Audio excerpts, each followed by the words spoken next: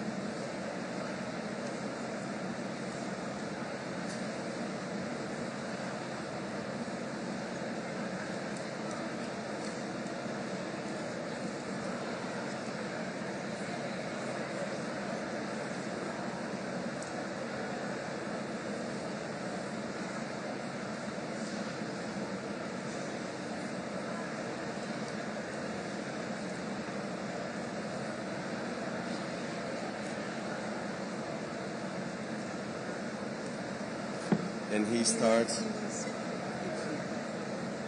And say this. So he needs to open, right? He needs to say all of this. Yes. He's announcing the film. He goes back down after the film. Yeah. But I'm asking. He needs to open. Okay.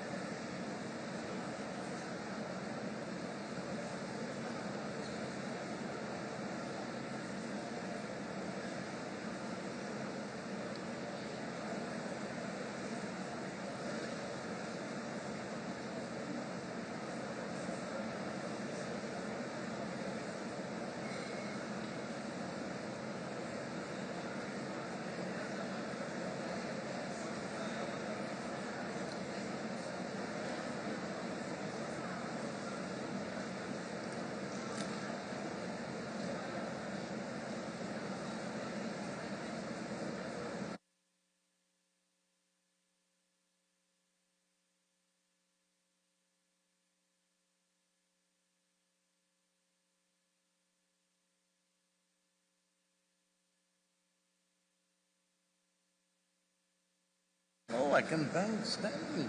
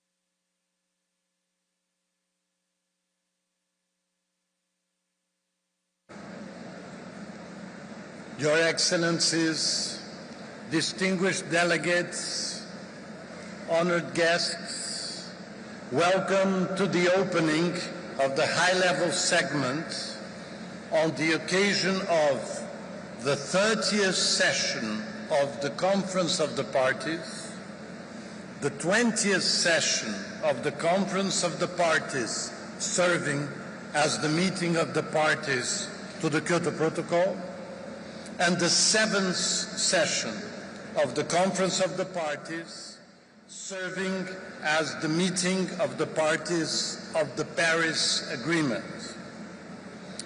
I now declare open the joint fourth meeting of COP30, fourth meeting of CMP20, and fourth meeting of CMA7.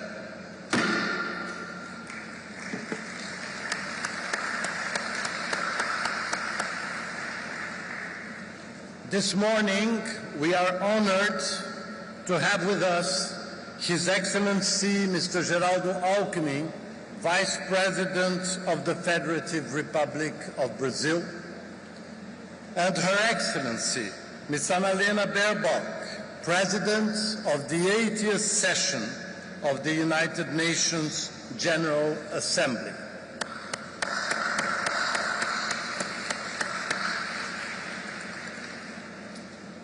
Dear delegates, I now invite you to watch a short film. Before we begin, allow me to briefly introduce the images and the music you are going to see and hear. The sequence of photographies was conceived by Lélia Vanik Salgado based on the photographs of her late husband, Sebastião Salgado. Their Amazonia series was created mainly between 2013 and 2019 as a testimony to the forest and to the peoples who inhabit it. Born in 1944 in Minas Gerais, Sebastião Salgado became a global reference in documentary photography. He responded with great generosity to the invitation of the COP30 presidency to allow his images to inspire the participants of this conference. In May 2025, Sebastião Salgado passed away. His legacy remains as a restless conscience of our time, a gaze that dignifies people, their work, their lands, while also calling us on protecting the forests, the waters, and all living beings in our planet. The music you will hear that was chosen by Lélia and him is an aria from the Baquianas Brasileiras No. 5 by Heitor Villa-Lobos, composed in 1938 for soprano and 8 cellos, a meeting between Brazilian traditional music and Baroque form. Villa-Lobos drew deeply from Brazilian popular songs, modinhas, cocos, cantigas, and he entered in a dialogue with the forest with a series of masterpieces. We will hear the version interpreted by Brazilian soprano Maria Lúcia Godoy, one of our most distinguished classical singers. I now invite you to watch this short presentation.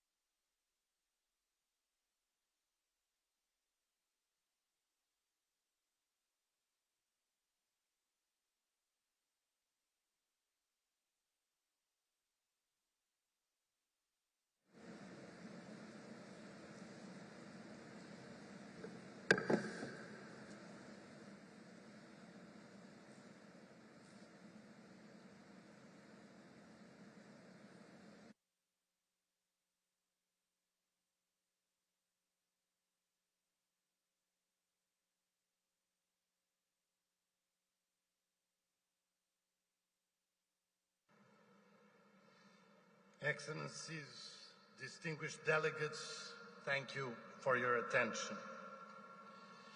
I would like to invite to the podium His Excellency Mr. Geraldo Alckmin, Vice President of the Federal Republic of Brazil.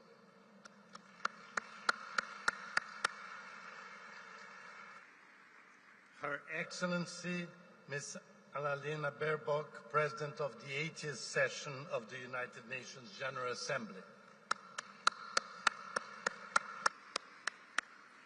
Mr. Simon Stiell, Executive Secretary of the United Nations Framework Convention on Climate Change.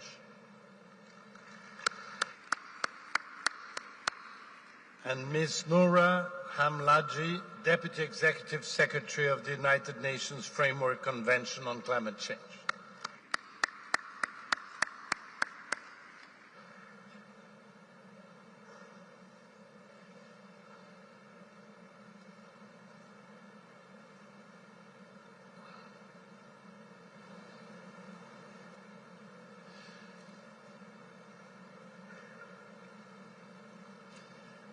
I would like to acknowledge here the presence of Mr. Juliano Salgado, son of the late photographer Sebastião Salgado, who is here as a leader of the Instituto Terra, a remarkable reforestation and ecosystem restoration initiative in the state of Minas Gerais, and thank his family for having allowed us to have this beautiful opening.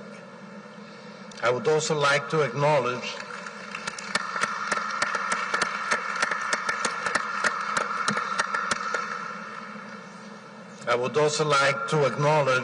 the presence of Roberta Lima Ferreira, the lifetime partner of our late Daniel Machado da Fonseca, a dedicated climate negotiator with deep sense of social justice, an extraordinary human being who left us far too early during the build-up of this COP.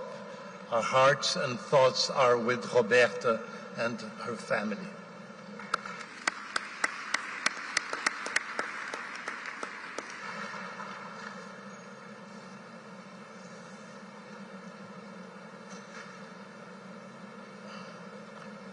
Distinguished delegates, it is my pleasure to invite the Executive Secretary of the United Nations Climate Change Secretariat, Simon Stiell, to address the plenary. Executive Secretary, you have the floor.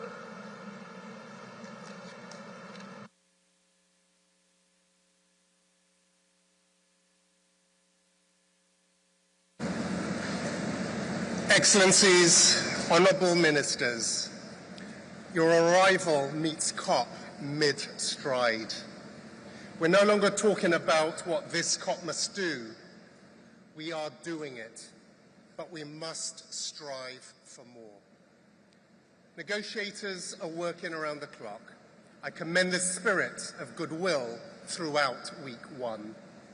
It reflects a widespread conviction that the Paris Agreement is humanity's only way to survive this global climate crisis and to spread the vast benefits of climate action to all nations. We are all aware of the headwinds, but I also sense a deep awareness of what's at stake and the need to show climate cooperation standing firm in a fractured world. I sense a real determination to build on the major progress of recent COPs and show once again that climate cooperation is working to deliver real progress, though needs to work faster and fairer. In week one, we've also seen some major steps forward in the action agenda, an increasingly key part of the Paris framework. In 7 days, nations have mustered a $1 trillion charge into clean energy and grids, rallied around a global plan to quadruple sustainable fuels, unlocked new waves of green industry, and started preparing a pipeline for new adaptation investment. They reflect an irrefutable fact driven by this process. A new economy is rising faster than forecasts. The good news, last year alone, more than $2.2 trillion flowed into renewable energy. That's more than the GDP of over 180 countries. This real-world progress is not a nice to have. It is mission critical. In this new era, much will depend on bringing our process closer to the real economy, to speed up implementation and spread its vast benefits to billions of more people, as I have been saying. But friends, the pace of change in the real economy has not been matched by the pace of progress in these negotiating rooms. The spirit is there, but the speed is not. As climate disasters wreck millions of lives and hammer every economy, pushing up prices for food and other basic needs, we all know what's at stake. I said we needed an acceleration in the Amazon, and that applies equally to how we all go about our collective work here. Clearly, there is a huge amount of work ahead for ministers and negotiators. I urge you to get to the hardest issues fast. When these issues get pushed deep into extra time, everybody loses. We absolutely cannot afford to waste time on tactical delays or stonewalling. The time for performative diplomacy has now passed. Now's the time to roll up our sleeves, come together, and get the job done. The Secretariat will be with you every single step of the way. I thank you.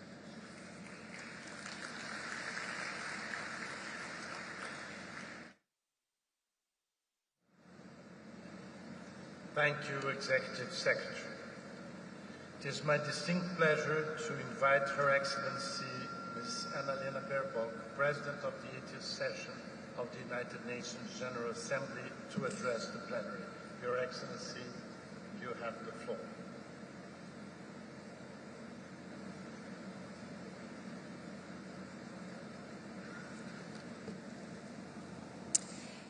Vice President of Brazil, Geraldo, Alckmin, COP President, dear Andre, Executive Secretary, dear Simon, Excellencies, Ministers, distinguished delegates, citizens around the world.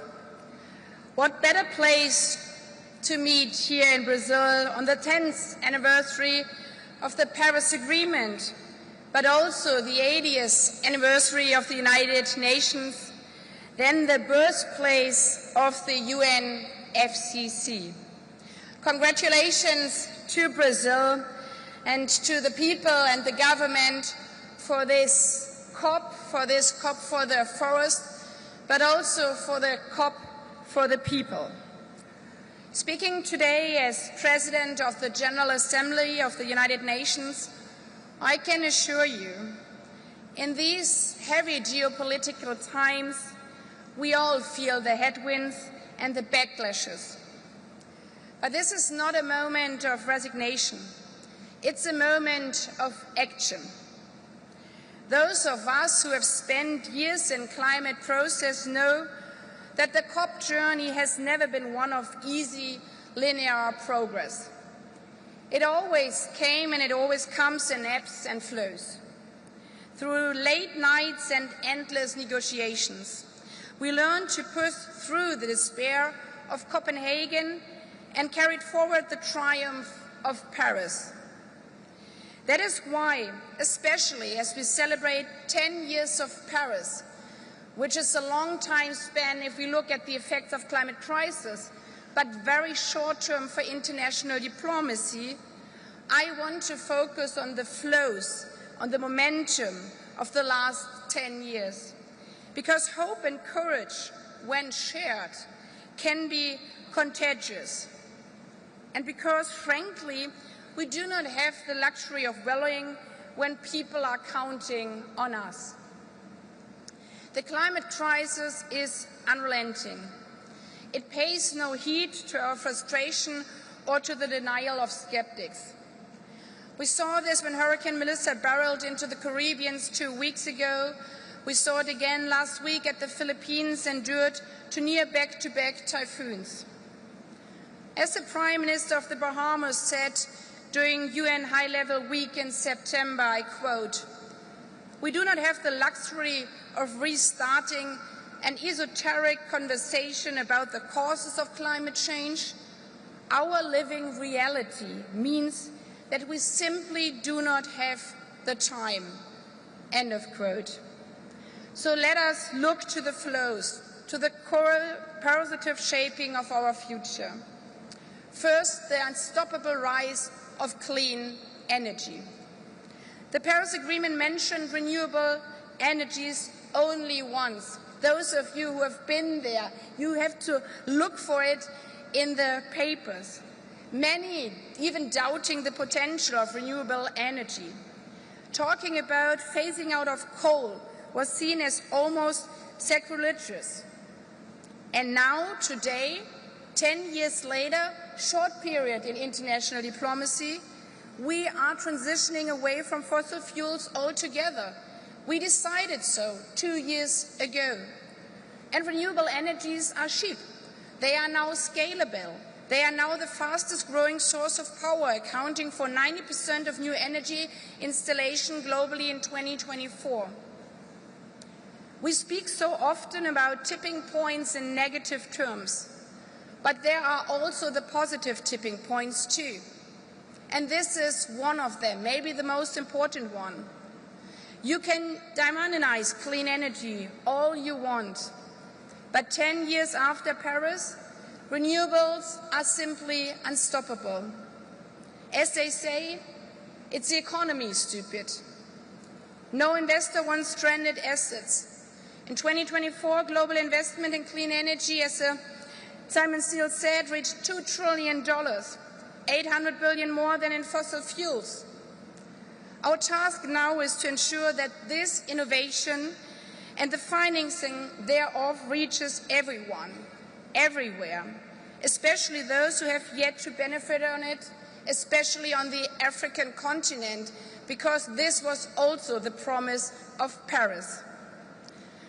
The second flow is that innovation is no longer confined to a few countries or a few investors.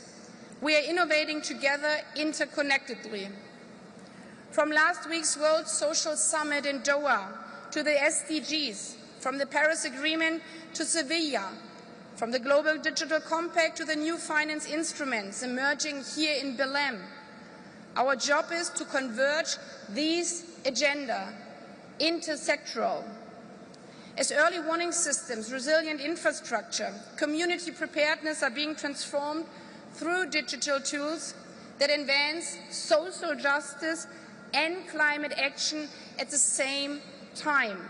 Social justice and climate actions are the same coin, the same two sides of the coin. It's already happening around the globe. It's happening on the ground.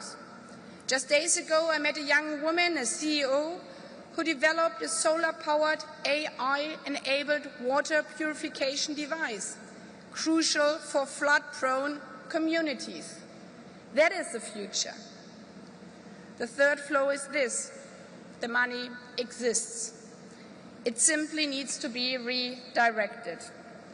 In a world of abundance, the problem is not the availability of capital as such.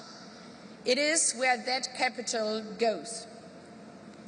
Last year alone, developing countries paid roughly $1.4 trillion in external debt servicing. Imagine what could be achieved if some of that burden were lifted and those resources reallocated to climate mitigation, clean energy, resilience and adaptation. We could forge stronger public-private partnerships. We could expand concessional finance. We could deliver on the Baku to Belem roadmap. As I said, this climate process comes in ebbs and flows. You may ask why I chose today, at the beginning of the high-level segment and the heavy negotiations about the flows. It's not naivety. It is because I have felt frustrated by global setbacks. But I've also been inspired time and again since Paris by the courage and determination of people who across regions and sectors pushed forward despite the headwinds. We have seen this movie before, and we know how it goes. Let us not wallow. The solutions are all out there, all over the world. We now have to connect them by focusing on our strongest and greatest strength, cross-regional cooperation. This is a new form of multilateralism. Or as you say here in Brazil, let us have a mutirão, meaning everybody joining forces. This collective power is stronger than ever. People, governments, businesses, finance actors. And the good news is, if flows are moving in the right direction, they are simply unstoppable. I thank you.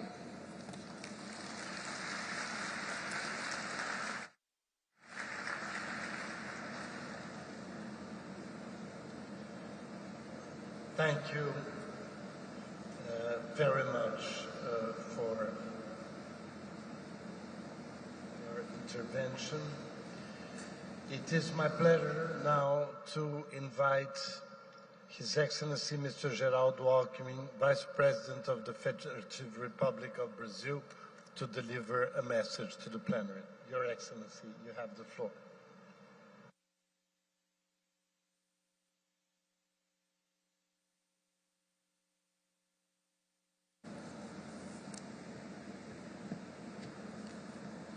Embaixador André Correa do Lago, presidente da COP30, Annalena Baerbock, presidente da Assembleia Geral da ONU, Simon Stiell, secretário executivo da Convenção Quadro das Nações Unidas, Noura Hanlad, secretária executiva adjunta, ministra Marina Silva, ministra do Meio Ambiente e Mudança do Clima do Brasil, em nome de quem cumprimento todas as ministras, ministros, chefes de delegação, lideranças aqui presentes, senhoras e senhores.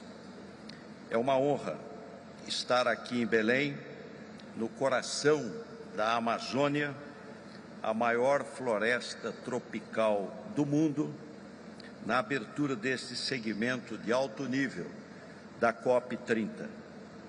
Em meio a tantos discursos, negociações, uma diretriz deve permanecer. Esta deve ser a conferência da verdade, da implementação e, sobretudo, da responsabilidade. Responsabilidade com o planeta que habitamos, com as pessoas que aqui vivem e com as gerações que ainda virão. Devemos todos nós agir de tal forma que decisão tomada no presente, política, econômica ou ambiental, contribua para preservar as condições da vida na Terra, proteger a biodiversidade e assegurar a justiça entre as gerações. O Brasil e o governo do presidente Lula reconhecem a sua responsabilidade e os seus desafios no combate às mudanças climáticas. Somos guardiões de um dos maiores biomas do planeta e a Amazônia é peça vital para o equilíbrio climático global. Nosso compromisso de todos nós, elaborar os mapas do caminho para a transição energética e o fim do desmatamento ilegal. Senhoras e senhores, o tempo das promessas já passou. Cada fração de grau adicional no aquecimento global representa vidas em risco, mais desigualdade e mais perdas para aqueles que menos contribuíram com o problema. Por isso, esta COP deve marcar o início de uma década de aceleração e entrega, o momento em que o discurso se transforma em ação concreta, em que deixamos de debater metas e todos nós passamos a cumpri-las. O Brasil chega a esta conferência reafirmando seu compromisso com a energia limpa, a inovação e a inclusão. Temos a matriz energética mais renovável entre as grandes economias e somos pioneiros em bioenergia e biocombustíveis. Este ano, o governo do presidente Lula aumentou para 30% a participação do etanol na gasolina, em caráter obrigatório, e aumentou para 15% o bio no diesel, em caráter obrigatório. E a transição energética deve ser justa, não pode deixar ninguém para trás. Queremos que ela gere emprego, renda e desenvolvimento para todas as regiões e sirva de modelo de cooperação para outras nações. Também reafirmamos o compromisso de trabalhar para zerar o desmatamento ilegal até 2030, o lançamento do Fundo de Florestas Tropicais para sempre, que mobilizou bilhões de dólares em investimentos, representa uma nova forma de aliar preservação, economia verde e justiça social. Proteger a floresta é proteger as pessoas, porque a vida humana e a natureza são inseparáveis. Nesse sentido, precisamos buscar soluções criativas em áreas estratégicas, como na bioeconomia, que valoriza nossos recursos naturais de forma sustentável, na descarbonização, que é essencial para reduzir nossa pegada de carbono e que pode ser fortalecida com uma coalizão global de mercados regulados de carbono, a qual estabelecerá mecanismos de carbono transparentes e coletivamente acordados, e para a qual contamos com a adesão de mais e mais países. A proteção das florestas depende, sobretudo, de quem vive nelas. Mais de 28 milhões de brasileiros moram na região amazônica, e entre eles estão os povos indígenas e as comunidades tradicionais, que são os verdadeiros guardiões da floresta. O conhecimento ancestral desses povos é uma das mais poderosas formas de inteligência ecológica do planeta. A Amazônia, com toda a sua diversidade, deve ser o exemplo de que é possível crescer, produzir e conservar ao mesmo tempo.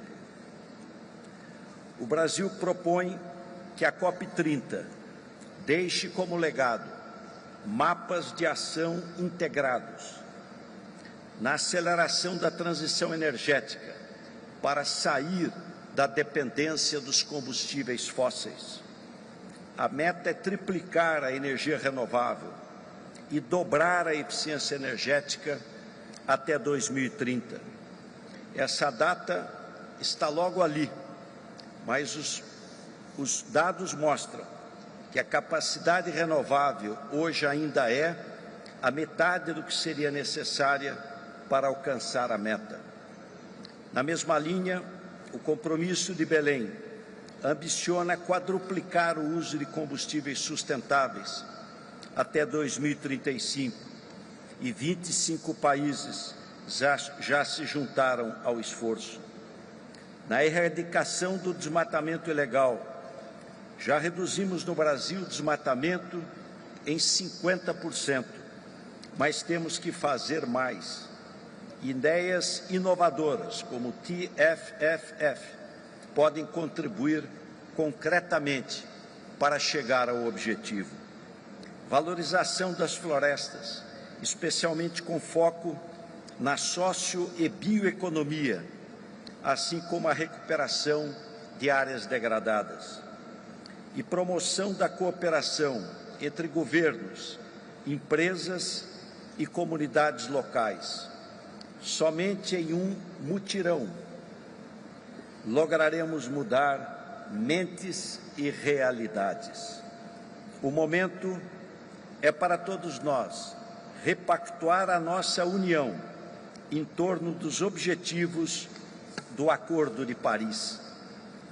Apresentação pelos governos de NDCs alinhadas ao objetivo de 1,5 graus Celsius do Acordo de Paris é um dos sinais de compromisso com o combate à mudança do clima e o reforço do multilateralismo. A NDC do Brasil, ousada, mas realista, que tive a honra de anunciar no ano passado com a ministra Marina na COP29 em Baku, determina compromisso de reduzir as emissões líquidas de gases de efeito estufa no país de 59% a 67% até 2035, em comparação aos níveis de 2005. Em programas e políticas nacionais, o Brasil procura fazer a sua parte. A incorporação do setor industrial e tecnológico ao esforço é imprescindível e demanda coordenação eficaz e focada entre governo e o setor privado, em áreas como descarbonização industrial, economia circular, matriz energética renovável, fomento aos biocombustíveis, pesquisa de novos materiais e processos de produção mais eficientes. E a COP30 marca agora a transição do regime da negociação para a implementação. As várias decisões que sairão de Belém reforçarão mecanismos e estimularão novos arranjos para acelerar a ação de combate à mudança climática em escala global. E isso faremos por escolha própria, porque é a escolha certa a ser feita. Estamos aqui, todos nós, para transformar a ambição em resultados e em boas políticas públicas.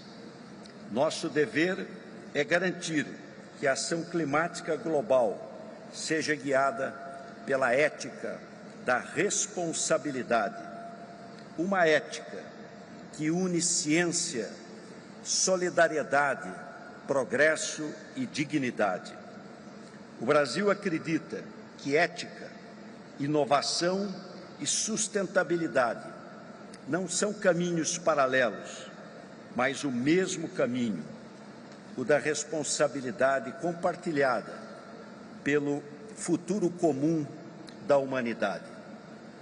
Convido os líderes aqui presentes a agirem com esse mesmo senso de urgência, de pragmatismo e de esperança. O tempo de agir é agora. Muito obrigado.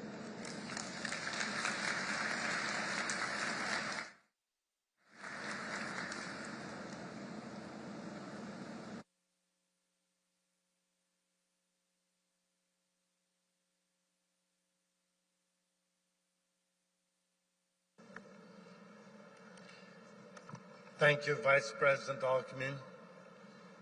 Your Excellencies, distinguished delegates, this brings us to the end of the ceremonial opening of the high-level segment. I'd ask you to remain in your seats to allow our guests to leave the podium before we begin the delivery of statements.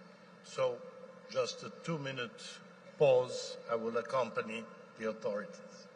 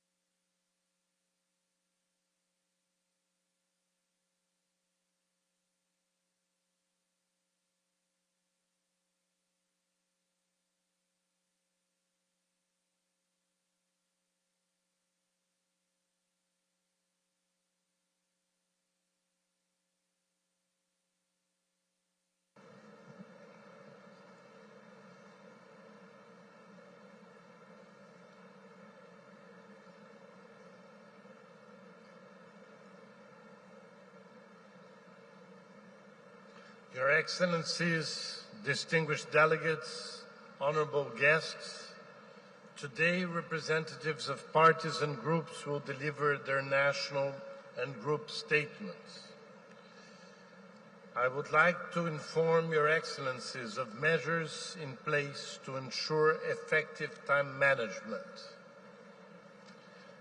There is a 3-minute time limit for national statements and 5 minutes for group statements during the high-level segment. Speakers are strongly encouraged to ensure the statements do not exceed allotted times.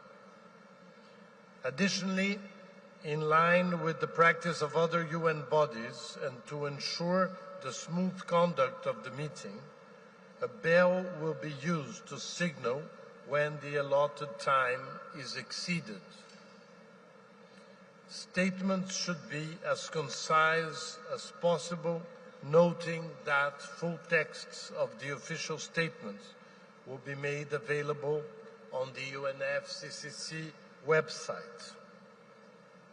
And finally, please note that speakers who are not in the plenary at the time for delivery of their statement will be scheduled to speak at the end of the statements of the same category. This session will conclude at 1. Statements that have not been delivered by 1 will be moved to the afternoon session, scheduled to begin at 3. Your Excellencies, distinguished delegates, honorable guests, let us begin. It is my pleasure to welcome Her Excellency Ms. Sara Aguesen Munoz, Deputy Prime Minister of Spain. Your Excellency, you have the floor.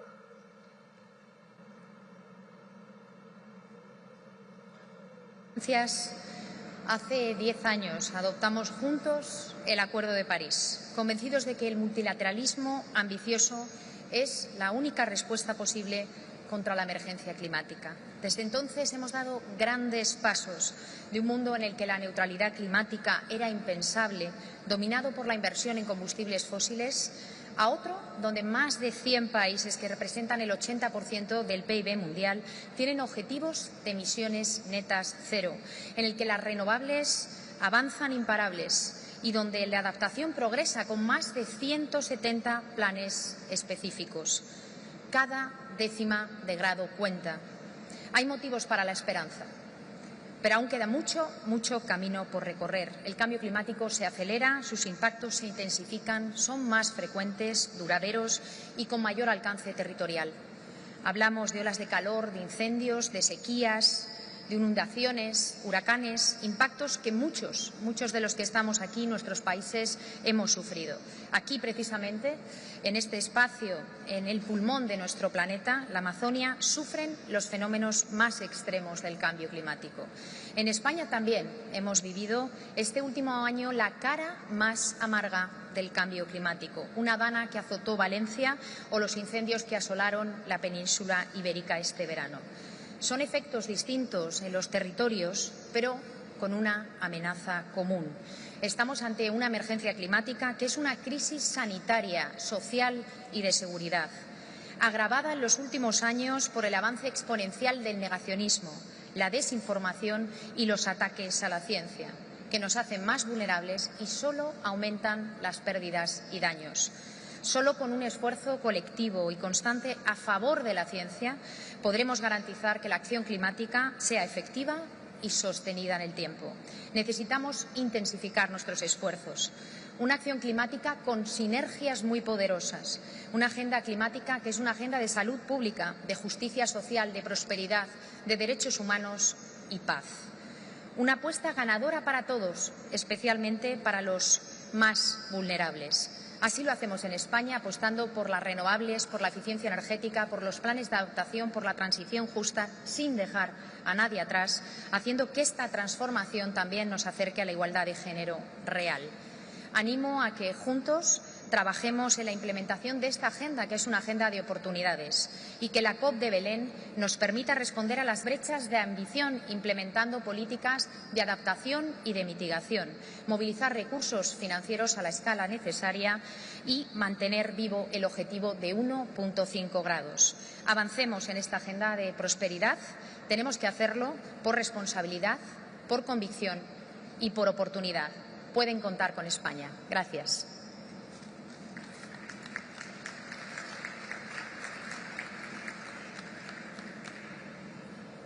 Thank you, Your Excellency. It is my pleasure to welcome His Excellency Mr. Dhananjay Ramphul, Minister of Foreign Affairs of Mauritius. Your Excellency, you have the floor.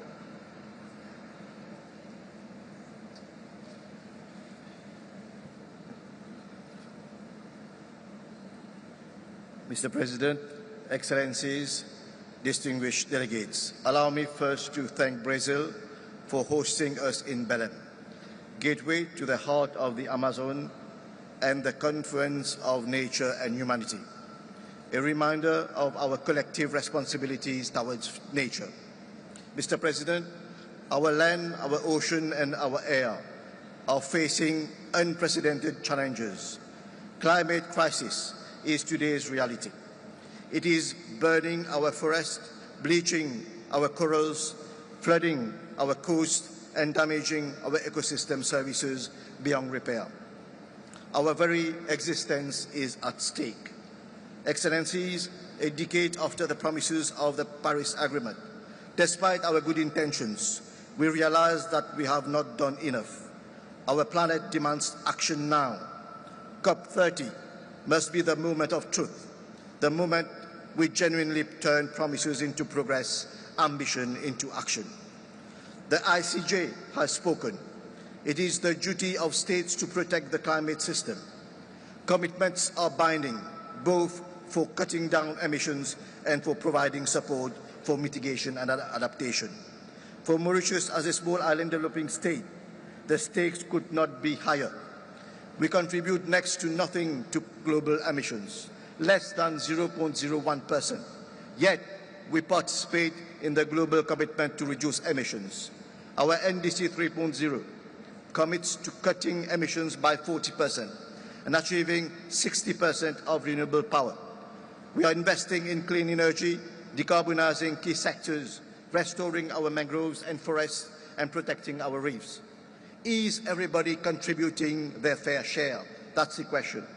The latest NDC synthesis report confirms the huge gap in responding to the urgency of reducing emissions.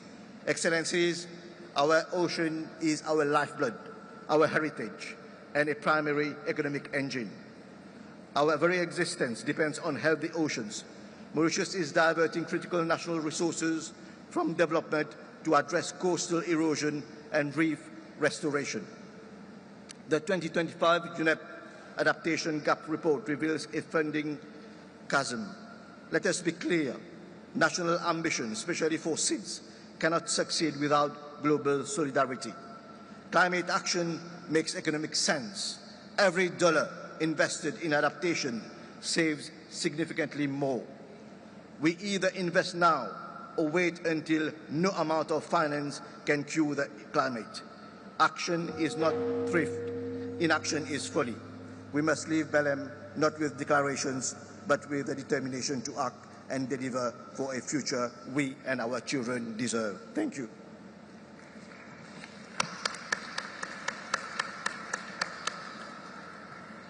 Thank you, Your Excellency.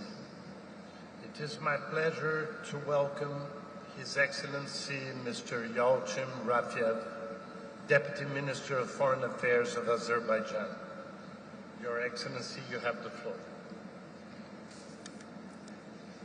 Dear Mr. Co-President, Excellencies, distinguished delegates, ladies and gentlemen. It's a privilege to speak here today, 1 year after COP29 in Baku. Last year, Azerbaijan, under the leadership of the President Ilham Aliyev, hosted one of the most productive COPs ever and guided the process to success. We worked with determination, bridged divides among parties, reinforced multilateralism, and achieved consensus on issues that had eluded resolution in previous negotiations. We successfully concluded mandates addressing all pillars of the Paris Agreement. This included the adoption of the new collective quantified goal, a landmark commitment to mobilize at least $300 billion annually for developing countries by 2035, and the largest ever UN negotiated financial package. We also agreed to set a goal of scaling up climate finance to $1.3 trillion per year by 2035, and the COP29 and COP30 presidencies recently released Baku to Belem roadmap to guide us on how to achieve this target. Excellencies, Azerbaijan has already submitted its NDC 3.0, reflecting our commitment to the Paris Agreement. Even though we submitted our updated NDC 2.0 only 2 years ago, and despite major challenges linked to a large-scale reconstruction and demining activities across the 20% of our territory liberated after 3 decades of occupation, Azerbaijan is determined to advance more ambitious climate action. Our new target is to cut emissions by 40% by 2035. This advances our previous 2050 goal by 15 years, marking a significant increase in ambition. Our new NDC is also economy-wide and covers all sectors, including power, buildings, oil and gas, transport, industry, waste, agriculture, and land use. Ladies and gentlemen, Azerbaijan, like many other countries, is facing serious pressures from climate change. Floods, droughts, forest fires, and many other issues are increasingly affecting our region. Alongside these challenges, we are also confronted with an unprecedented threat of the rapid decline in the water level of the Caspian Sea, the world's largest inland body of water. The pace at which the Caspian is shrinking is alarming, with water levels falling by roughly 20 to 30 centimeters each year. This decline severely affects coastal communities, leads to receding shorelines, reduces fisheries, and poses growing risks to port operations. Strong and meaningful international cooperation is therefore imperative to advancing shared science-based solutions. We must address this mounting problem with a clear focus on preventing yet another environmental catastrophe in our region. Colleagues, Azerbaijan is committed to multilateralism, and we want to preserve the process. So we are here at COP30 to continue working with all partners and build solutions that help us move forward in solidarity for a green world. I thank you.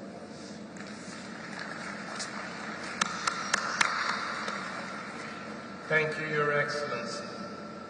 It is my pleasure to welcome His Excellency Mr. Lars Agard, Minister of Climate, Energy and Utilities of Denmark, and His Excellency Mr. Wopke Hoekstra, Commissioner for Climate, Net Zero and Clean Growth of the European Commission, speaking on behalf of the European Union Group. Your Excellencies, you have the floor.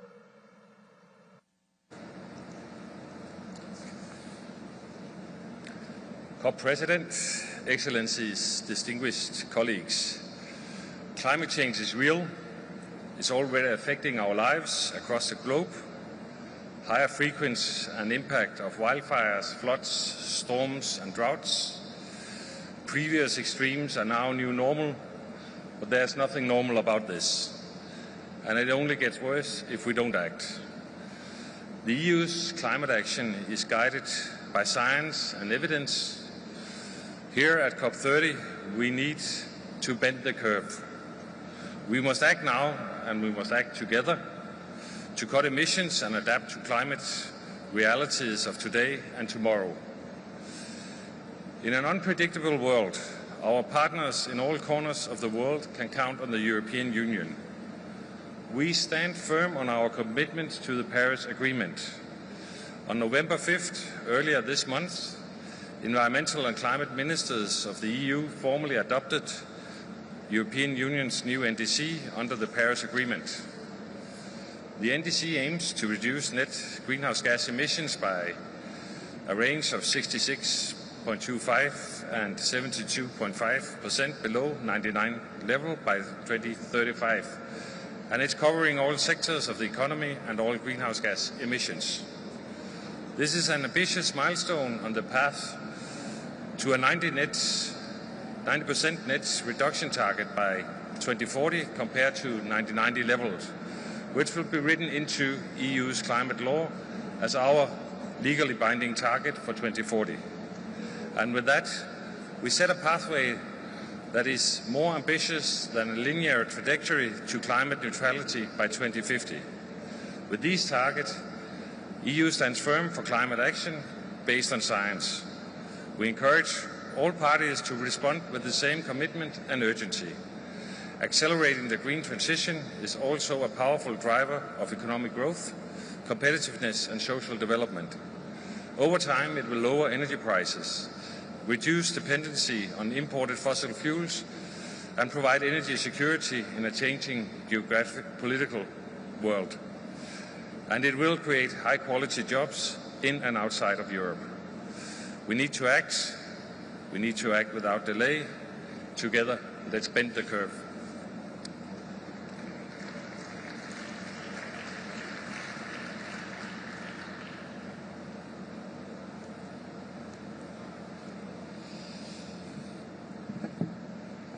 Dear Co-President, dear Andre, ladies and gentlemen, we meet in Belem when science demands greater action and we have no other tool than multilateralism to make sure that we deliver on it. The European Union has renewed its ambition and submitted its 2035 NDC with a contribution of 66.3 to 72.5% emission reductions compared to 1990 levels. And this reflects a truly credible path towards our net zero goals by mid-century. At home in the European Union, we do have a years-long track record of delivering real emission cuts across all sectors while preparing our economies for the transition ahead.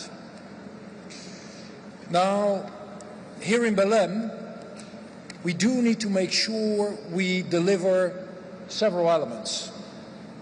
First, we do need a collective response plan that helps us close the gap between where we are today and where we need to be. We're going in the right direction, absolutely, but we need to go there faster and we need to go there together. We must speed up the global energy transition by implementing the global stocktake, basically by producing more renewables, by boosting energy efficiency, and using all tools, including carbon pricing, while ensuring a just transition for everyone. Secondly, there's global resilience. Adaptation and preparedness must be top priorities to protect communities, to protect ecosystems and livelihoods. And I'm truly proud of the work we have done, that has been done by the negotiators on adaptation indicators. Third, all actors must work together to scale up financing for climate action in developing countries, as was agreed last year in Baku. And it is in this context that we urgently need to improve access, in particular for the LDCs and the SIDS, and for adaptation. And to give you our numbers, the European Union and its member states are already major contributors. We have been doing 32 billion in public finance and 11 billion in mobilized private finance in 2024, and that was again a step up compared to the year before. And by the way, we continue to invite others who have the means to do so to join us in making sure we deliver on this endeavor. Together with the European Investment Bank, we remain the largest provider of international public climate finance. Fourth and finally, and the Vice President of Brazil was already mentioning that, carbon pricing. You all know the saying by Victor Hugo that there's nothing so powerful as an idea for which the time has come.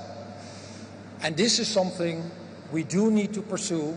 Pricing carbon is something we need to pursue with as many as possible, as quickly as possible. Thank you very much.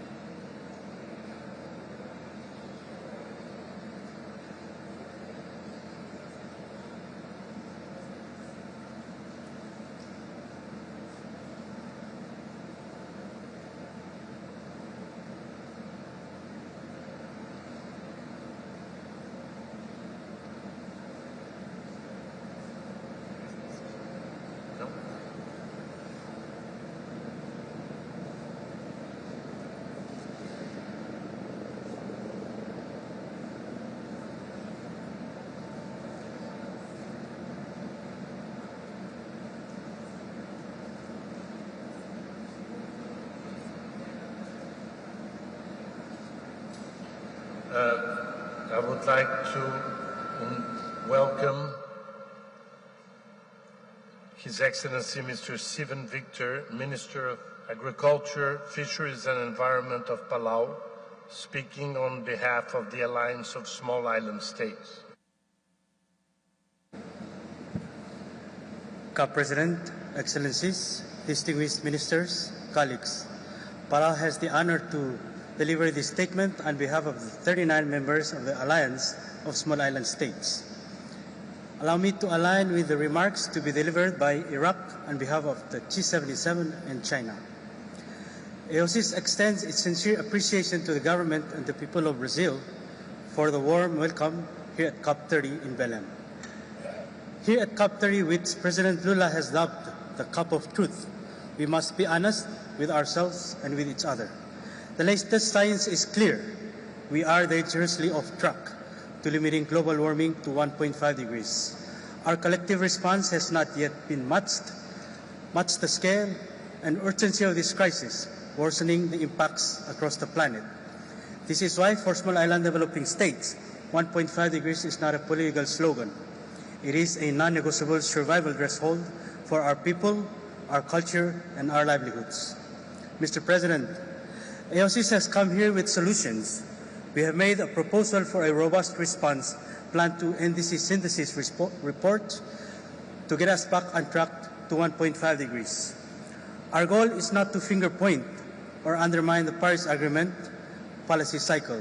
Instead, it is to have us work together with trust to close the ambition gap to 1.5 degrees, which the International Court of Justice advisory opinion affirmed as the legal benchmark and scientifically based consensus target under the Paris Agreement.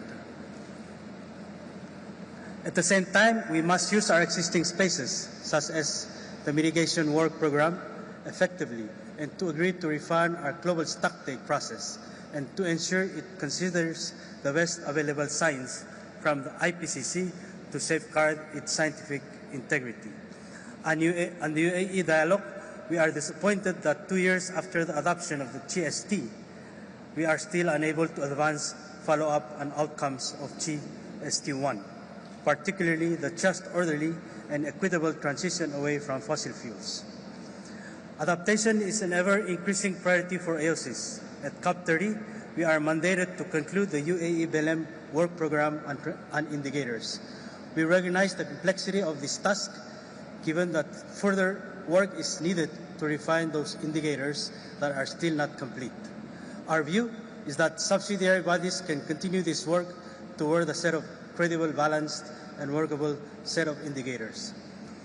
Mr. President, Excellencies, for small island, climate action is possible if it's underpinned by credible and accessible finance, the development and transfer of appropriate technologies and capacity building for developing countries.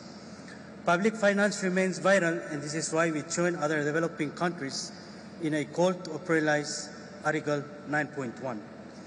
We must also see at least tripling annual outflows from our climate finance, including CCF, Fund for Responding to Loss and Damage, the Adaptation Fund, and the Global Environmental Facility. We also note with concern recent challenges in CCF approvals with the introduction of arbitrary conditions based on per capita incomes and population size by some board members. This is not in line with our convention, the Paris Agreement, of our agreed rules under CCF. This situation must stop. We must adhere to past agreements, including operationalizing the special circumstance of seats to maintain and rebuild the fragile trust and finance. The adaptation finance gap continues to grow. The recent UNEP gap report found that developing countries will spend $350 billion a year to adapt to climate change by 2035. To address this gap, we join other developing countries in calling for at least tripling of adaptation finance to $120 billion by 2030. Trust requires transparency, and action requires predictability. Last year in Baku, we all agreed to the new collective quantified goal on climate finance. Many parties have said they want to talk about the NCQG and its implementation. Yet, in relevant agenda items on Article 9.5, where developed countries have agreed to elaborate their actual roadmaps on climate finance, we have seen deliberate attempts to stop any and all progress. It is crucial that we update the terms of reference of biennial communications developed countries to reflect elements of NCQG. AOCIS comes to Belem with a genuine desire to work together and to build trust to deliver our climate commitments. We urge all parties, under capable guidance of Presidency, to act with urgency and solidarity this moment demands. For us, this is not just about ambition. It is about taking actions required to ensure a safe and prosperous future for all of us. I thank you. Thank you, Your Excellency. It is my pleasure to welcome His Excellency Ambassador Luqman Al-Faili, Chair of G77 in China and Permanent Representative of Iraq to the United Nations, speaking on behalf of the Group of 77 in China. Your Excellency, you have the floor.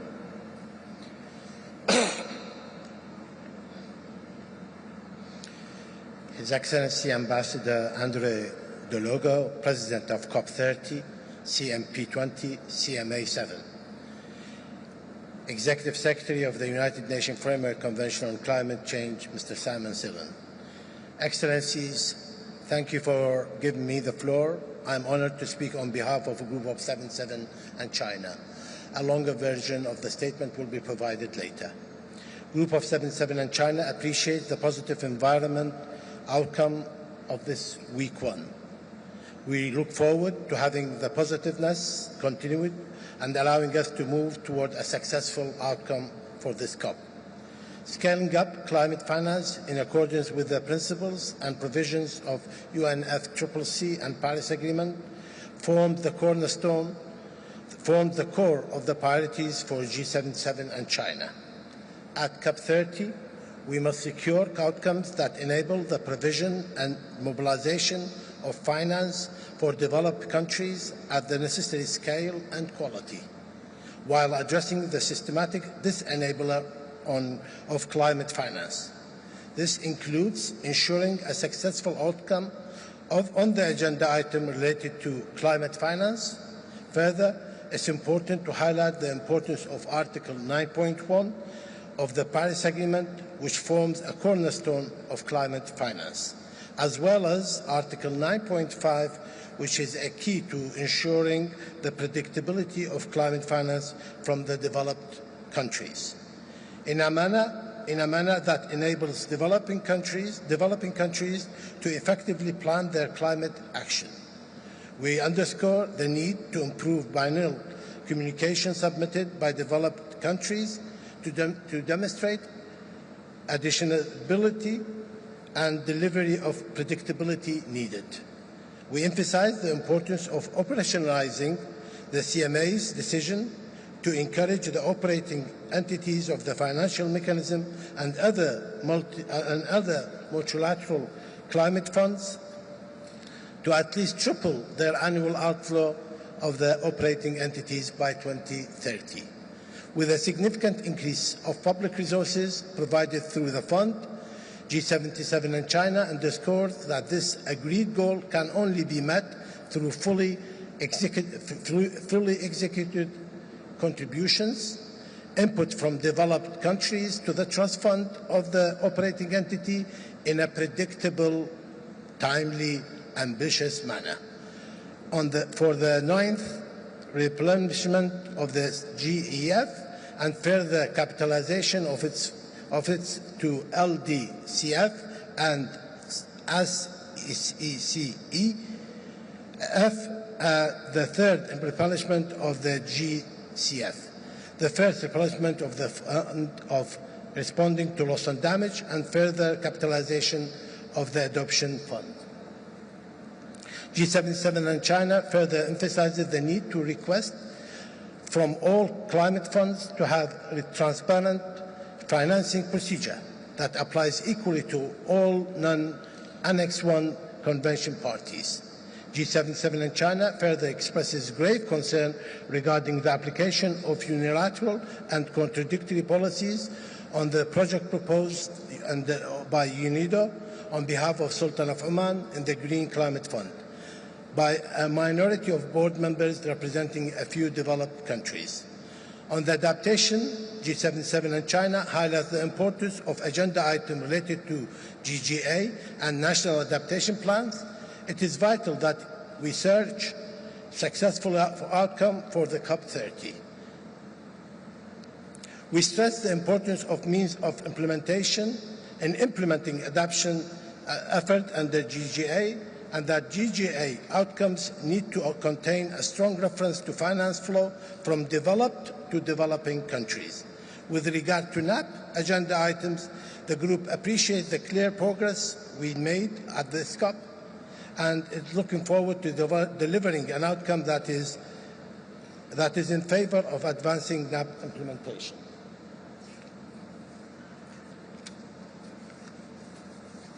In closing, G77 and China urges the international community to act in a unity in addressing climate change, consistent with the principles of equity and common but differentiated responsibility and respective capabilities. We look forward to a successful COP30 here in Belem. I thank you.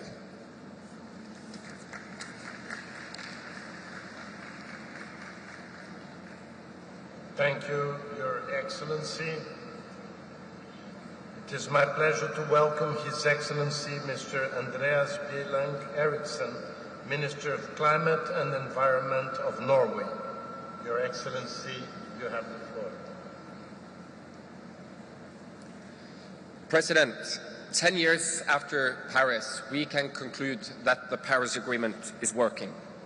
Countries are setting climate targets and implementing them. The global energy transition is picking up scale and pace. COP30 must celebrate that multilateralism is delivering while facing what science tells us. Limiting global warming to 1.5 degrees will require us to enhance ambition and accelerate implementation. Therefore, Norway is stepping up. Our 1.5 nationally determined contribution, our NDC for 2035, is set to reduce greenhouse gas emissions by at least 70 to 75% by 2035 compared to 1990. We will do this in cooperation with the European Union as well as through ambitious national policies. Carbon pricing is a cornerstone. We have presented a plan to gradually increase the carbon tax towards 2035. And this and other measures will enable us to progress along timelines for phasing out the use of fossil fuels in key sectors by 2050. President, Norway has also delivered on past commitments. We have overachieved our Kyoto Protocol commitments, and we will deliver on our 2030 NDC. Norway has increased its support to developing countries from already high levels. On provision of climate finance, we have for the third time exceeded our target to double climate finance by 2026. Since 2008, Norway has partnered with tropical forest countries to reduce deforestation with substantial effects. However, our collective ambition to halt deforestation by 2030 means we need to do more. Norway therefore announced a conditional investment to the TFFF of up to $3 billion over 10 years, and I salute Brazil for this important initiative. We also plan to support emission reductions in developing countries worth up to $1.5 billion through Article 6 arrangements. We must collectively meet the finance commitments from last year. In doing so, increasing support to adaptation, especially to the least developed countries and small island states, is of utmost importance. Before we leave Belem, we must unite with a clear message. We are steadfast in our resolve to strengthen ambition, accelerate implementation, and ramp up international cooperation. No one can do this job alone, and we call upon all partners, state and non-state actors, to catalyze actions and investment for climate action. The only way forward is together. I thank you, President.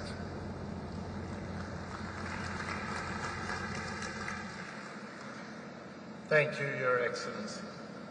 It is my pleasure to welcome His Excellency Mr. Matthew Samuda, Minister of Economic Growth and Job Creation of Jamaica. Your Excellency, you have the floor.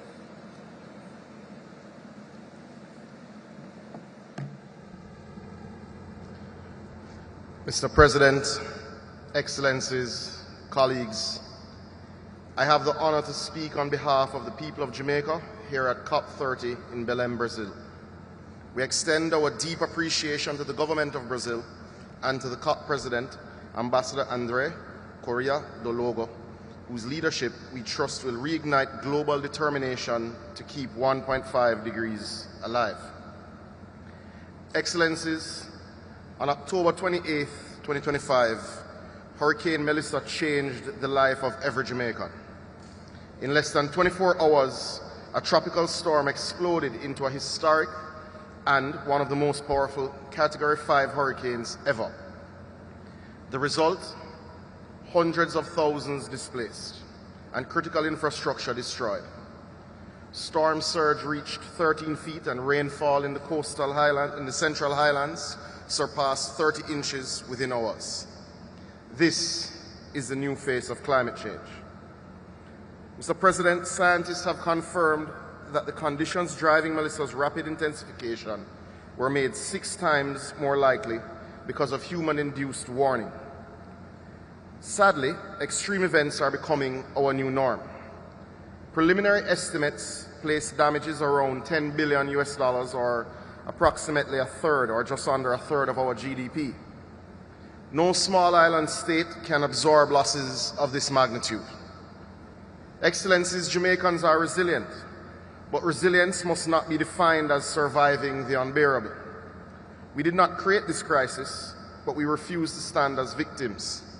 We choose action. Long before Melissa, Jamaica invested in preparedness. As examples, we developed one of the world's most advanced disaster risk financing strategies, including a sovereign catastrophe bond renewed with the World Bank in 2024. We have submitted our enhanced NDCs. We have advanced our LTS for a low-carbon, climate-resilient future. And finally, we are now finalizing our national adaptation plan. These are not small steps for a small island, but instead acts of courage and foresight. We thank the international community, CARICOM, and the United Nations Secretary General for their solidarity during this time. But solidarity must extend beyond sympathy. Mr. President, we welcome the fund for responding to loss and damage, and for us, access is not charity, but indeed climate justice. We urge all developed countries to contribute to the fund meaningfully so that frontline countries can recover and rebuild stronger. The establishment of this fund has justified our call for it to be managed through a World Bank facility, and therefore urge that this could serve as a guiding example as we contemplate the structured approach for other funds in the financial mechanism. Excellencies, the other storm is already forming. Our only defense is ambition, financing, and collective will. We call on the global community, especially major emitters, to honor their commitments and safeguard the 1.5 degree threshold. For Jamaica, this is survival. It's about our people and their right to a safe and prosperous future. I thank you.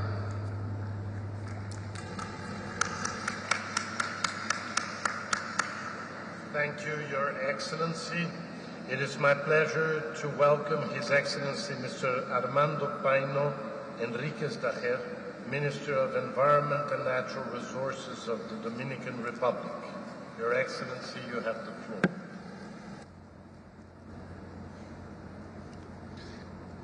Distinguida Presidencia, excelentísimos jefes y jefas de Estado, estimados delegados, permítanme comenzar expresando nuestro agradecimiento a la Presidencia y al pueblo del Brasil por su liderazgo y hospitalidad al presidir la COP30 aquí en Belén, corazón de la Amazonía.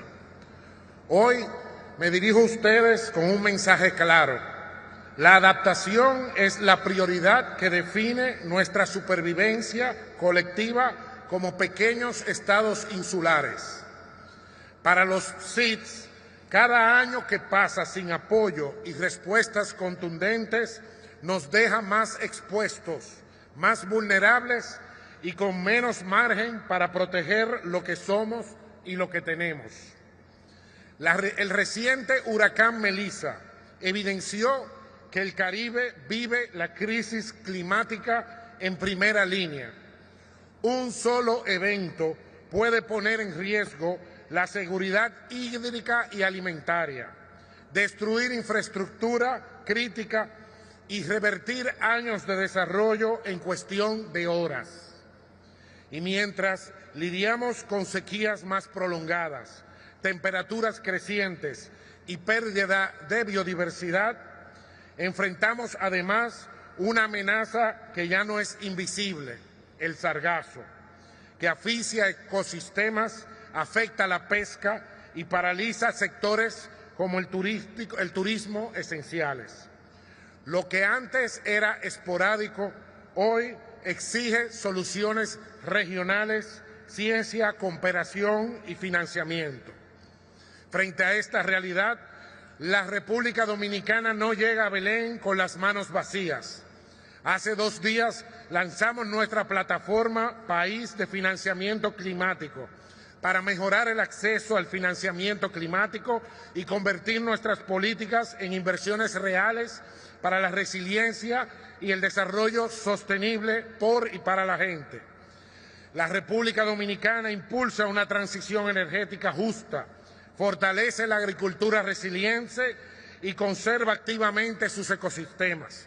Como evidencia de esto, nos enorgullece informar que hemos logrado proteger más del 30% de nuestros ecosistemas costeros y marinos, reafirmando nuestro compromiso con un desarrollo sostenible.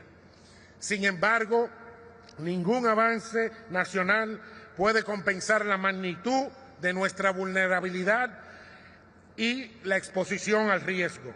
Por ello, en esta COP hacemos un llamado contundente. Los países desarrollados deben, como mínimo, triplicar el financiamiento destinado a la adaptación climática para 2030, alcanzando al menos $120.000 millones anuales. Este financiamiento debe ser nuevo, adicional y predominantemente en forma de donaciones. Excelencias, no pedimos lo imposible, exigimos lo indispensable. Esta COP debe ser un punto de inflexión y necesitamos acelerar la implementación de los fondos climáticos y consolidar una arquitectura financiera más justa. Muchas gracias.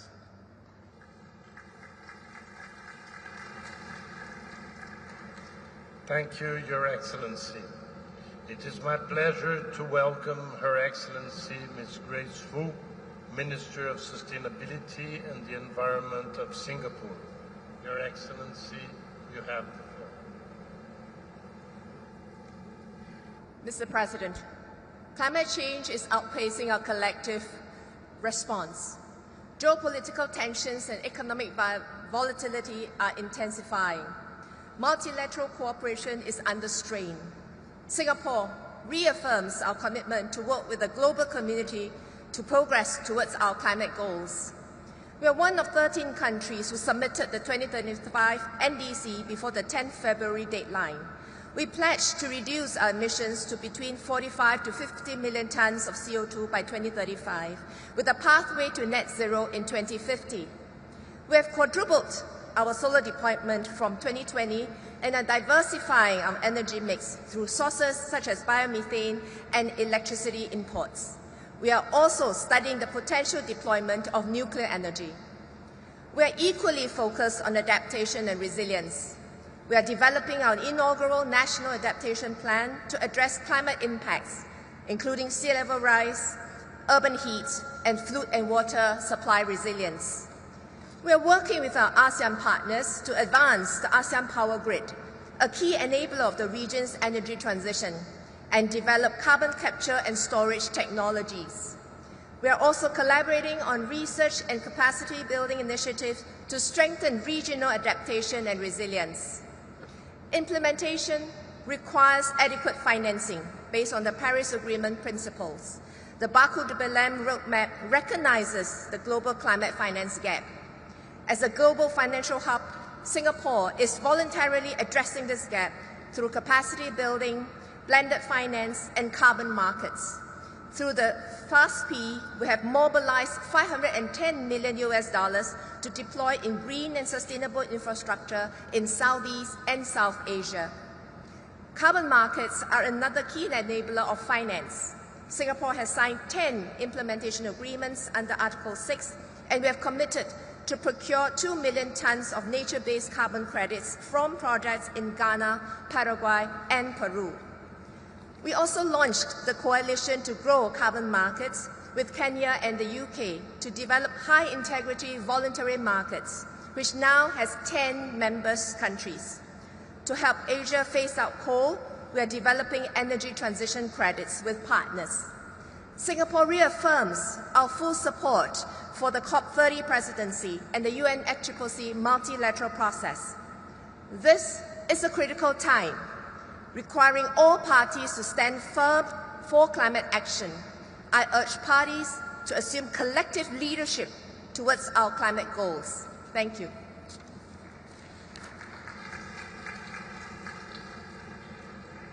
Thank you very much, Your Excellency. I would like to welcome His Excellency Mr. Flavien Philomèle-Joubert, Minister of Agriculture, Climate Change and Environment of Seychelles. Co-President, Excellencies, distinguished delegates, it is an honor to address this high-level segment on behalf of the government and the people of the Republic of Seychelles. At the outset, allow me to extend our appreciation to the government and people of Brazil for the warm welcome here at COP30 in Belem. We gather here in Belem, a city at the heart and the world's greatest forest, guided by the spirit of the Amazon and by the call issued during the Leaders' Summit a week ago. That call reminded us that courage, solidarity, and collective action are our only path forward. Mr. President, Seychelles Islands before you as a proud small island developing states from the Indian Ocean, a nation of immense natural beauty, but also of profound vulnerability. For us, climate change is not a distant threat. It is a daily reality. Sea levels are rising, coastlines are eroding, coral reefs are bleaching, and livelihoods are increasingly at risk. Each storm, each drought threatens to undo years of progress. At the national level, Seychelles continues to invest in ecosystem-based adaptation, restoring mangroves, rehabilitating coral reefs, and reinforcing coral infrastructures. Yet, adaptation finance remains grossly insufficient. We join the global call for a tripling of the adaptation funds and for simplified direct access for seeds, whose capacity constraints demand flexible and targeted support mechanisms. For us, climate action is not a choice. It is not an abstract debate. It is a matter of national survival. That is why we call for the following. Firstly, Seychelles urges the COP to deliver a bold, ambiguous reaffirmation of the 1.5 degrees limit. This target is not negotiable for small islands. Exceeding 1.5 is a death sentence for a nation like mine. Secondly, we call for a major breakthrough on adaptation finance. Promises alone will not hold back the rising seas. We need predictable, accessible, multi-year financing, fit for purpose for seeds. We welcome Brazil's leadership in mobilizing innovative financial instruments and ask that seeds be placed at the center of this mechanism. Thirdly, we urge parties to integrate blue carbon ecosystem, our mangroves, seagrass, and coral reefs into global nature-based finance frameworks, including those aligned with Tropical Forest Forever facility. For islands like Seychelles, these ecosystems are our forests. They protected our coastline and stored carbon and sustain our economy. Fourthly, on loss and damage, Seychelles welcome the operationalization of the fund responding to loss and damage, a landmark achievement under the process. However, it must now be fully capitalized and readily accessible to those who need it most. We are doing our best, but we cannot survive or succeed alone. Let this COP be implemented as the moment when the world chooses courage over delay, action and implementation over rhetoric. Seychelles stands ready to work with all parties to deliver an outcome worthy of this moment, because for us, this is not just about ambition. It is about taking action and implementation required to ensure a safe and prosperous future for us all. I thank you.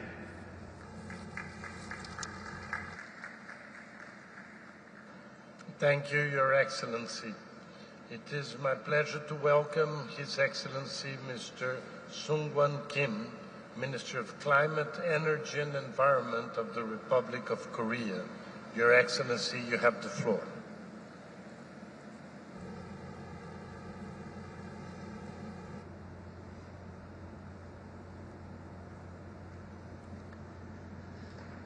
의장님, 기후위기 대응에 함께하는 동료 여러분, 먼저 올 한 해 COP30의 성공적인 개최를 위해 리더십을 보여주신 의장국 브라질과 UN 기후변화협약 사무국에 진심으로 감사를 표합니다. 우리는 10년 전 파리에서 기후변화의 위협에 대한 전 지구적 대응을 강화하기로 약속한 바 있습니다. 하와이 마우나루와 천문대의 대기 중 이산화탄소 관측값이 처음으로 400ppm을 넘긴 해였습니다. 그러나 지난해 이미 사실상 1.5도를 돌파하였습니다. 파리협정 1.5도 목표는 위기에 처해 있고 지구는 더 이상 기다려줄 수 없습니다. 기후위기에 대응할 기회의 창은 점점 좁아지고 있습니다. 이러한 위기의식 속에 대한민국은 지난해 10월 기후에너지환경부를 출범했습니다. 국내 온실가스 배출량의 70%에 해당하는 에너지 정책과 총괄적 기후 정책을 한 부처에서 이행하여 온실가스 감축을 가속화하고 전 지구적 탈탄소 녹색 전환을 선도하기 위함입니다. 또한 환경의 큰 가치 아래 사람과 사람, 사람과 환경이 공존하는 미래를 만들고자 함입니다. 나아가 이 자리를 빌려 기후에너지환경부의 첫 번째 과제인 대한민국 2035년 국가 온실가스 감축 목표를 국제사회에 공표하고자 합니다. 우리는 2035년까지 국가 온실가스 배출량을 2018년 대비 53%에서 61%를 목표로 하여 감축하겠습니다. 파리협정이 채택하고 10년간 국제사회의 노력으로 세기말 온도의 상승 전망을 약 1.5도 낮췄습니다. 그러나 파리협정의 목표와는 여전히 괴리가 큽니다. 대한민국의 2035 NDC는 국제사회에 약속한 2050년 탄소 중립을 이행하고 더 나아가 1.5도 목표와 부합하는 감축 경로 달성을 위해 선도적으로 노력하겠다는 의지를 담고 있습니다. 한국은 전쟁의 폐허에서 글로벌 제조업 공급망의 핵심 플레이어로 성장했습니다. 또한 대중음악, 드라마, 패션과 뷰티 등 전 세계적 사랑을 받는 K컬처와 수차례 위기에 맞서 시민의 힘으로 지켜낸 K민주주의로 많은 국가들의 영감을 주고 있습니다. 한국의 새로운 도전은 K녹색 전환입니다. 에너지 집약적인 산업 구조와 좁은 국토라는 어려운 여건을 혁신적 제조업과 AI 기술 경쟁력, 시민 참여 거버넌스로 극복하여 전 세계 녹색 전환을 선도하겠습니다. 예를 들어 AI와 데이터 센터로 인한 폭발적인 전력 수요 증가를 햇빛과 바람 에너지 기반 시스템으로 대응하며 이 과정에서 발생한 이익을 지역사회와 공유하겠습니다. 탄소 중립 AI 기술로 국민의 안전과 번영을 더욱 꼼꼼하게 챙기는 사람 중심 지속 가능 녹색 성장 전략을 범정부적으로 만들어갈 예정입니다. 한국이 유치 추진 중인 2026년 5월 UNFCCC 기후 주간을 통해 더 많은 미래를 공유할 수 있기를 기원합니다. 감사합니다.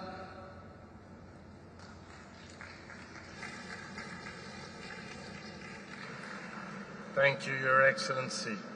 It is my pleasure to welcome Her Excellency Ms. Mariam Tangara, Minister of Environment, Sanitation and Sustainable Development of Mali. Your Excellency, you have the floor.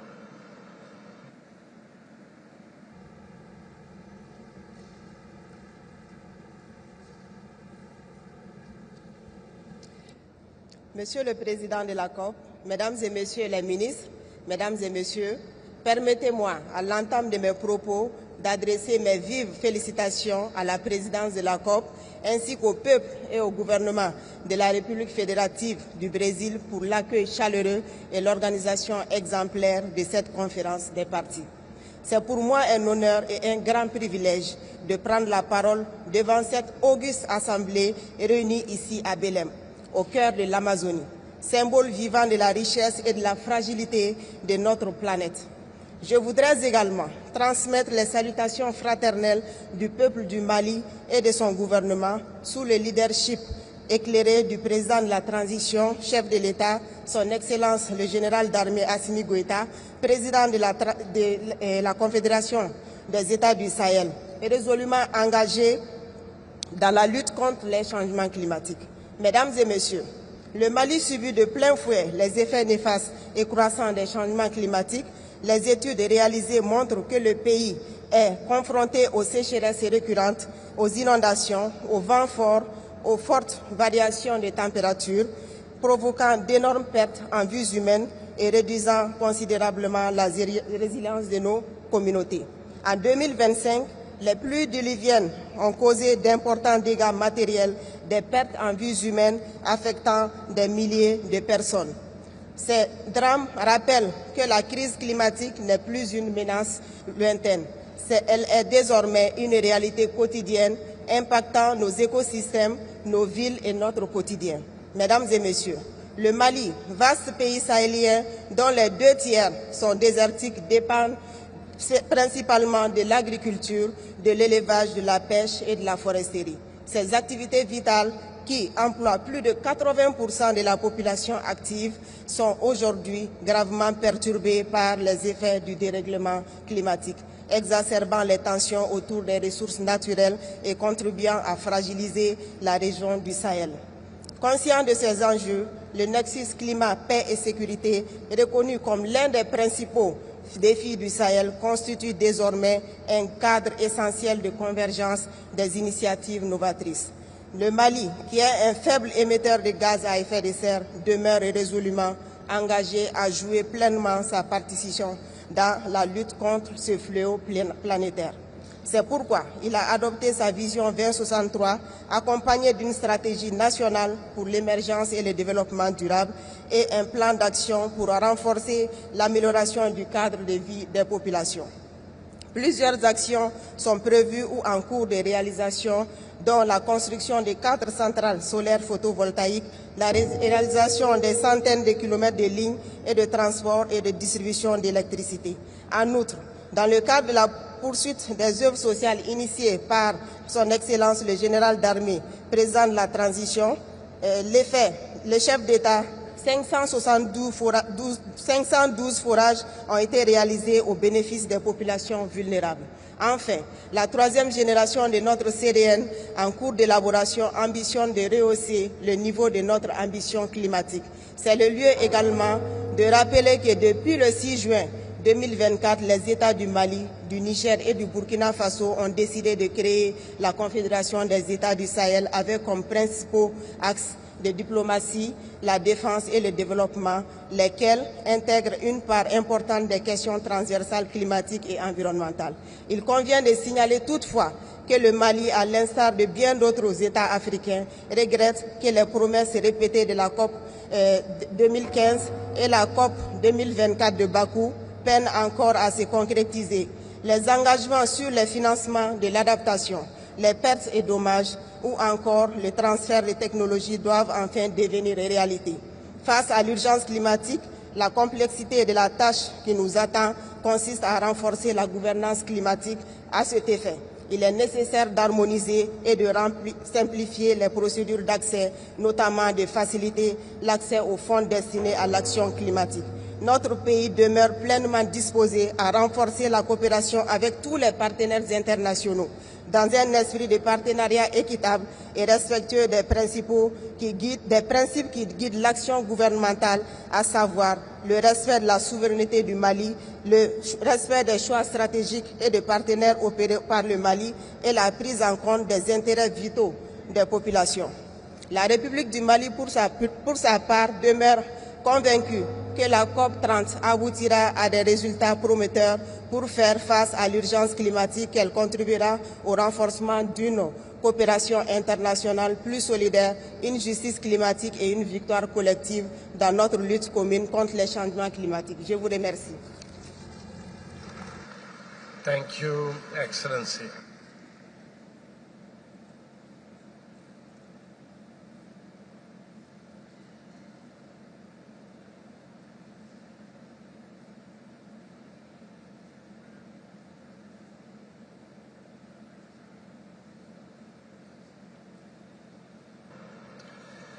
It is my pleasure to welcome His Excellency Mr. Roger Barrow, Minister of Environment, Water and Sanitation of Burkina Faso. Your Excellency, you have the floor.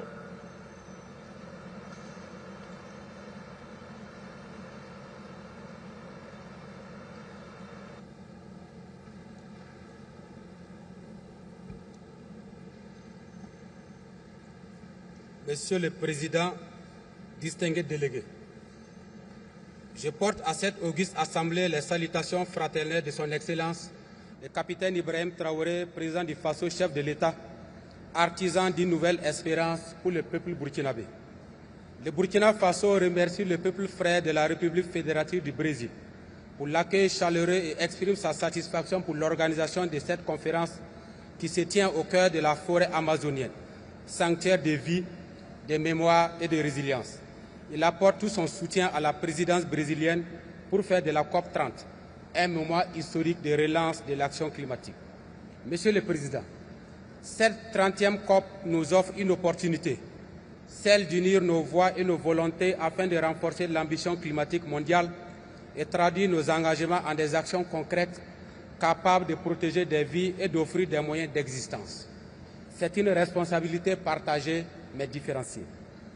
Je suis ici pour porter la voix d'un pays sahélien souverain dans ses choix et solidaire dans ses engagements.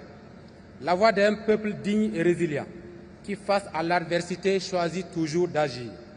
La voix d'un pays pour lequel chaque arbre, chaque goutte d'eau, chaque parcelle de terre est une richesse à protéger, un héritage à transmettre et une promesse à tenir devant les générations futures. Ainsi, mon pays honore pleinement ses engagements pris dans le cadre de l'accord de Paris à travers sa CDN 3.0, plus ambitieuse qui vise une réduction de 30,87% des émissions d'ici 2030, avec un coût global de 7,5 milliards US, donc 2,8 milliards à rechercher. J'appelle à cette survie une forte mobilisation des ressources pour la mise en œuvre du volet conditionnel des CDN. Aussi, le plan national d'adaptation 2024-2028, les stratégies RED+, la stratégie de sécurité climatique et les mécanismes endogènes de financement traduisent la responsabilité et l'engagement de mon pays en faveur du climat. Monsieur le Président, distingués délégués, sous l'impulsion du chef de l'État, le Burkina Faso mène une révolution populaire progressiste avec une coloration verte dans l'optique de contribuer à renforcer ses puits carbone, réduire ses émissions de gaz à effet de serre et renforcer la résilience des populations. J'en veux pour preuve l'ère patriotique pour reverdir le Faso, plus de 5 millions d'arbres plantés en 1 heure, la mise en place de 80 bosquets à plantes médicinales, l'opérationnalisation des systèmes d'alerte, la vulgarisation de l'énergie solaire et des initiatives de gestion intégrée des ressources en eau. Un système national MRV pour garantir la transparence et la redevabilité. Ce ne sont pas des intentions, mais des actes. Le Burkina Faso est un pays sahélien qui s'élève avec un peuple qui crée, qui s'adapte vis-à-vis du climat. Mais il faut le dire avec clarté et insistance, l'Afrique n'a pas à mendier son droit à l'adaptation. La justice climatique exige des financements multipliés, accessibles et majoritairement des subventions. Maintenir le cap de 1,5 degré Celsius n'est pas une ambition, c'est un devoir moral envers l'humanité. ceux qui ont le plus émis les gaz à effet de serre doivent assumer la plus grande part en triplant leurs efforts financiers pour l'adaptation. Ce devoir de responsabilité et de justice ne devrait en aucun cas être considéré comme une aide aux pays les moins industrialisés. En tout état de cause, le Burkina Faso refuse que ce devoir de justice climatique devienne un nouvel instrument de domination politique et assumera pleinement sa politique d'industrialisation.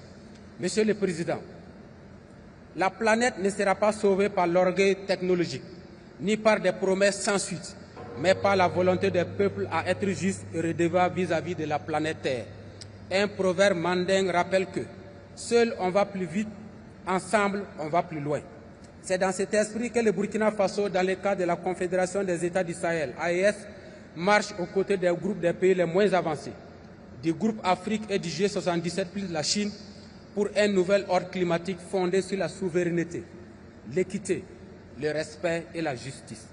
À cette COP, les besoins spéciaux et les circonstances particulières de l'Afrique doivent être pris en compte dans les décisions. Monsieur le Président, distingués délégués, fidèle à l'esprit du capitaine Thomas Sankara qui rappelait que l'audace est au commencement de toute victoire, soyons audacieux. Le temps des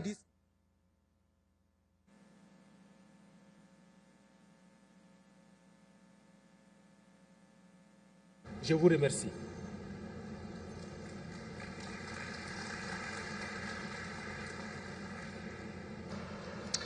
Thank you, Your Excellency. It is my pleasure to welcome His Excellency Mr. Sophalet Hieng, Minister of Environment of Cambodia.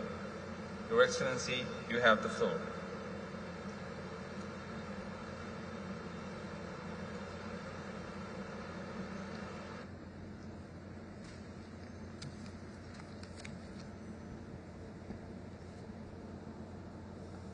Excellency, Mr. President, Excellencies, ladies and gentlemen, the Cambodian delegation appreciates the Federative Republic of Brazil and the UNFCCC Secretariat for hosting the 30th UN Climate Change Conference here in the beautiful city of Belem. The political stability fostered by Samdech Akek Mahasenapadei Techo Hun Sen, President of the Senate, has laid the groundwork for our sustainable development goals. Under the leadership of Samdech Maha Bawor Thapadei Hun Manet, Prime Minister of the Kingdom of Cambodia, Cambodia reaffirmed its commitment to the Paris Agreement by submitting its NDC 3.0 on August 8, 2025. This plan increases the country's climate ambition, outlining a clear strategy to reduce greenhouse gas by up to 55% by 2035, compared to a business-as-usual scenario. Cambodia's NDC 3.0 set a clear pathway for low-carbon and climate-resilient development across key sectors, including energy, industry, agriculture, forestry, and waste. On forests and ecosystems, Cambodia is scaling up nature-based solutions through restoring degraded landscapes and supporting biodiversity conservation and local livelihoods. Cambodia welcomes the Tropical Forest Forever facility to provide resort-based financial support to tropical forest countries. As one of the most climate-vulnerable countries, Cambodia welcomes the operationalization of the fund for responding to loss and damage, and called for a swift capitalization with needs-based and grant-based financing. On climate finance, Cambodia and other developing countries are calling for scaled-up, predictable, affordable, and accessible climate finance that truly reflects the scale of our shared challenge. Direct access to funds, simplified procedures, and mobilization of private and innovative finance will be key to unlocking climate ambition at all levels. Cambodia remains deeply committed to working with all partners to advance mutual benefits for people, economies, and ecosystems alike. I thank you.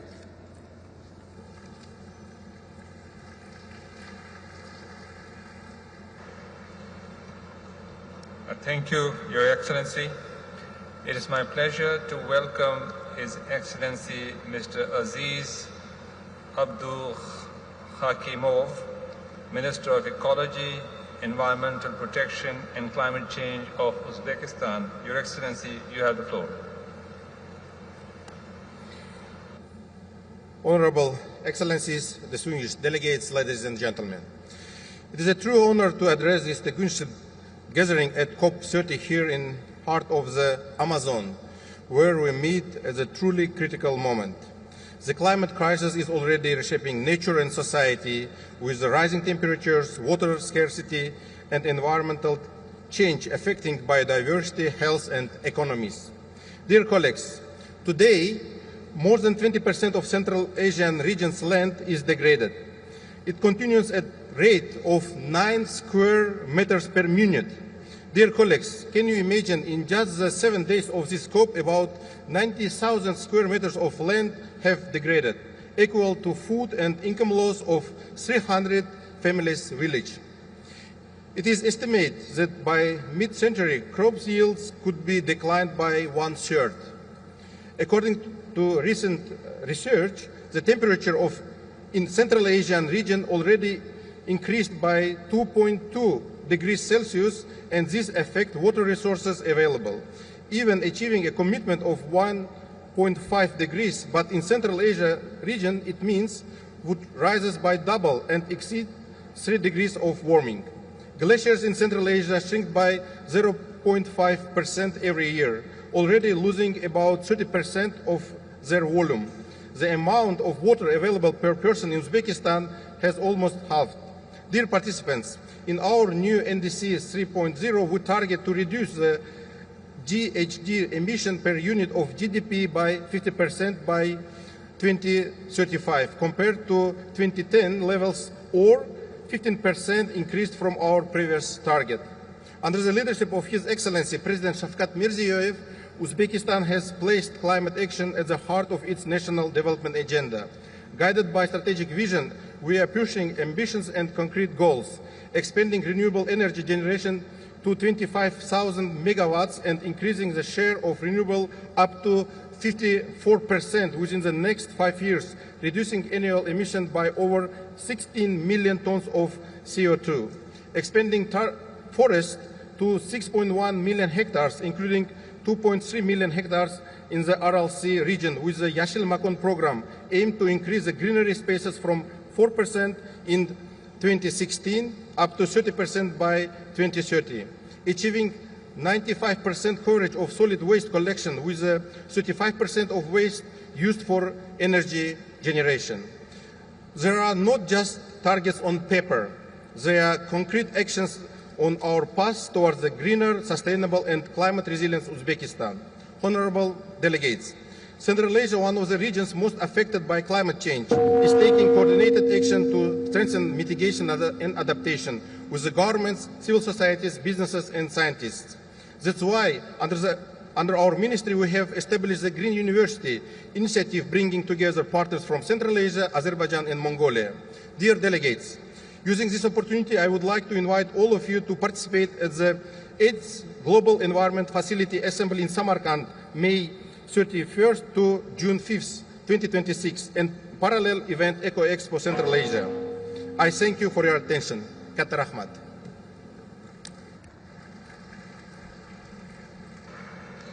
Thank you, Your Excellency.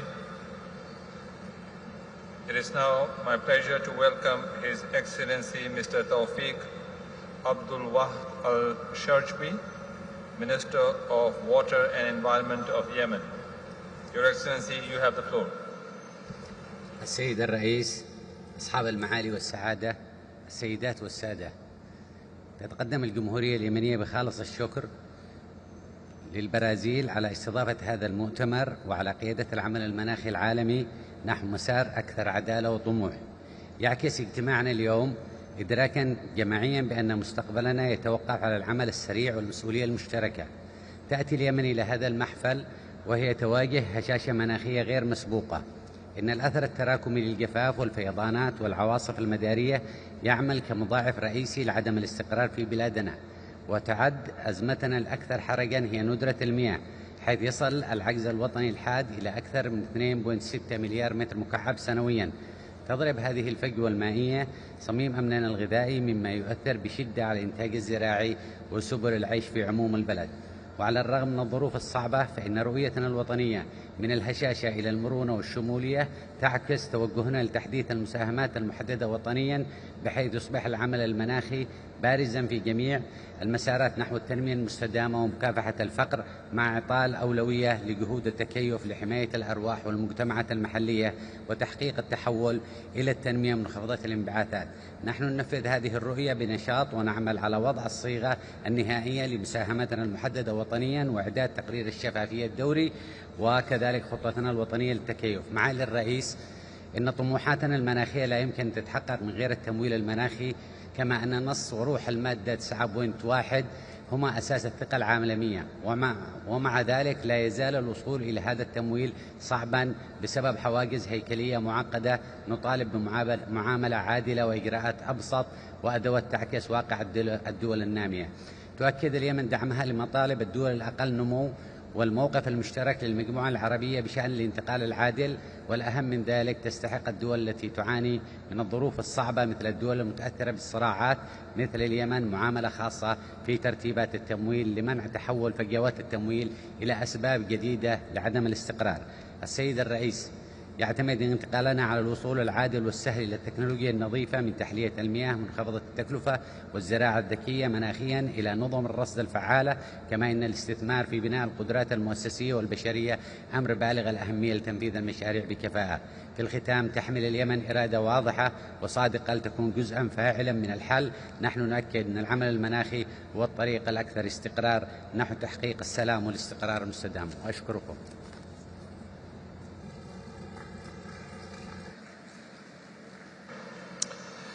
Thank you, Your Excellency. It is my pleasure to welcome His Excellency Mr. Wente B. Molotsi, Minister of Environment and Tourism of Botswana. Your Excellency, you have the floor. Thank you very much, Your Excellency, COP30 President, Honorable Ministers present here, Executive Secretary of UNFCCC, distinguished delegates, ladies and gentlemen. Botswana extends its heartfelt gratitude to the government and people of Brazil for their warm hospitality. Belem, gateway to the Amazon, reminds us that protecting nature is not an abstraction, it is a duty to current and future generations. We fully support the Brazilian presidency's vision to make this the implementation COP to reinforce multilateralism, connect the climate regime to people's real lives, and accelerate the implementation of the Paris Agreement. Excellencies, as a nation facing severe climate vulnerabilities and impacts, Botswana recognizes the existential threat climate change poses to our sustainable development. It is on this basis that we fully align with the objectives and the principles of both the Convention and the Paris Agreement. We are therefore here to ensure that Paris delivers, and we must keep the 1.5-degree goal within reach. Botswana's unique ecological features constitute our precious natural resource base, which is increasingly vulnerable to climate variability and change. Our nation faces the prime challenge of achieving sustainable management of renewable natural resources in a semi-arid environment amidst a growing human population. Our approach is guided by the sobering reality that Botswana may experience temperature increases of 1 to 3 degrees Celsius by 2050.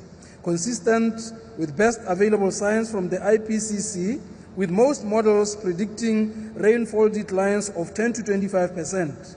Summer temperatures of above 40 degrees Celsius in Botswana are now a reality.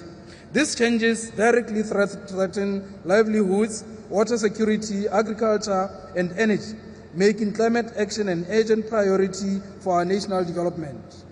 Given Botswana's high vulnerability to climate impacts, adaptation remains our paramount priority. We continue to allocate substantial portion of our GDP to adapting to climate change, which should not be the case. We therefore call for a decision here in Belem that operationalizes the global goal on adaptation, linking targets, indicators, and the need for predictable grant-based finance to implement the GGA and its targets. A decision for the implementation of national adaptation plans is an urgent priority for Africa.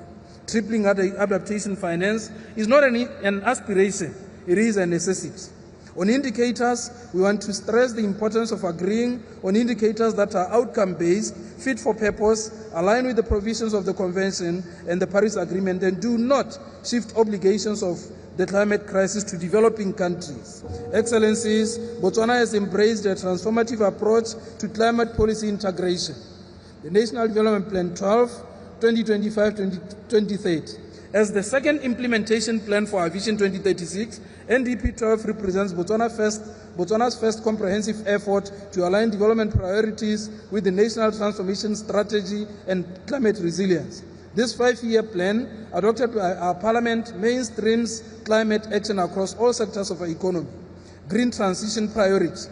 Within NDP 12, green transition has been identified as a key development priority, accelerating our journey towards a climate-resilient economy. Whole of government approach.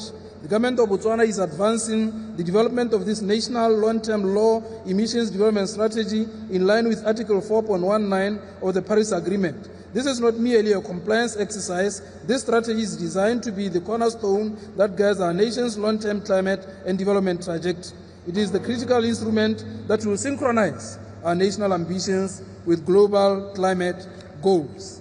Despite our minimal contribution to global emissions, Botswana has demonstrated its commitment to the Paris Agreement through submission of its nationally determined contributions and is currently revising it. Our NDC is at 15% reduction target by 2030. The attainment of this target, however, is contingent upon the provision of means of implementation from developed countries. We are hoping to achieve this target through renewable energy expansion 2030, through the implementation of solar photovoltaic concentrated solar plants, and wind energy projects and economic diversification, among others. On just transition, we need to address the scale and nature of the means of implementation, references to transitioning away from fossil fuels, the establishment of a just transition mechanism, and the scope of human rights language. Furthermore, while we transition, we call on developed countries not to impose unilateral trade measures that harm our fragile economies and welcome trade measures that enable fair access to transition's opportunities. Transition minerals essential for the Paris goals must be managed to support just transition pathways that address local impacts and enable value chain upgrading in Africa. On issues related to climate finance, delivery of pledges by the developed world, as well as setting a framework for a new deal on finance, it is of critical importance to know that finance is an important enabler of climate action. It is therefore imperative that climate finance be made available and accessible to developing countries to enable them to meet their set targets in their nationally determined contributions by 2030. We need to agree on the need to scale up climate finance to meet the growing needs of developing countries in line with the Belem roadmap target of mobilizing at least 1.3 trillion annually by 2035. It is our wish that the operationalization of the funding arrangement of the loss and damage financial mechanism is concluded during this COP, as this will be a huge milestone towards improving the livelihoods of our affected populations. Therefore, Botswana urges the parties to conclude on the agenda speedily. Let me conclude by pledging my support to the work ahead of us all. I wish to urge the COP presidency to direct the debates in a manner that could deliver timely results in implementation, including on means of implementation, particularly climate finance for adaptation and mitigation actions, technology development, and conclusion on the loss and damage. I thank you for your attention. Thank you, Your Excellency. It is my pleasure to welcome His Excellency Mr. Armando Rodriguez Batista, Minister of Science, Technology and Environment of Cuba. Your Excellency, you have the floor.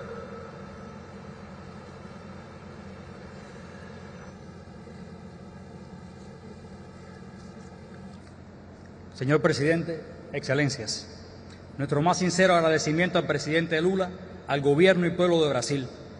Un especial afecto al Estado de Pará y a la ciudad de Belén por hacer posible este encuentro en el corazón de la Amazonía, símbolo de vida y de respeto a los pueblos originarios. Señor Presidente, comparezco en nombre de Cuba, un pequeño Estado y ciudad en desarrollo que enfrenta con crudeza las consecuencias de la crisis climática global. Para nosotros, el cambio climático es una realidad presente que erosiona nuestras costas, saliniza acuíferos, intensifica huracanes y provoca profundos impactos en la salud, la seguridad alimentaria y la economía. Hace apenas unos días, el poderoso huracán Melissa atravesó el Caribe, afectando gravemente a Cuba y otras tierras hermanas. Sus vientos y lluvias, alimentados por un océano anormalmente cálido, devastaron comunidades y arrasaron cultivos. Por otro lado, el nivel medio del mar en nuestras costas podría aumentar 0.95 metros para 2100, amenazando 136 asentamientos humanos y el 6% del territorio emergido. El informe bienal de transparencia presentado a la Convención y la actualización de la contribución nacionalmente determinada son fruto de la ciencia y de la voluntad política de nuestro gobierno. Invertir en ciencia e innovación no es opcional, es la base para una acción climática efectiva y soberana. Señor presidente, el impacto del bloqueo estadounidense sobre Cuba constituye una barrera estructural para nuestra acción climática. Las medidas coercitivas unilaterales limitan el acceso a financiamiento internacional, encareciendo cada proyecto, cada inversión en resiliencia y desarrollo bajo en emisiones. Mientras se nos exige cumplir con las metas del Acuerdo de París, se nos niegan las herramientas para hacerlo.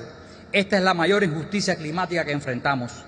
La COP30 ya ha alcanzado un resultado esencial: mostrar que el multilateralismo es viable y la única forma coherente de lidiar con el cambio climático.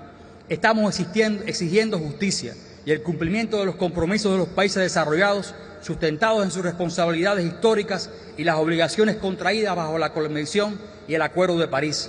Cuba está haciendo su parte.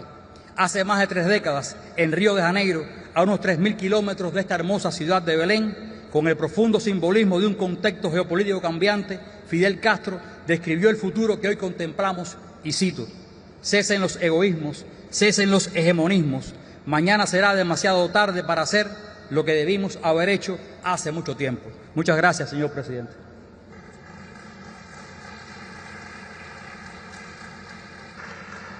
Thank you, Your Excellency.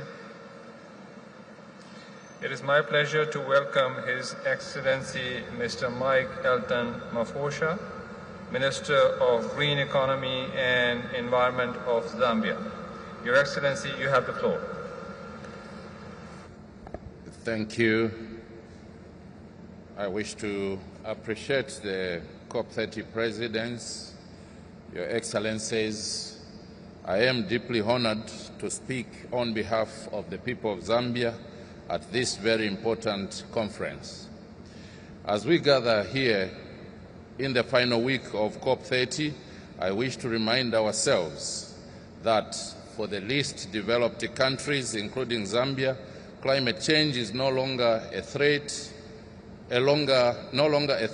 but our lived reality on a daily basis. We grapple with its multiple impacts every day. Currently, Zambia is recovering from the impacts of the 2023-2024 drought, the most severe drought we have experienced in over 40 years. The drought affected food, energy and water security and the livelihoods of millions of our people. We therefore wish to underscore the urgency of climate crisis as it threatens not only our economic development but also our very existence as a people. On our part, we will endeavor to proactively take significant actions to adapt and contribute to mitigation against climate change. In this regard, this year we submitted our third nationally determined contribution, NDC 3.0, in which we have kept our high ambitions of reducing emissions by 25% under domestic efforts, while indicating commitment and willingness to raise this ambition to 47% if we are to receive substantial external support in our climate action.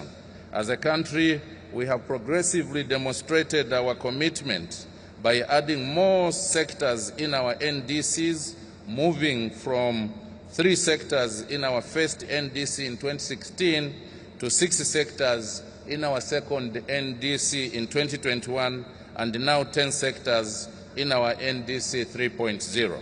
This steady progress is intended to bring Zambia's climate action to an economic-wide approach, and we are getting close to that goal.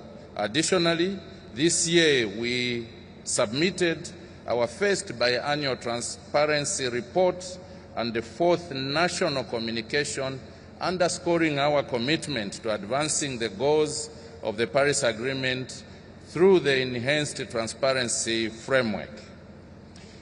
Your Excellencies, as negotiations intensify in this final week of COP30, I wish to stress that COP30 as an implementation COP should be about action and ensure that agreements are implemented and not just negotiated.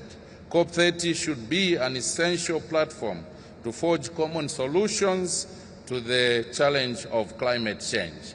Let me end by reminding ourselves that the planet Earth is our only home, and together we must act now, as our actions today will define the future of our planet. I thank you. Thank you, Your Excellency. It is my pleasure to welcome Her Excellency Ms. Diana Anda Luzaianu, Minister of Environment, Waters and Forests of Romania. Your Excellency, you have the floor. I sat on the roof of the house all night, looking at the neighbors, thinking whether or not the water will swallow us all. These are the words of Raluca, a victim of this year's floods in northern Romania, who managed to survive by climbing on the roof of her mother's house. During 1900s and 2024, in Romania, there were more than 100 catastrophic climate events that affected the lives of more than 2 million people, and the losses were up to $20 billion. Your Excellencies, it is an honor to address this Congress on behalf of Romania. For us Romanians, climate change, adaptation to climate change, they are not abstract concepts. This year alone, more than 100 localities in Romania faced water restriction due to extreme droughts. More than 30% of the territory of Romania is subject to desertification, making the lives of millions of people harder each year. One of the oldest forests in the European Union, found in my country, Romania, are starting to dry out, and scientists warn us that in the next 50 years, hundreds of thousands of hectares of forests will be lost because they will not survive to the new climate. So the message is clear. We must step up. These are not the realities that should be our future. There should not be a question whether or not we act in order to keep the temperature rise below 1.5 Celsius degrees. The only question that we should ask ourselves is how will we deliver the results that the next generations depend upon. We are proud members of the European Union, and we stand together with the commitment to decrease the greenhouse gas emissions from 66 to 72% by 2035. We are determined to do our fair share, and this is because we understand that climate change, at its core, it's a human rights issue. National efforts will not be enough. European efforts will not be enough. We need a global commitment. And yet we understand that the path forward is not easy. A just transition must take into account national context. We are not in a competition where some countries move ahead while others stay behind. We are together in a mission in which each state must support one another in order to achieve the greater good. We are not competitors, but brothers in the shared global responsibility. Dear colleagues, we are here at Belem in a mission of restoring trust. We need to show that promises lead to action, and that action actually deliver the results that the lives of the people in the next generation depend upon and the planet needs. After the floods in this year, Raluca told me one thing. You must not leave us alone in the face of these horrors. People are demanding action, and we must deliver. Thank you. Thank you, Your Excellency. It is my pleasure to welcome Her Excellency Ms. Sari Multala, Minister of Environment of Finland. Your Excellency, you have the floor. Excellencies, distinguished delegates, let me first thank our Brazilian hosts for all the hospitality and your leadership. Climate change and other global environmental crises cannot be solved without all of us working together. In 10 years since the Paris Agreement was adopted, we have made a lot of progress. But the science is clear. Much more is needed for keeping the temperature rise below 1.5 degrees. What the world expects from us in Belem is a clear message that we stand firm behind the goals of the Paris Agreement. We cannot let the 1.5 degrees goal slip away for good. Every fragment of a degree matters. Every action and every actor matters. The only way that we can keep the 1.5 degree goal alive is to rapidly move ahead with the transition away from fossil fuels. This is something we jointly agreed to do 2 years ago in Dubai. Major emitters need to lead the way. Affordable alternatives exist, and they have many co-benefits too. My country, Finland, is strongly committed to urgent and science-based climate action. In addition to our joint NDC with the EU and all its member states, Finland has set one of the world's most ambitious national targets to reach carbon neutrality by 2035 and carbon negativity soon thereafter. Our path towards a carbon neutral economy is based on 3 pillars: rapid emission reductions, strengthening carbon sinks, and investing in innovation. Clean energy transition is actually Finland's success story.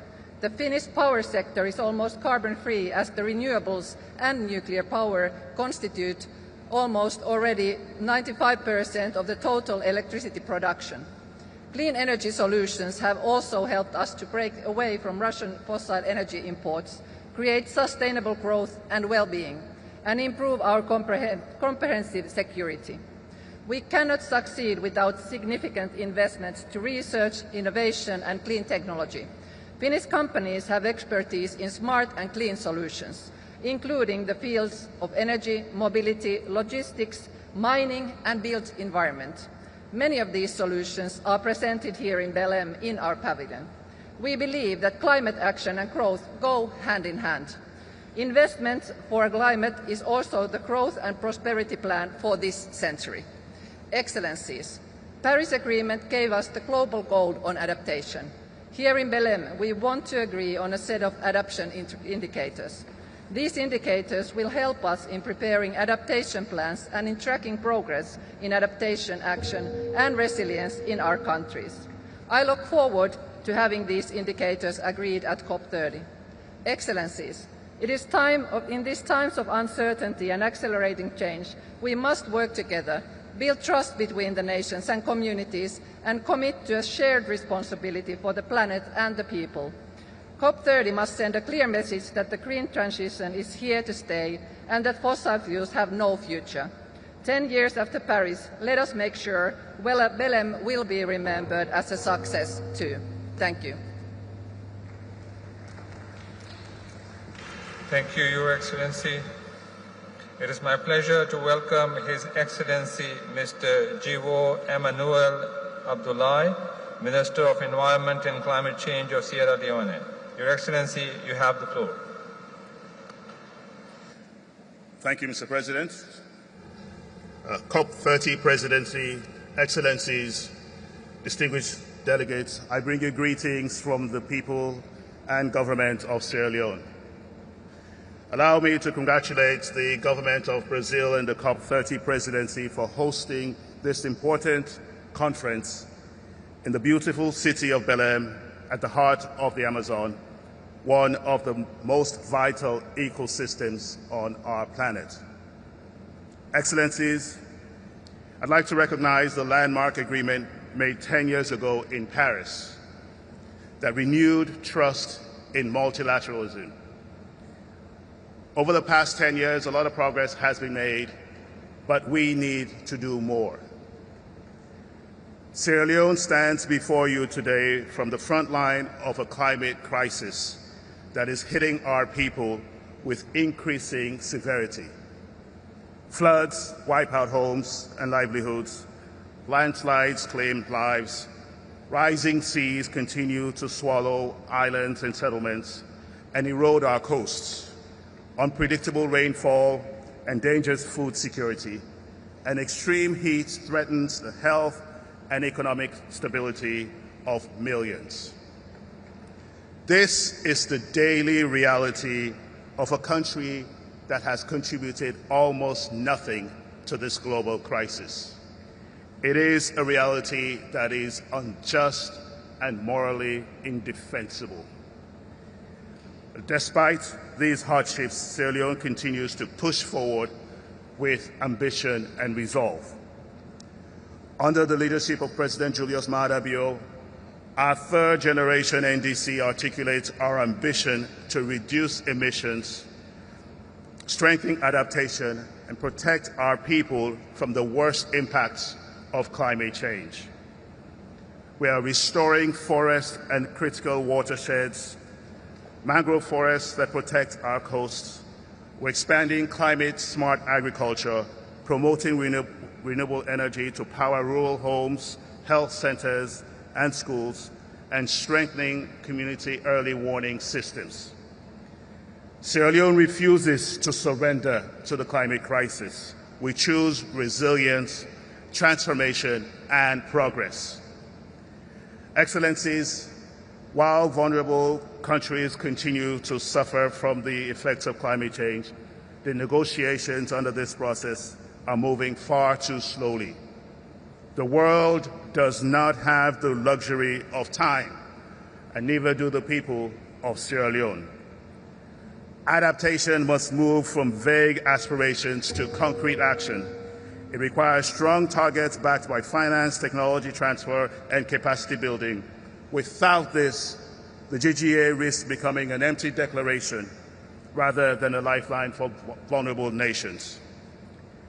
Africa and LDCs cannot build climate-resilient economies without access to appropriate technologies, which must be available and affordable.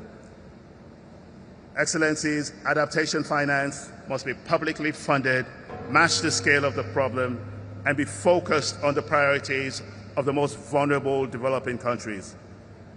Sierra Leone cannot wait for years for these promises to turn into action. Our people need support now. Excellencies, here in Belem, surrounded by a powerful symbol of Amazon rainforest, the world is watching. COP30 must deliver meaningful outcomes. Sierra Leone expects a clear, ambitious goal on adaptation, a serious and transformative finance goal, and rapid progress on technology transfer. This is a decisive moment. The window for preserving a safe future is closing with alarming speed. What happens here will be remembered for generations. History will not forgive hesitation, and it will not forgive empty commitments. It will judge us by the courage we show and the actions we take. Sierra Leone stands ready to act, but we cannot face this crisis alone. We urge all parties to rise to this moment with honesty, ambition, and solidarity. Let us leave Belem with decisions that deliver hope for our people and protection for our climate. Thank you. Thank you, Your Excellency. It is my pleasure to welcome His Excellency Mr. Habib Abed, Minister of Environment of Tunisia. Your Excellency, you have the floor.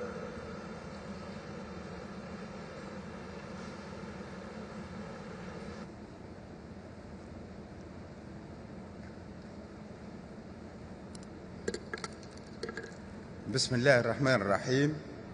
فخامة الرئيس لولا دا سيلفا رئيس جمهورية البرازيل، حضرة السيد الأمين العام للأمم المتحدة، أصحاب المعالي، حضرات السيدات والسادة، أتقدم في مستهل كلمتي بخالص عبارة الشكر والتقدير إلى جمهورية البرازيل على كرم الضيافة وحسن تنظيم، وعلى ما بذلته من جهود لتوفير أفضل الظروف لإنجاح أعمال هذه الدورة 30 لمؤتمر الأطراف التي تنعقد في ظرف دقيق متتزايد فيه الحاجة إلى تعزيز الثقة والعمل الجماعي لمواجهة التحديات المناخية المتسارعة. حضرات السيدات والسادة، رغم مرور أكثر من 3 عقود على إقرار الاتفاقية الإطارية للأمم المتحدة بشأن التغير المناخي، ورغم ما تحقق من تقدم بفضل اتفاق باريس، فإن الواقع يؤكد أن الجهود الحالية ما تزال دون مستوى التحدي. تسارع وتيرة الظواهر المناخية القصوى واتساع آثارها على النظم البيئية والاقتصادية باتا يشكلان تهديدا مباشرا للاستقرار العالمي ولحقوق الشعوب في التنمية والأمن الغذائي والصحة والعيش الكريم. تونس التي لا تتجاوز انبعاثات الغازات الدافئة بنسبة 0.07% من إجمالي العالمي، تعاني اليوم من آثار تغير المناخ على مواردها الطبيعية وخاصة المياه والزراعة، وعلى اقتصادها الوطني الذي يواجه ضغوطا متزايدة في ظل الجفاف وتراجع الإنتاجية الزراعية وتزايد كلفة التكيف. ورغم هذه التحديات تبقى تونس ثابتة في التزامها بالعمل المناخي، إيمانا منها بأن مواجهة هذه الأزمة مسؤولية جماعية، وبأن العدالة المناخية ركيزة أساسية لتحقيق التنمية. حضرات السيدات والسادة، في هذا الإطار قامت تونس بتحديث مساهمتها المحددة وطنيا الثالثة بشكل يعكس مستوى طموح أعلى في الحد من الانبعاثات. حضرات السيدات والسادة، في هذا السياق تؤكد تونس على أهمية تفعيل صندوق الخسائر والأضرار، ضرورة تحديد الهدف العالمي جديد، ووجوب تعزيز الشراكات الدولية. لقد أثبتت التجربة أن مواجهة التغيرات المناخية ليست مسألة بيئية فحسب، بل هي قضية تنموية واقتصادية وإنسانية في جوهرها. ومن هذا المنطلق تؤكد تونس على أن نجاح العمل المناخي لا يمكن فصله عن احترام القيم الإنسانية الأساسية، وفي مقدمتها الحق في الحياة والكرامة والأمن. ومن هذا المنطلق تعبر تونس عن قلقها العميق إساءة المأساة الإنسانية التي يعيشها أشقاؤنا في فلسطين، حيث يتواصل العدوان على الشعب الفلسطيني الأعزل في ظل الأوضاع إنسانية كارثية جراء الانتهاكات الجسيمة للقانون الدولي الإنساني واستهداف المدنيين وخاصة الأطفال والنساء والكبار. أن سياسة التجويع والممنهجة ومنع المساعدات الإنسانية وحرمان السكان من الماء والغذاء والدواء أدت إلى أزمة صحية وإنسانية غير مسبوقة وارتفاع مأساوي في أعداد الضحايا. ومن هذا الإطار وجب اليوم على المؤتمر الأممي حماية الإنسان والتدخل الفوري لرفع الحصار وتمكين الشعب الفلسطيني من المساعدات الإنسانية. في الختام أجدد شكري لجمهورية البرازيل على حسن الضيافة، وأؤكد التزام تونس الثابت بمواصلة العمل الجاد والمسؤول لتنفيذ اتفاق باريس. والسلام عليكم ورحمة الله وبركاته.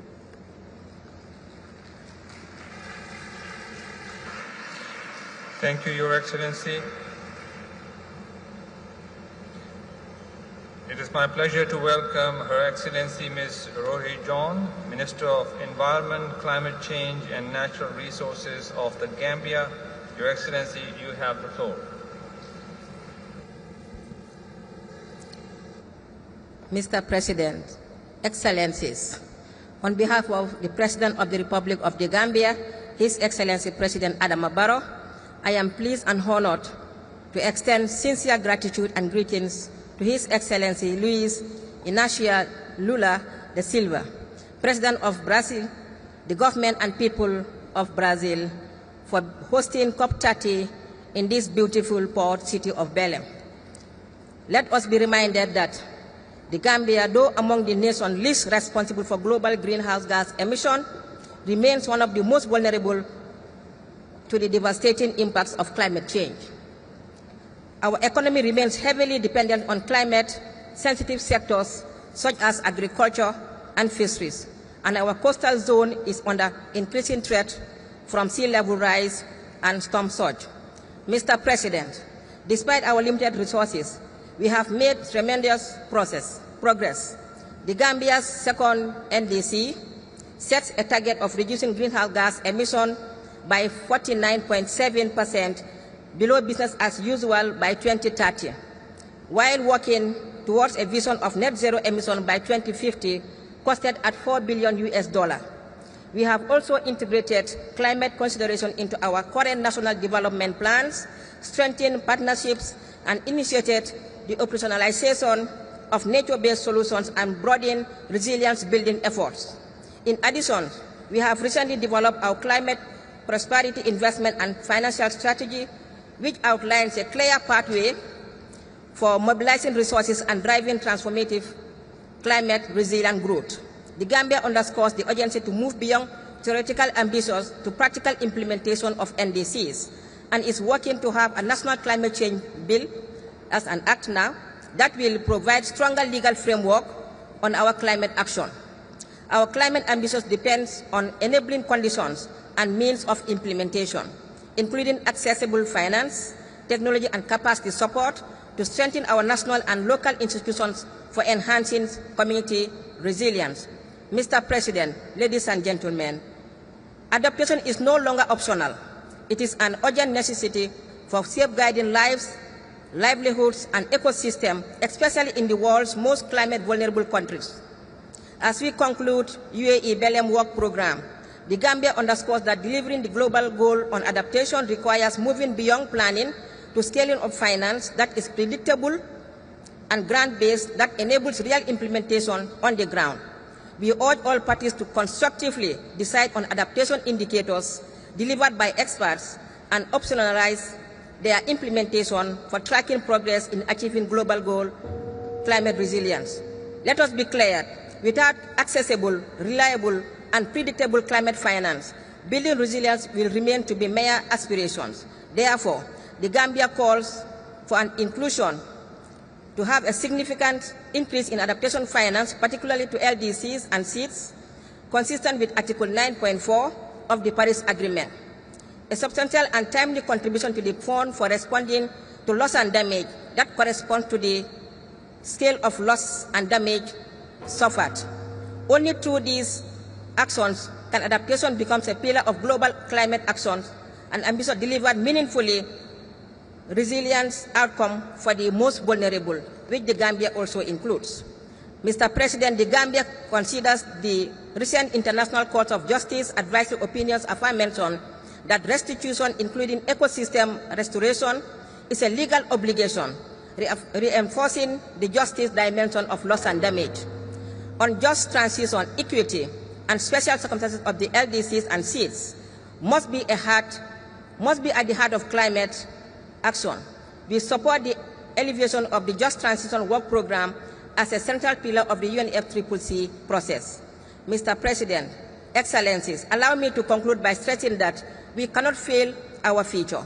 We cannot fail our only planet. We cannot fail our women. We cannot fail our children and our youth, who are the most affected and the least contributors to climate crisis. The Gambia stands ready to work constructively with all parties to deliver an outcome from Belem that is balanced and implementable, noting that finance must be at the heart of the decision pillar. Let me remind you, we must leave Belem with renewed resolve that we are united to strengthen hope and partnership with a clear path towards climate action and resilience for all. We cannot fail our generations. Thank you. Thank you, Your Excellency. It is my pleasure to welcome Her Excellency Ms. Irene Velez Torres, Minister of Environment and Sustainable Development of Colombia. Your Excellency, you have the floor.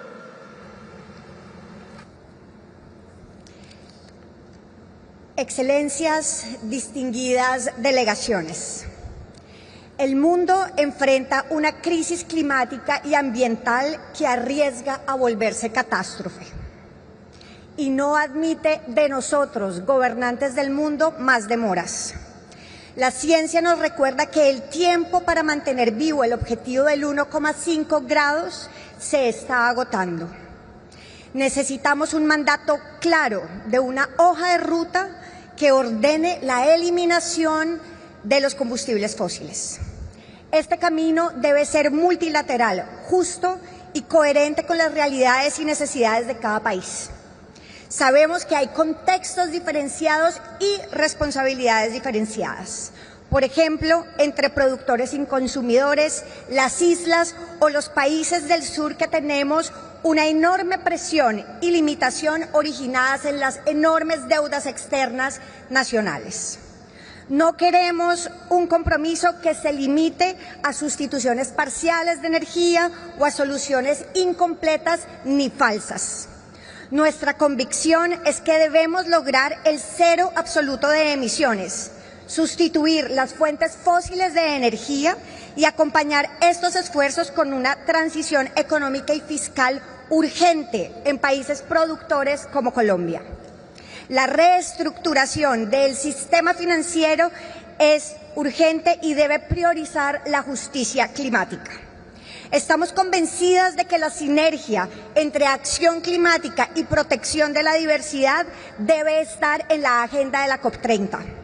No habrá equilibrio climático sin la conservación de los bosques existentes o la rehabilitación de las selvas que hemos perdido o deforestado. Proponemos que esta COP adopte una decisión robusta que establezca un espacio sustantivo para discutir la integración entre la conservación de la naturaleza y las acciones climáticas. Finalmente, ninguna acción climática será efectiva sin la participación plena de los pueblos originarios indígenas, campesinos y afrodescendientes. Son ellas las comunidades guardianas históricas de los territorios y la naturaleza. Son nuestras aliadas por la justicia climática y ambiental. Por eso debemos reconocer su conocimiento tradicional como parte de las acciones estratégicas de justicia climática, garantizar su participación plena en la definición de las metas de acción climática, así como un acceso justo y directo al financiamiento climático. Excelencias, avanzar en un mapa du camino, una hoja de ruta o un roadmap para la eliminación de los combustibles fósiles, profundizar las sinergias entre clima y biodiversidad y garantizar la participación en el financiamiento de los pueblos son tres pilares concretos que queremos que esta COP pueda materializar y de esta manera dar una señal inequívoca de coherencia y de responsabilidad para evitar la catástrofe climática que nos amenaza. Es momento de no darle la espalda a las comunidades y a la ciudadanía movilizada también en las calles de Belem. Es momento de aliarnos con los pueblos y sus voces por la justicia climática ya. Como gobiernos debemos estar a la altura de este momento histórico y les invitamos a todos a seguir avanzando por esta justicia climática y ambiental que la historia hoy nos reclama. Muchas gracias.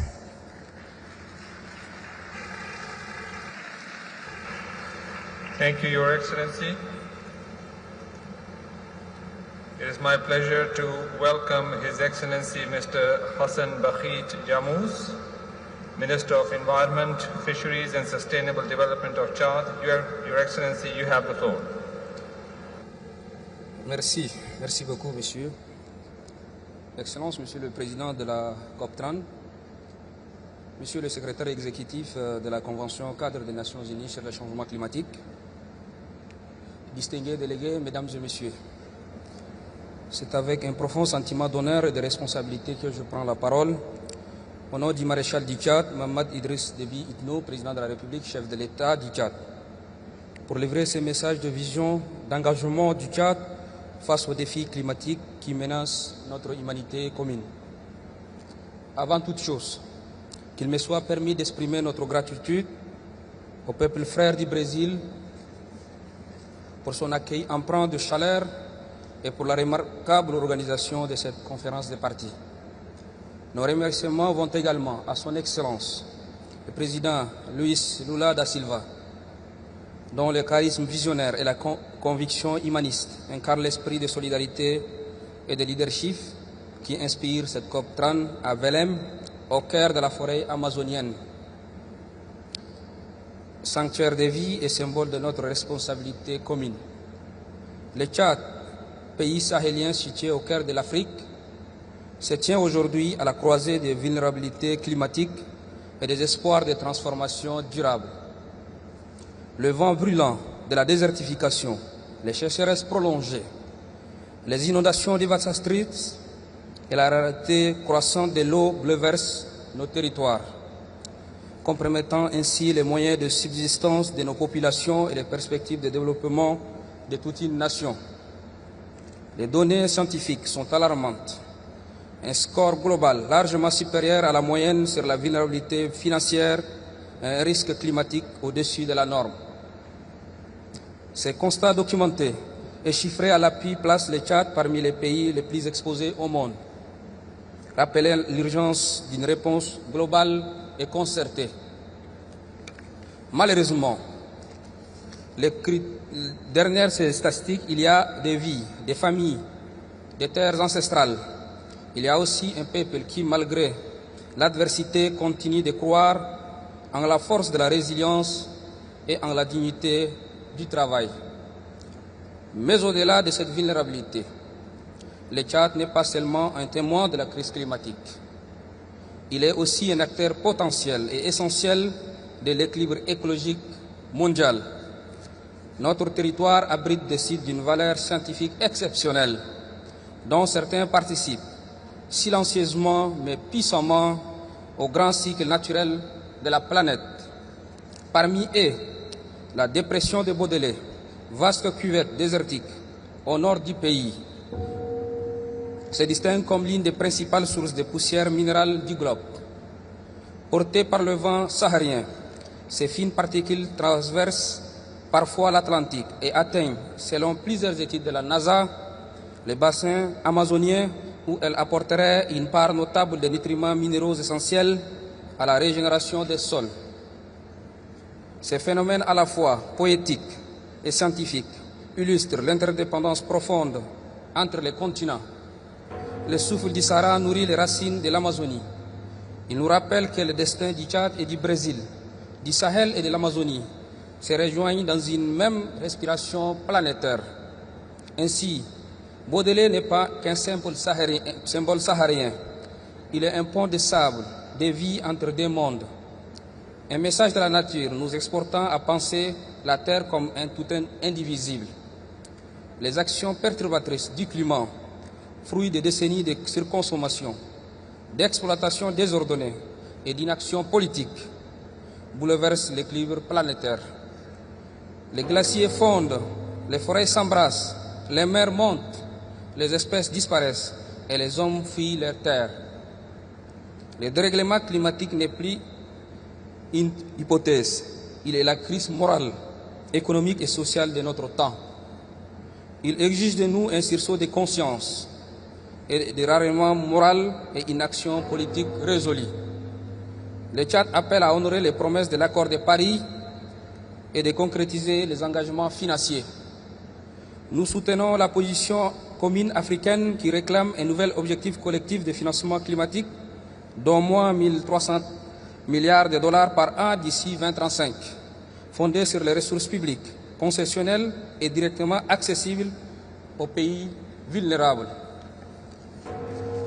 Il est temps de bâtir un système financier mondial plus juste, plus transparent et plus réactif au service de la survie et du profit. Sur le plan national, le Tchad poursuit la mise à jour de sa contribution déterminée au niveau national, la CDN 3.0 et de son plan national d'adaptation, intégrant des objectifs ambitieux en matière d'énergie renouvelable, d'agriculture durable, de foresterie et de gestion des ressources naturelles. Notre plan national de développement, Tchad Connexion 2030, ambition de mobiliser 30 milliards de dollars américains sur 5 années à travers 268 projets structurants pour accroître le PIB de 60% et de sortir 2,5 millions de nos concitoyens de la pauvreté. Cette transformation audacieuse repose sur un principe simple: faire de la vulnérabilité climatique un moteur d'innovation et de résilience exemplaire. Le lac Tchad, autrefois mer intérieure prospère, s'est vide peu à peu de sa subsistance et de ses promesses.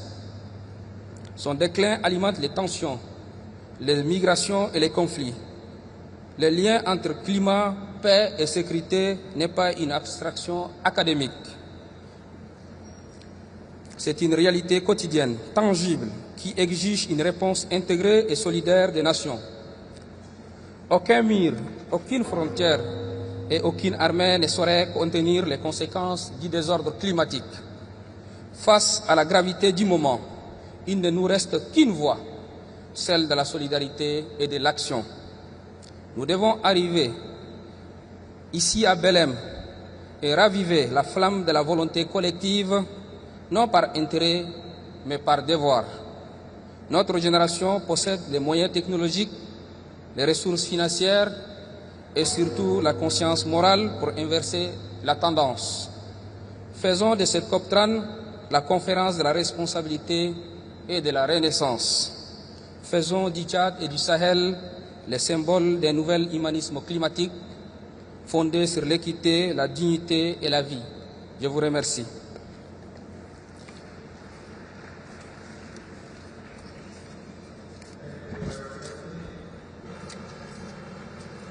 Distinguished delegates, this brings us to the end of our national statements for this morning. I thank the interpreters for their flexibility. We will now suspend the delivery of statements of the high-level segment and resume in this room at 1500 hours. I declare this joint meeting of the COP, CMP and CMA suspended. Thank you.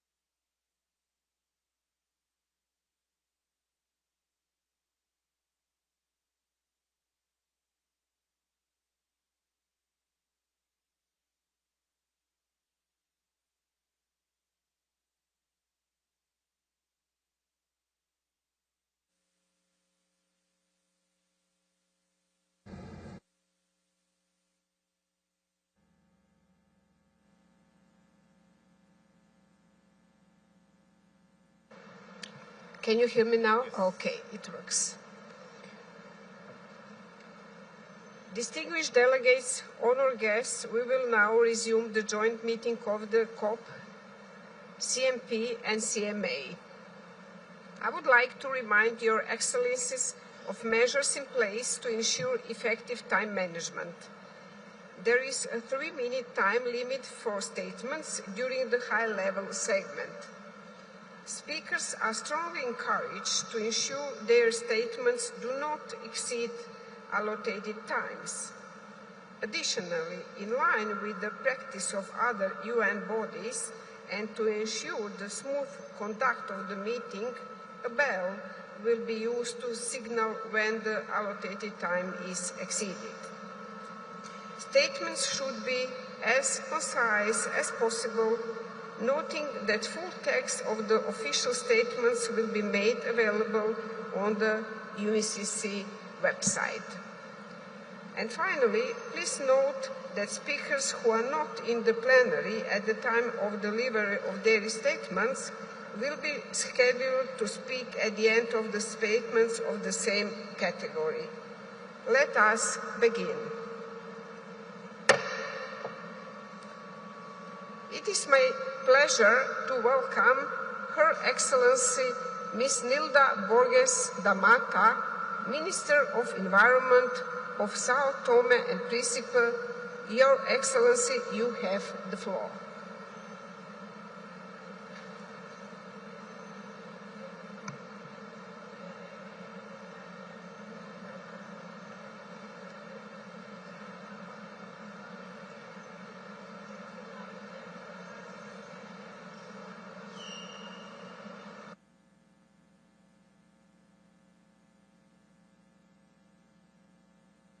Le début d'une décennie décisive, peut-être la dernière, où nous pouvons encore choisir entre l'hésitation et l'action. Dans un monde où la température augmente et les promesses diminuent, nous devons retrouver la vérité, la confiance et le courage d'agir. Excellence, pour mon pays, 2025, c'est une année historique. L'ensemble du territoire national a été reconnu par l'UNESCO comme réserve mondiale de biosphère, faisant de Sao Tomé et Principe le premier pays au monde entièrement protégé sous ces statuts. Cette reconnaissance n'est pas seulement environnementale, elle est morale. Elle démontre que la petite échelle peut vinculer un message important. Il est possible de croire tout en préservant et en protégeant. Le changement climatique ne touche pas tout le monde de la même manière. L'Afrique, responsable de moins de 40% d'émissions historiques, continue de subir des impacts les plus sévères. Les petits pays insulaires à faible émission, comme les miens, ont subi des pertes économiques, environnementales et humaines qui dépassent leur capacité d'action. C'est pourquoi nous affirmons clairement qu'il n'y a pas de neutralité climatique sans équité climatique. Il n'y a pas non plus l'action climatique efficace sans transparence, sans lutte contre le greenwashing et sans un objectif qui soit mis en œuvre et pas seulement annoncé. Mesdames et messieurs, Sao Tomé et Principe arrive à la COP avec une CDN renforcée et parfaitement alignée sur les priorités nationales. Notre transition énergétique est en marche avec l'extension des systèmes solaires, des mini-réseaux, la réhabilitation des centrales hydrauliques et un engagement croissant en faveur des énergies propres, tant pour les services publics que pour les usages domestiques. Nous misons également sur la mobilité électrique et le remplacement massif des ampoules inefficaces par les LED, réduisant ainsi les émissions et les coûts par les familles. Mais pour un pays insulaire et extrêmement vulnérable, l'adaptation est tout aussi vitale que l'atténuation. C'est pourquoi notre CDN comporte des engagements solides et intégrés dans des secteurs stratégiques, notamment l'agriculture, la pêche et le tourisme. Notre première stratégie nationale et notre premier plan d'action pour l'éducation environnementale 2025-2030 ont été élaborés et avec l'adoption, les pays affirment clairement et avec conviction qu'éduquer à l'environnement, c'est éduquer pour l'avenir. Cela reflète la volonté nationale de construire une société plus consciente, juste et plus solidaire, capable de bien vivre dans les limites de la planète. Ces actions révèlent un pays que, malgré sa vulnérabilité, a choisi de montrer l'exemple, en préservant la biosphère qui nous a été confiée et en garantissant la qualité de vie des générations futures. Excellence, la Terre parle et nous devons écouter. L'Amazonie, sous nos pieds, est un océan souterrain d'eau douce. Et cette forêt bleu-vert dépend paradoxalement de la poussière du Sahara, qui traverse l'Atlantique et fertilise les racines. Ce cycle nous rappelle une vérité simple, tout est lié. Et lorsqu'un écosystème s'effondre, c'est toutes les planètes qui s'effondrent. Que Belem soit le point de basculement, où la vérité remplace l'apparence, où la justice remplace l'indifférence et où l'action remplace l'hésitation. Tant mes principes réaffirment son engagement envers l'accord de Paris et l'agenda 2030. Nous invitons le monde à considérer les petites îles non pas comme des victimes, mais comme des fers de cohérence et d'espoir climatique. Si le niveau des mers monte, que notre conscience s'élève également et que le cycle de l'eau continue d'être le cycle de la vie, de la dignité et de notre avenir commun. Merci beaucoup.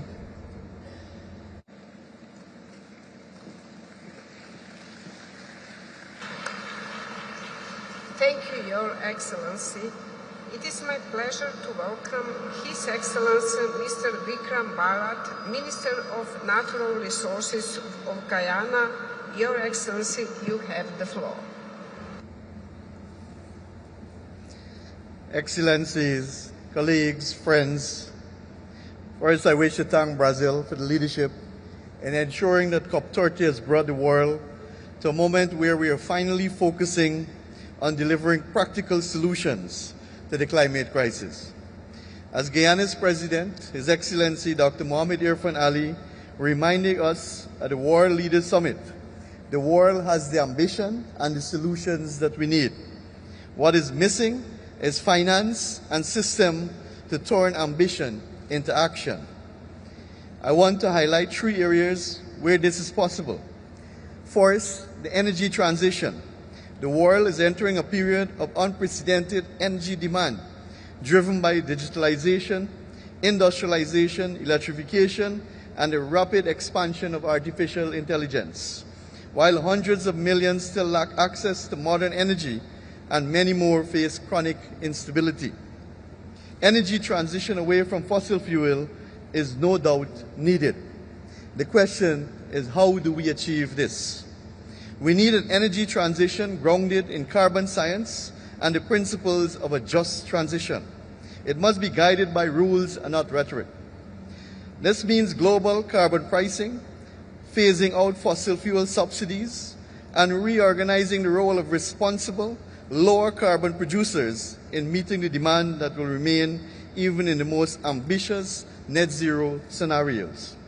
The second area where global systems need to improve is forests and nature. Forests can deliver a third of climate change mitigation needed by 2030. Brazil has shown what is possible, having previously delivered an 80% reduction in deforestation, preventing 5 million tons of CO2 emission, and now placing carbon at its forests at the center of COP30. What is needed now is finance to achieve this level of results across the world. Towards that end, Guyana has been pleased to work with Brazil and other partners through the Forest and Climate Leaders Partnership, which we co-chair with the United Kingdom, to develop the Forest Finance Roadmap. This sets out 6 complementary options to make forests worth more alive than dead.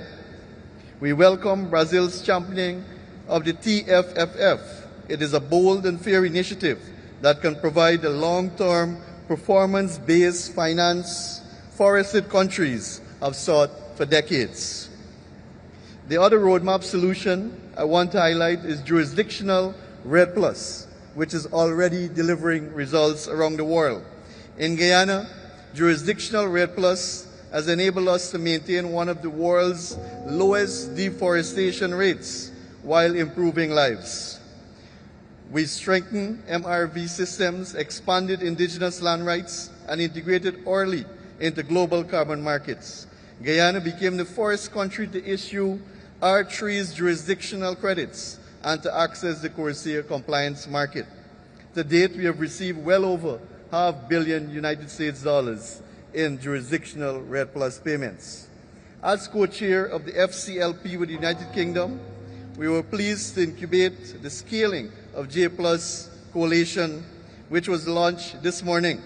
It brings forest countries, indigenous organizations, investors, standards, and civil society together to expand high-integrity jurisdictional forest finance and implement the full forest finance roadmap. The third area is adaptation and global finance reform. For millions, adaptation is a daily question of safety and survival, yet adaptation finance remains too little, too slow, and too difficult to access. Guyana is proving that this integration is possible through our low-carbon development strategy, which is scaling renewable energy, strengthening adaptation, expanding sustainable cities, improving food security, investing in biodiversity, and reinvested in carbon credits. So, colleagues, we believe in our experience that the solutions are known. And in conclusion, I say that the challenge is to address the lack of finance and reform the systems that slow down solutions. Let us leave Belem not only believing that a better future was possible, but demonstrating that we choose to build it together. Thank you very much.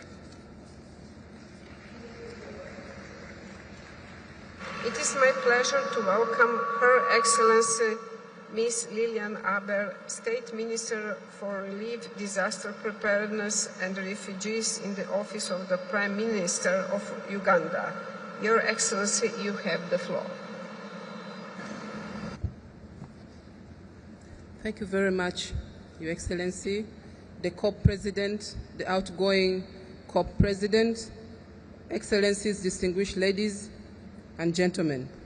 Mr. President, Uganda aligns herself with the statement delivered by Malawi on behalf of the least developed countries, the United Republic of Tanzania on behalf of Africa Group of Negotiators, and Iraq on behalf of G77 plus China. From the outset, on behalf of my delegation, I wish to thank the Presidency and the people of Brazil for their warm hospitality, for the efforts in steering this conference towards an outcome that responds to urgency of our times. Mr. President, Uganda stands here as both a vulnerable nation and a nation of ambition.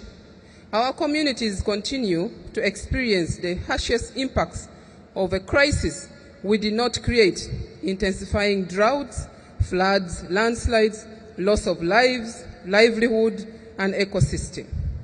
Mr. President, our vulnerability notwithstanding, we continue to demonstrate ambition.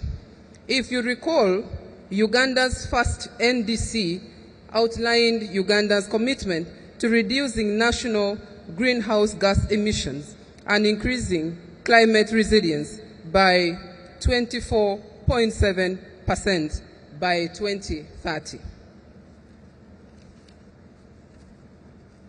Mr. President, global stocktake. We expect the global stocktake to serve as a springboard for enhanced ambition and scale-up support, not a mere accounting exercise.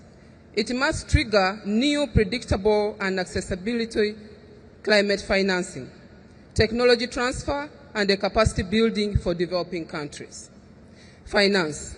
The ambition that we have set ourselves to meet our climate targets justifies the need to have a robust discussion on finance.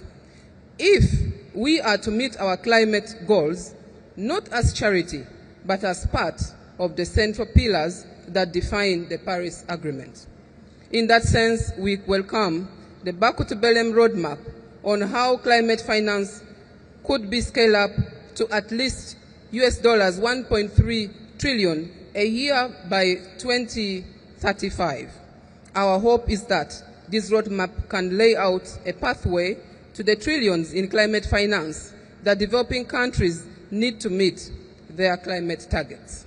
Uganda's expectation is that progress on the new collective quantified goals on climate financing, NCOG, and the Baku to Belem roadmaps over racing goals remains one of the scale-up manual climate financing to $1.3 trillion, anchored in the principles of equity and common but differentiated responsibility, and delivered adequate gains and cohesional resources, particularly for adoption.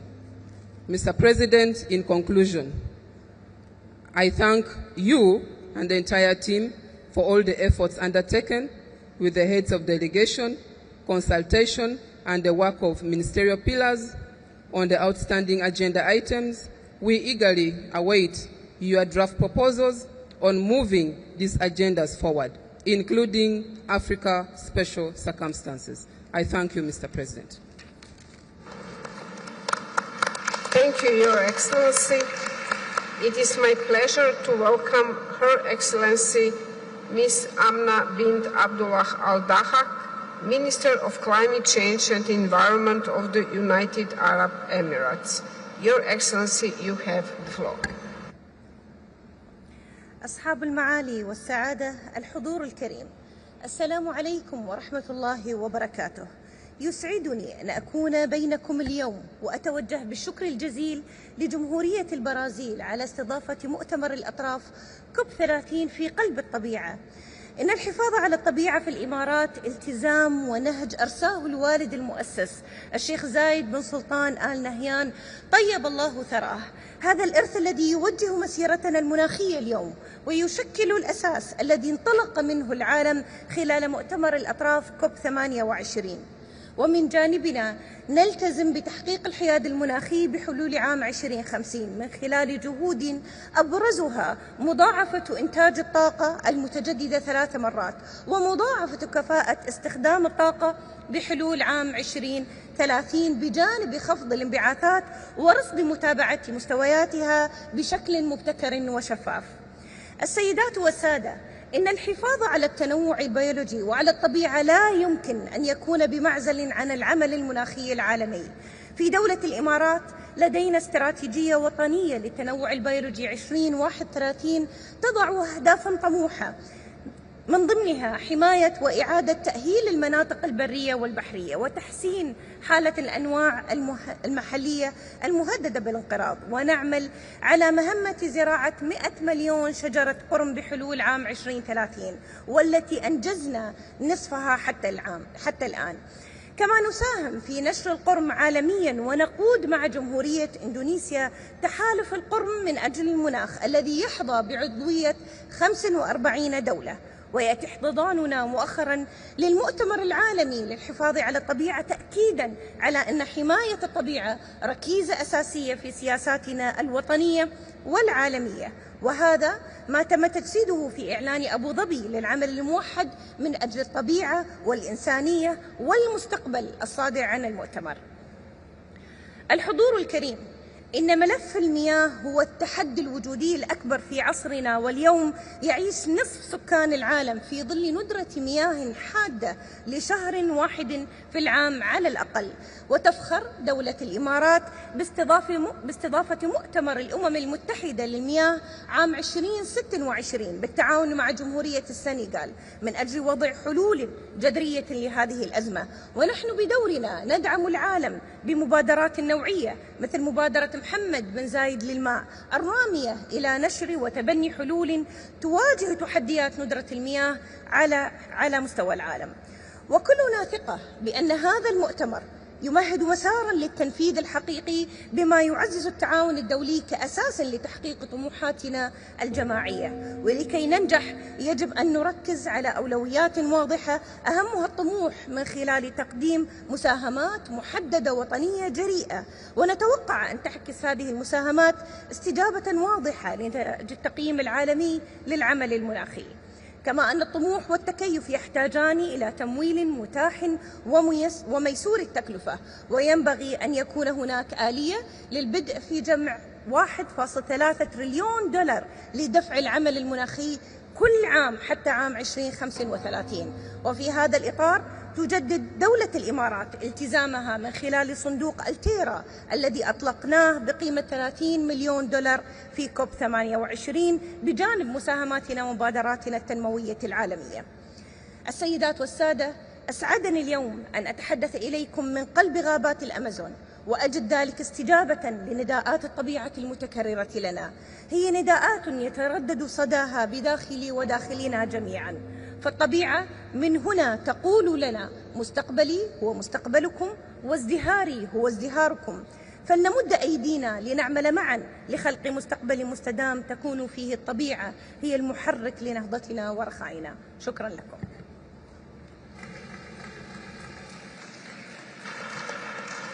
Thank you, Your Excellency. It is my pleasure to welcome Her Excellency Ms. Maria de Graca Carvalho, Minister of Environment and Energy of Portugal. Your Excellency, you have the floor. Senhora Presidente, Senhores Ministros, Minhas Senhoras e Meus Senhores, começo por saudar o Brasil, país anfitrião desta COP, que representa um momento para renovar o nosso compromisso coletivo. Mais do que nunca, precisamos de negociação multilateral e abertura à comunidade. Portugal é um dos países europeus mais afetados pelas alterações climáticas. Enfrentamos fenómenos extremos como os grandes incêndios, lidamos com a erosão do litoral e com cheias, alternando com períodos de escassez hídrica. Por isso, esperamos desta COP um pacote ambicioso, assente em 3 pilares fundamentais: mitigação, adaptação e transição justa. As contribuições nacionalmente determinadas que estão no centro desta COP traduzem o esforço coletivo para reforçar a ambição e cumprir os objetivos de Paris. Portugal tem sido coerente com os seus compromissos, reduzindo em cerca de 38% as emissões de gases com efeito de estufa face a 2005, mantendo os objetivos de menos 55% até 2030 e a neutralidade carbónica até 2045. Com os nossos parceiros europeus, trabalhamos por uma redução das emissões até 2035, alinhada com a meta de 90% para 2040. Estamos igualmente empenhados em proteger as nossas florestas e ecossistemas. E a este propósito, saudamos o Brasil pela criação do Fundo de Florestas Tropicais para Sempre. Portugal teve a honra de ser o primeiro país da União Europeia a associar-se a este esforço. Continuaremos a orientar-nos pelo princípio de uma transição justa. Estamos a desenvolver o nosso plano social para o clima com ações de combate à pobreza energética já em curso. E aplicamos os mesmos princípios de coesão e justiça social no plano internacional. A adaptação é para nós uma grande prioridade e é com muito gosto que aqui anuncio que iremos contribuir com 1 milhão de euros para o Fundo de Adaptação ainda em 2025. Iremos igualmente contribuir com 200 mil euros para as atividades suplementares da UNFCCC. Contribuiremos ainda, como já anunciámos nesta COP, com 1,5 milhões de euros para o núcleo lusófono para a transparência. Mas a grande fatia do nosso esforço concentra-se na cooperação bilateral com os países lusófonos em África, com os quais temos a execução de projetos no valor de 113 milhões de euros na área das energias renováveis. Desenvolvemos ainda nos últimos anos projetos com os países em desenvolvimento, a África, a Ásia e a América Latina, na áreas de água e clima, no valor de 18 milhões de euros. Uma das soluções que muito nos orgulha é o mecanismo de conversão de dívida em investimentos climáticos, já consolidados com Cabo Verde e em desenvolvimento com São Tomé e Príncipe. Permitam-me referir, por último, que Portugal defende a relevância do nexo clima-oceano, aliado à biodiversidade. O oceano deve assumir um papel relevante no combate às alterações climáticas. Muito obrigada. Thank you, Your Excellency.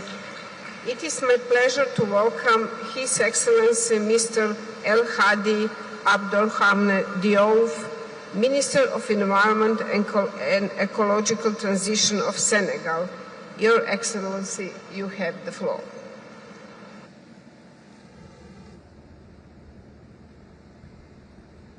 Monsieur le Président, Mesdames et Messieurs, je voudrais remercier très sincèrement le gouvernement et de la République et le peuple de la République fédérative du Brésil pour l'accueil chaleureux et les efforts déployés pour faire de la COP30 une COP de la vérité, accélératrice de l'ambition globale qui nous mettra sur la trajectoire du régime climatique que nous voulons à l'horizon 2050.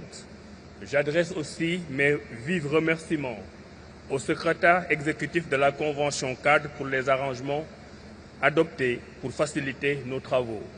Le Sénégal s'associe aux déclarations de ces différents groupes d'appartenance. Mesdames et messieurs, nous voici de retour au Brésil, ce pays même où il y a 33 ans, nous avons porté sur les fonds baptismaux le cadre multilatéral de gouvernance de cette question existentielle du climat à travers la Convention cadre des Nations Unies sur les changements climatiques. Au moment d'adopter cette convention en 1992, nous n'avions sûrement pas autant de certitudes sur la rapidité et l'intensité de l'impact des changements climatiques.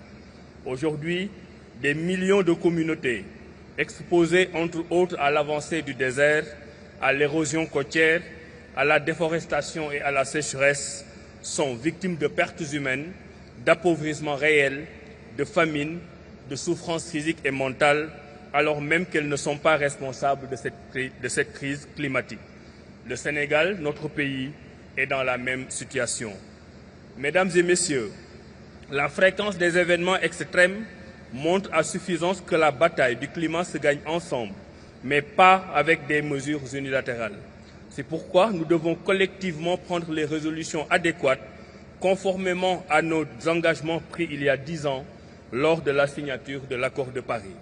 Cette COP de Belem, en plein cœur du principal poumon écologique de notre planète, nous ramène à l'essence de notre civilisation et rappelle la nécessité de préserver les ressources naturelles pour les générations futures.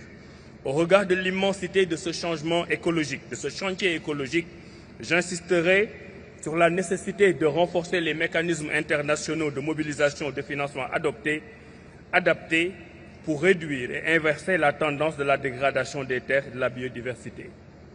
Pour cette raison, le Sénégal réaffirme l'application effective de l'article 9.1 de l'accord de Paris et appelle les pays développés à accompagner la mise en œuvre effective des contributions déterminées au niveau national, conditionnelles et des plans nationaux d'adaptation. Le Sénégal confirme son engagement renouvelé à travers sa vision 2050 à promouvoir une trajectoire sobre en carbone et résiliente au changement climatique, suivant nos capacités et responsabilités différenciées pour maintenir le réchauffement global à 1,5 Celsius au bénéfice de sa population et de toutes les communautés du monde. Mesdames et messieurs, à la lumière des résultats de l'évaluation de sa deuxième CDN, le Sénégal tient à exprimer, à rappeler devant cette Assemblée que des politiques très bien planifiées mais non mises en œuvre ne garantissent pas la réduction des émissions ni l'adaptation des écosystèmes et autres systèmes humains. Des financements suffisants en qualité, accessibles et transparents sont indispensables pour exécuter les efforts planifiés dans les CDN 3.0 des pays en développement. À cet égard, le Sénégal entend soumettre dans les meilleurs délais sa CDN 3.0. Mesdames et messieurs, pour terminer, au sortir de cette conférence, Belem doit garantir l'effectivité du leadership des pays développés, du triplement des financements sur le renouvelable, de la solidarité collective pour un financement responsable de la deuxième décennie de mise en œuvre de l'accord de Paris. Belem doit aussi adopter le triplement du financement de l'adaptation pour 2030 et mobiliser plus de ressources pour les fonds pertes et dommages. Belem doit rendre effective l'opérationnalisation des 300 milliards de dollars adoptés à bas coût, car l'urgence est dans nos maisons respectives, notamment pour les pays les moins avancés, les États insulaires et l'ensemble des victimes. Enfin, Belem doit adopter les indicateurs globaux de l'adaptation et le financement de leur applicabilité afin de construire une résilience juste et mesurable. Je vous remercie de votre aimable attention.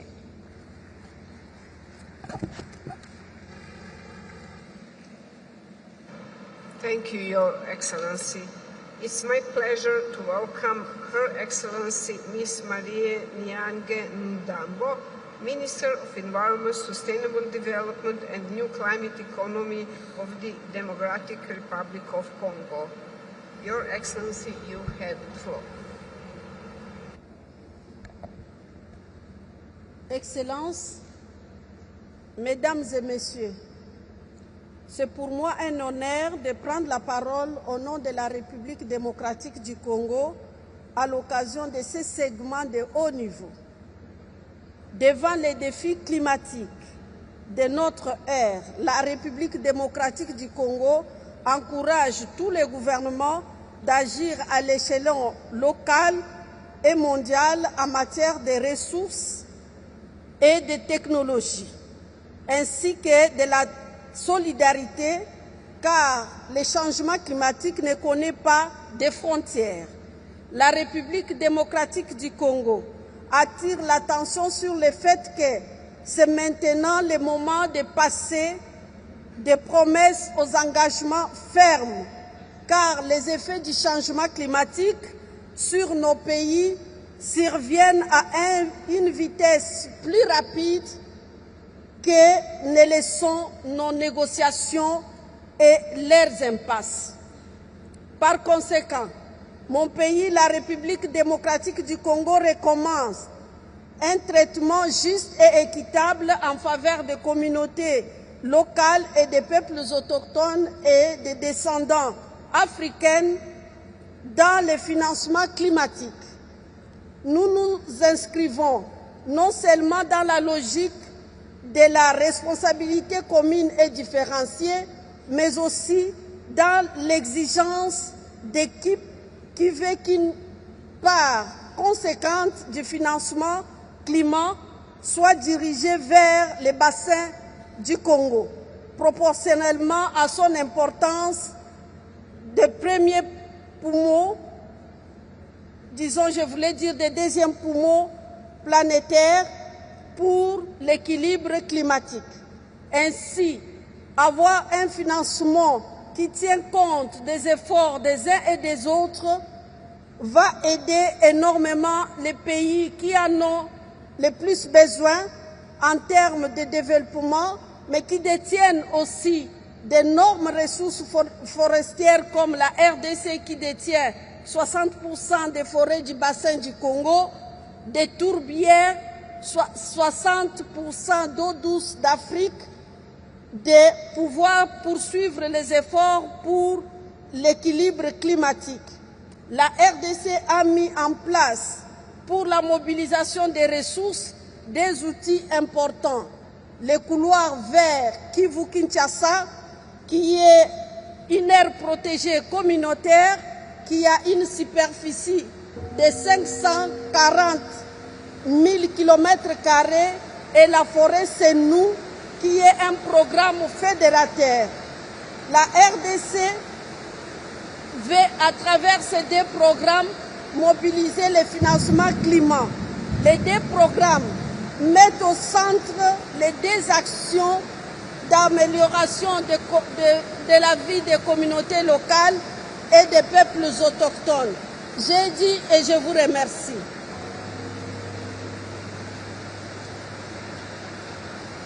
Thank you, Your Excellency.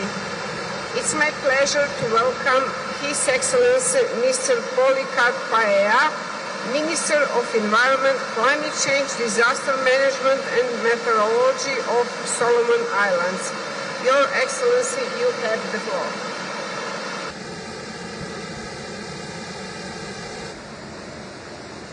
Mr. President, Excellencies, esteemed delegates, I'm honored to speak on behalf of the government and the people of Solomon Islands. I congratulate you on the election to the COP presidency and thank you, the government and the people of Belem, Brazil, for their warm hospitality. The hour for climate action is upon us. As COP30, the COP of truth, unfolds, we trust your leadership to guide us towards decisive outcomes. Solomon Islands stands on the front lines of the climate crisis, where loss, displacement, threatened livelihoods, food insecurity, and erosion of culture and heritage are daily realities. The first global stocktake and the latest NDC synthesis report confirm that current efforts shortfall of keeping 1.5 degrees Celsius within reach. We urge all countries yet to submit NDC 3.0 to do so urgently. High-emitting countries must lead by rapidly reducing greenhouse gas emissions. with the IPCC warning of severe risk at 1.5 degrees Celsius and catastrophic impacts at 2 degrees Celsius. The world must accelerate decarbonization and transition to low-carbon, climate-resilient pathways consistent with the ICJ advisory opinion. Mr. President, climate finance is not goodwill. It is legal, moral, and shared human obligation. Finance must be predictable, transparent, just, and centered on public and grant-based resources. Solomon Islands cannot adapt with debt. We therefore call for grant-based and concessional finance that is timely, simplified, and accessible. The new collective quantified goal must be truly transformative, delivering predictable and sufficient resources, aligned with the science and the 1.5 degrees Celsius goal, and meeting the needs of the most vulnerable. Mr. President, the Solomon Islands welcome the Barbados implementation modalities and urge rapid capitalization of the fund for responding to loss and damage so it can deliver target support to highly impact communities, including ours. On adaptation, the DGA indicators must be non-punitive, non-prescriptive, and country relevant, consistent with CBDR RC. We call for strengthened support for both the formulation and implementation of national adaptation plans. As a Pacific Blue Continent state, we affirm the centrality of the ocean to climate regulation and urge UNFCCC bodies to elevate the ocean climate nexus to the highest level of priority. Mr. President, the success of this COP depends on transparency, accountability, and equitable partnership. Let us uphold true multilateralism and deliver the outcomes the world expects from COP30. For Solomon Islands, the 1.5 degrees Celsius limit is non-negotiable. It is a matter of survival. I thank you. Excellency, it's my pleasure to welcome Her Excellency Ms. Kaline Mbarushimana, Minister of Environment, Agriculture and Livestock of Burundi. Your Excellency, you have the floor. Monsieur le Président de la COP30, Mesdames, Messieurs, le changement climatique et la dégradation des ressources terrestres sont des phénomènes environnementaux qui menacent la vie de l'homme et sapent les efforts de développement économique de tous les pays du monde en général, surtout ceux en développement. La COP30 vient au moment où le Burundi a pris soin des questions liées au climat en mettant en œuvre l'accord de Paris, étant donné qu'il fait partie des pays les plus affectés par les impacts du changement climatique. Le Burundi fait face à la sécheresse et les inondations avec toutes leurs conséquences pour un pays ayant une agriculture qui dépend de la pluviométrie, constitue une véritable menace pour le développement socio-économique des Burundais. À la lumière de ces événements, le renforcement de l'action dans la lutte contre les effets néfastes des changements climatiques n'est pas à négocier. C'est ceci fait que le Burundi met en place une plateforme nationale de réduction des risques et gestion des catastrophes. En plus, le Burundi fait face au plan national de développement de 2018-2027, a mis en place sa vision pays émergent en 2040, pays développé en 2060 et a besoin de soutien pour sa mise en œuvre. Le Burundi dispose de la politique, la stratégie et le plan d'action sur le changement climatique, le code forestier révisé, l'étude de la vulnérabilité au changement climatique, une stratégie de communication à la matière et le document d'évaluation des besoins en technologie pour le secteur prioritaire. En plus du plan national d'adaptation, le Burundi a déjà terminé et soumis sa troisième communication sur le changement climatique, sa contribution déterminée CDN 3.0 et son rapport biennal sur la transparence BT1.1. Pour le moment, la quatrième communication nationale sur le changement est en cours d'élaboration. Les actions d'adaptation jugées prioritaires ont été réparties par leur secteur pour leur mise en œuvre effective. En effet, le Burundi a déjà commencé à mettre en œuvre sa CDN 3.0 à travers un grand projet de reboisement à l'échelle nationale et à travers plusieurs projets et programmes dans les secteurs vulnérables, en toute autre ressources en eau, énergie, agriculture, santé, paysage et déchets. Mesdames, Messieurs, le Burundi recommande ce qui suit. L'accès au financement climatique internationaux en simplifiant les procédures compte tenu des critères et réalités africaines. Mise en place du programme de valorisation de solutions locales et communautaires. L'investissement dans la résilience et l'adaptation en soutenant les infrastructures vertes, l'agriculture durable et la gestion intégrée des ressources naturelles. La promotion de la transparence et la redevabilité pour garantir les fonds mobilisés atteignant les bénéficiaires et produisant des résultats durables. Pour conclure, j'interpelle les mécanismes financiers à mettre en place des processus simplifiés permettant l'accès facile aux fonds de financement climatique afin que les pays puissent faire face le plus rapidement possible aux effets du changement climatique. Je vous remercie. Thank you, Your Excellency. It's my pleasure to welcome His Excellency Mr. Maina Makafua Talia, Minister of Home Affairs, Climate Change and the Environment of Tuvalu. Your Excellency, you have the floor. Co-President, Honorable Ministers, distinguished guests, ladies and gentlemen, Tuvalu is making this statement that brings to COP30 the key priorities of regional grouping of 14 Pacific Small Island Developing States, PSIDS. We would like to begin by thanking the COP30 President of Brazil for the constructive and collaborative spirit of Mutirao, which they have led discussions here in Belem to date. The Presidency has described COP30 as the moment of truth.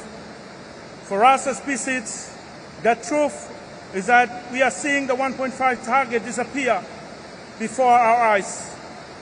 We as small island states need to keep the 1.5 degrees alive. It is the line between our survival and loss.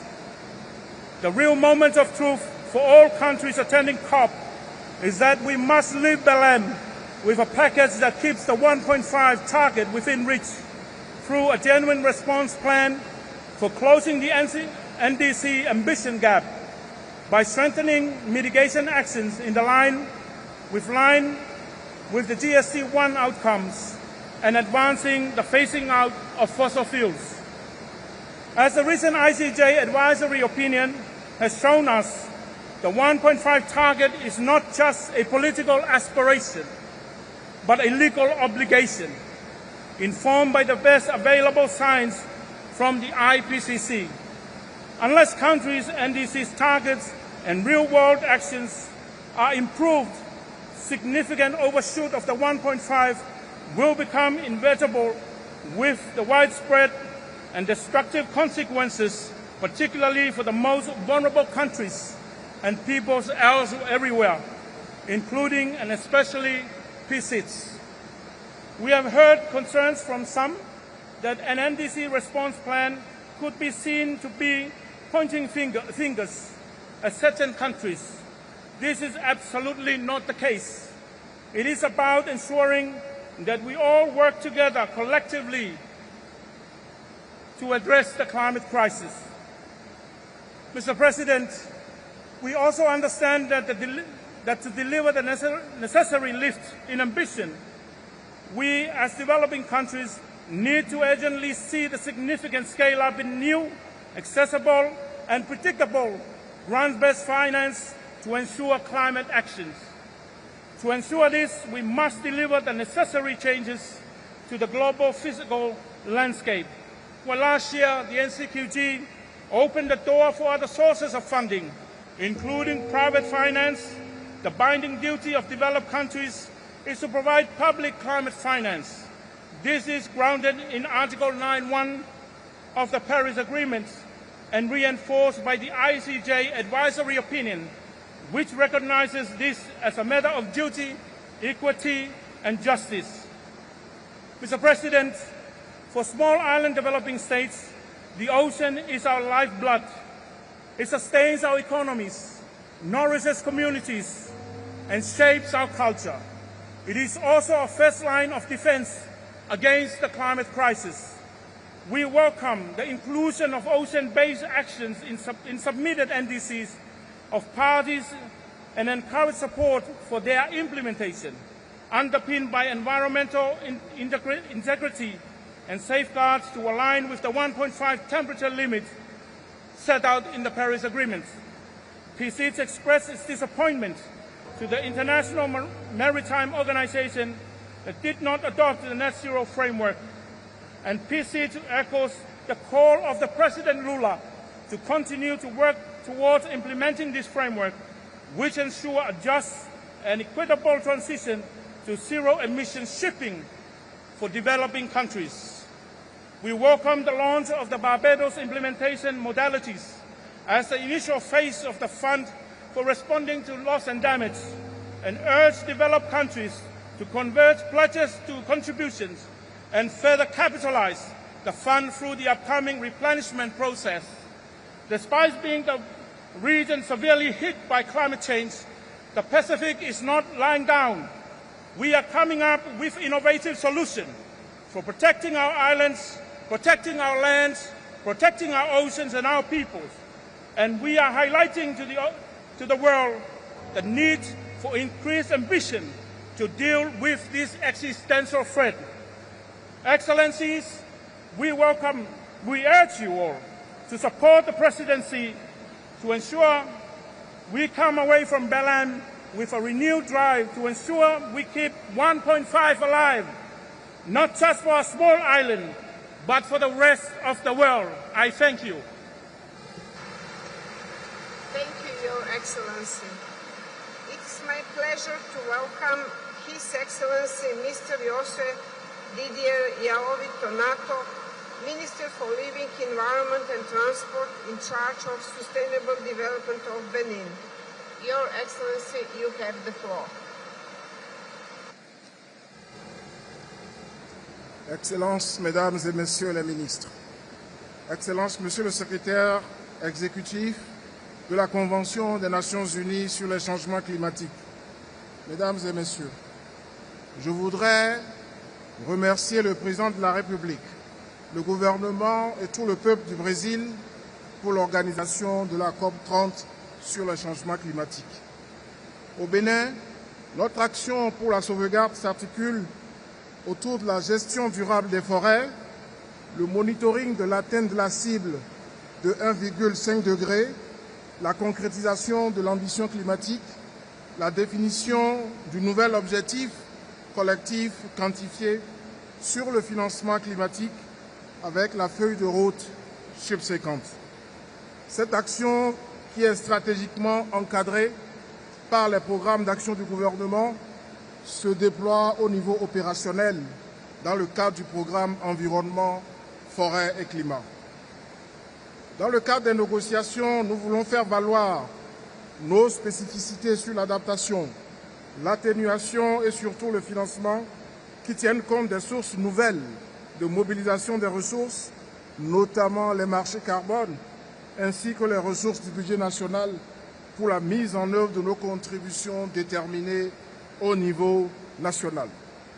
Les pays africains font partie intégrante de la solution à la crise climatique mondiale. L'Afrique contribue déjà à la résolution de la crise climatique grâce à son potentiel en énergie renouvelable, à ses richesses minières, à son capital agricole et forestier. Les pays africains vivent un paradoxe à plusieurs niveaux. Survenir aux besoins énergétiques d'une population en croissance démographique forte et préserver ses forêts. Procéder à la décarbonisation de nos économies et s'adapter aux conséquences des changements climatiques. C'est dans cette optique que le Bénin a élaboré sa stratégie de développement à faible émission de carbone, mise en place le Conseil béninois de développement durable, présidé par le chef de l'État lui-même, en tant qu'organe stratégique d'orientation et de veille pour un développement résilient au changement climatique. Réviser à la hausse les ambitions, particulièrement ses objectifs d'atténuation de sa CDN, créer l'autorité d'enregistrement des projets carbone qui sert également de centre de formation à la problématique carbone.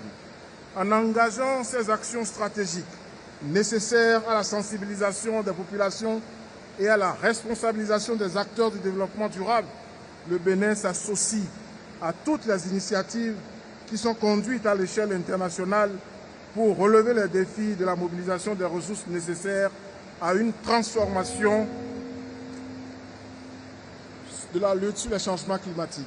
Mesdames et messieurs, aucun pays ne doit être laissé seul face au changement climatique parce qu'il pose une équation difficile par sa grande complexité et la large gamme d'intérêts contradictoires qui la sous-tendent. Par conséquent, notre action devait être guidée par les réalités du terrain, l'évolution des négociations, notre capacité d'atténuation, d'adaptation et de financement pour garantir une gestion efficace des effets des changements climatiques. La réussite des négociations passe par l'effectivité de la justice climatique, seule alternative réparatrice crédible des dommages subis par l'Afrique, donc la seule porte de sortie honorable pour Belem. Je vous remercie.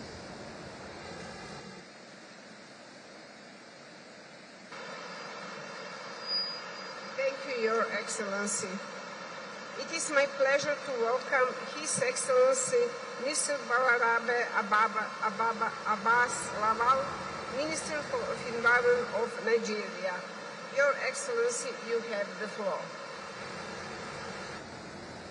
Thank you very much, Mr. President, Madam President, Excellencies, distinguished ladies and gentlemen. I bring greetings and appreciation from His Excellency Bola Ahmed Tinubu, GCFR, President of the Federative Republic of Nigeria, and I extend our congratulations to you and the good people of Brazil for hosting this historic COP30 here in the beautiful city of Belem. We also commend the UNFCCC Secretariat for its steadfast leadership at this critical moment. Mr. President, Nigeria is among the countries most vulnerable to adverse impact of climate change. The effects of this phenomenon are evident all across the regions.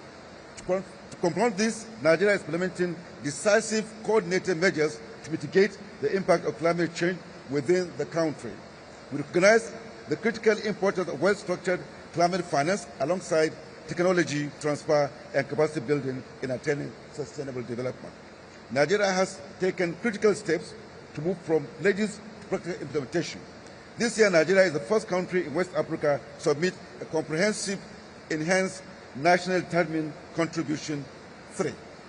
The ND3 aligns with our national development priorities that enhances resilience, energy access, adaptation, and emission reduction in all key sectors.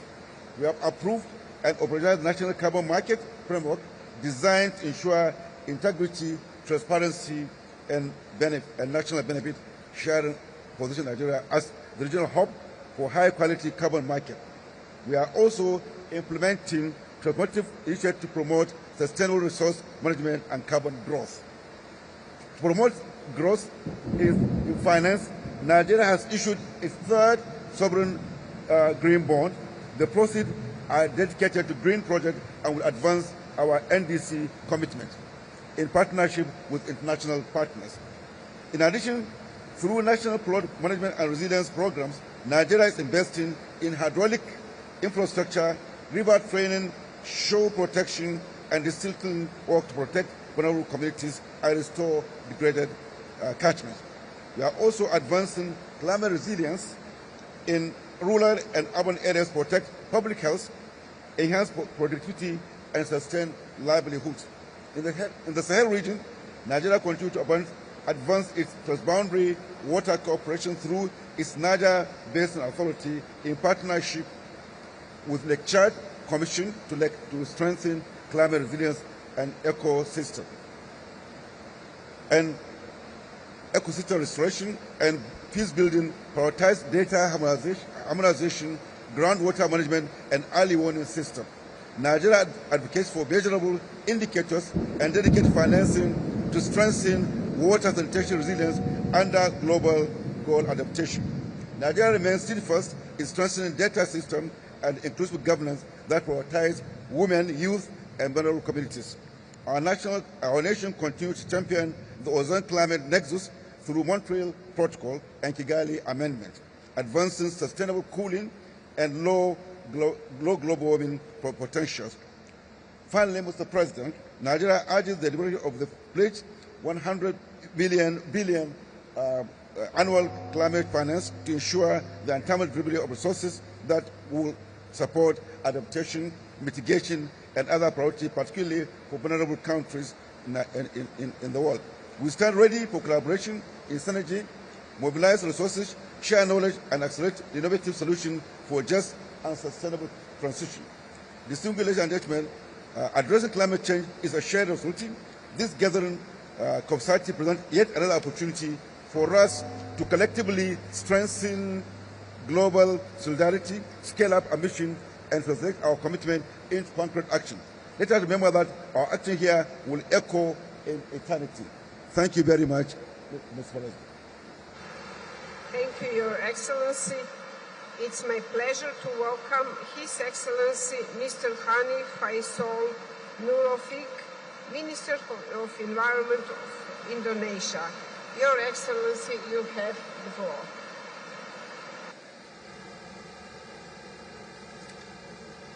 Thank you very much.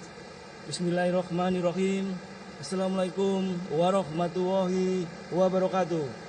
Excellency, Head of State and Government, ladies and gentlemen, on behalf of the Indonesian people, I extend our heartfelt gratitude to the government and people of Brazil, especially President Luiz Inácio Lula da Silva, for hosting this pivotal climate change conference marking 10 years of the Paris Agreement. We came to Belem with a strong commitment to the Paris Agreement and achieving net zero emission by 2060 or earlier. This pledge reiterates by the President of Indonesia at the UN General Assembly and the Special Envoy at the Belem Climate Summit on 2025. Highlights Indonesia's dedication to global climate action. Excellency, to advance the Paris Agreement, Indonesia submitted its second NDC in October 2025 and National Adaptation Plan in November 2025. Under this enhanced commitment, we have set to level of emission of 1.2 until 1.5 gigaton CO2 equivalent by 2030. Raise renewable energy to 23% of our energy mix by 2030 and develop clean technology. Our Follow Net Sink 2030 program remains central, targeting at net CO2 reduction of 92 until 118 million tons by 2030. To support climate action and strategies, Indonesia has introduced a series of regulatory instruments, including Presidential Regulation number 110 on waste to energy and Presidential Regulation number 110 on carbon pricing. They serve as key component of our national framework for decarbonization, financing, and greenhouse gas emission management. To strengthen our climate commitment, Indonesia support Brazil initiative on tropical forest forever facility and has reduced deforestation by 75% since 2019. It is investing in conservation, biodiversity, and community program, well recognized the disproportionate climate impacts on vulnerable groups. Indonesia pledged in 1.4 million hectares of customary forest to local communities and restoring 12.7 million hectares of degraded lands. This morning, Indonesia launched Indonesia Blue Carbon Ecosystem Roadmap, an action guide affirming our commitment to ocean and coastal ecosystem as vital climate solution. Distinguished guests, after a week of intense negotiation, COP30 faces a pivotal moment. Progress is being made, but faster action is needed, especially on climate finance, adaptation, and just transition. Indonesia remains fully committed to working hand in hand with all parties to ensure that COP30 delivers concrete, inclusive, and transformative outcomes. Thank you very much. Wassalamualaikum warahmatullahi wabarakatuh. Thank you, Your Excellency. It is my pleasure to welcome His Excellency Mr. Isifu Seidu, Minister of State for Climate Change and Sustainability of Ghana. Your Excellency, you have the floor.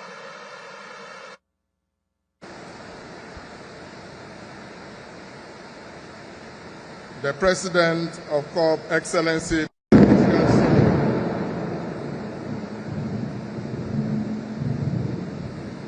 The President of COP, Excellency, distinguished guests, ladies and gentlemen, I bring you warm felicitations on behalf of His Excellency John Dramani Mahama, the President of the Republic and the good people of Ghana, hosting this event in Belem, home of the Amazon, the world's largest tropical rainforest, known for its immense biodiversity, critical for attaining climate resilience and a just transition, is profoundly fitting. Mr. President, climate change is the single greatest existential threat to our economic development and the livelihoods of the world's most vulnerable. For Ghana and the other developing nations, this is not a future model, but a present-day reality. Its impacts are evident in increased floods, droughts, heat waves, which devastate lives, infrastructure, and food security. Mr. President, how long can we wait after 30 COPs for 2,900 deaths to continue to occur annually due to climate-related diseases as estimated in our national NDCs? How long can Ghana continue to spend $100 million annually for disaster-related extreme weather events? The impact of climate change is a global issue that affects us all. Therefore, addressing climate change is a moral and a strategic necessity for global climate action. Ghana is already investing in renewable energy, promoting sustainable practices, and implementing an energy transition framework aimed at achieving net zero emissions by 2060. While blessed with mineral resources such as oil and gas, vital for our development, Ghana also possesses a comparative advantage for a shift to low-carbon sources like solar, wind, and nuclear power. Distinguished delegates, in conclusion, let's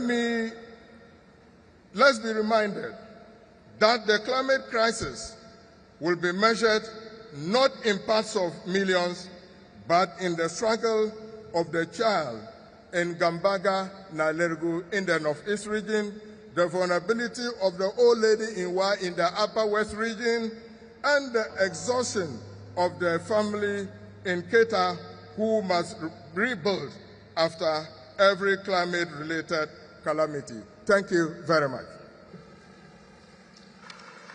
Thank you, Your Excellency.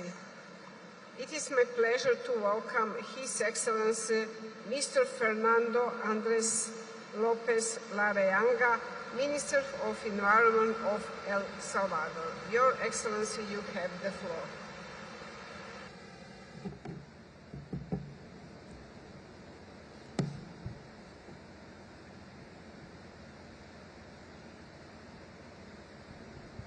Muchas gracias, señora Presidente. Distinguidos delegados, reciban un cordial saludo de la República de El Salvador, el país del surf, del café y el Bitcoin. En El Salvador tomamos decisiones valientes, rompimos con lo que no funcionaba y demostramos que un país pequeño también puede cambiar su destino. Lo hemos hecho con la seguridad, transformando una realidad que muchos creían irreversible. Y hoy estamos aplicando esa misma determinación para transformar nuestra relación con el ambiente. Durante años se nos llamó uno de los países más vulnerables del mundo. Parecía que ese título era una condena, pero El Salvador ya demostró que incluso lo que parece imposible se puede revertir. Hoy dejamos atrás la narrativa del riesgo para construir una nueva, la de un país que se adapta, que se prepara y protege a su gente.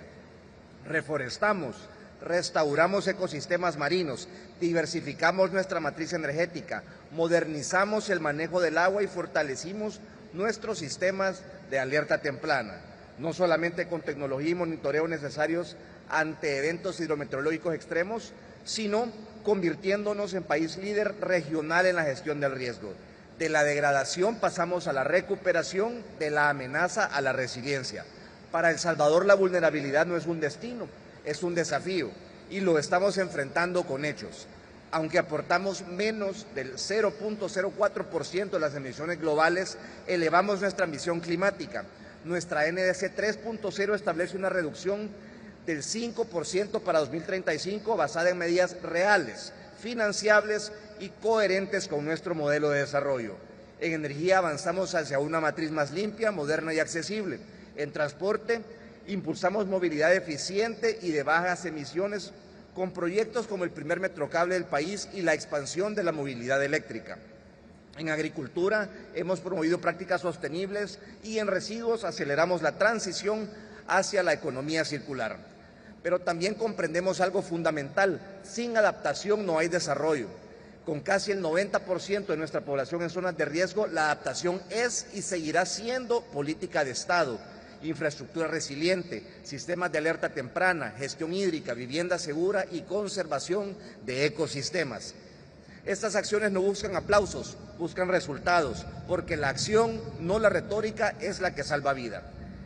Este espíritu también se refleja en uno de los proyectos más emblemáticos y transformador del presidente Nayib Bukele, la construcción de 2 escuelas por día en todo el país. Los cambios más profundos no empiezan en los grandes foros, sino en las aulas. Cada escuela está diseñada con criterios de sostenibilidad, jardinería con especies endémicas para promover biodiversidad, áreas permeables que recargan los mantos freáticos, iluminación LED para reducir la huella de carbono, materiales con aislamiento térmico que mejoran confort y disminuyen el consumo energético. Estamos educando a nuestros niños en entornos verdes, seguros y sostenibles, porque no se trata solamente de qué planeta dejaremos a las próximas generaciones, sino qué tipo de personas le estamos dejando al planeta. Este esfuerzo forma parte de una visión nacional que integra restauración, ciencia y educación para transformar nuestra relación con el ambiente.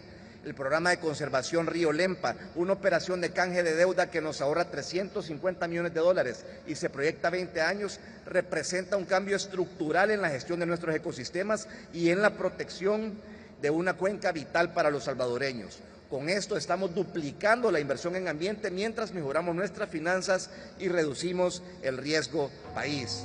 El Salvador mantiene abierta la puerta a la cooperación, a las alianzas y al intercambio técnico. Venimos a trabajar con quienes creen que la acción climática debe medirse por lo que se ejecuta y no por lo que se declara año tras año en esta plenaria. Los países que menos hemos contribuido a la crisis climática somos quienes más pagamos sus consecuencias. Aún así, estamos cumpliendo, adaptando y transformando. Por eso hacemos el llamado a todos. Si entendemos la dimensión de este desafío, actuemos con la ambición que el mundo requiere. Nosotros estamos avanzando con compromiso. Confiamos en que todos ustedes nos van a acompañar en este esfuerzo con liderazgo y responsabilidad compartida. Construyamos el futuro. Este es el momento de elegir entre hablar del problema o enfrentarlo con acciones. Gracias.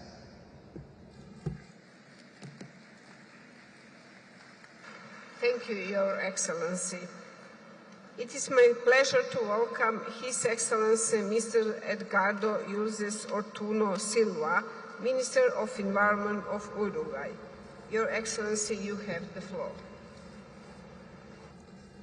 Señor Presidente, distinguidas autoridades, en nombre de la República Oriental del Uruguay, deseo expresar nuestro sincero reconocimiento al Gobierno y al pueblo de Brasil por la hospitalidad brindada y por la organización de esta trascendental conferencia en Belem, corazón de la Amazonia.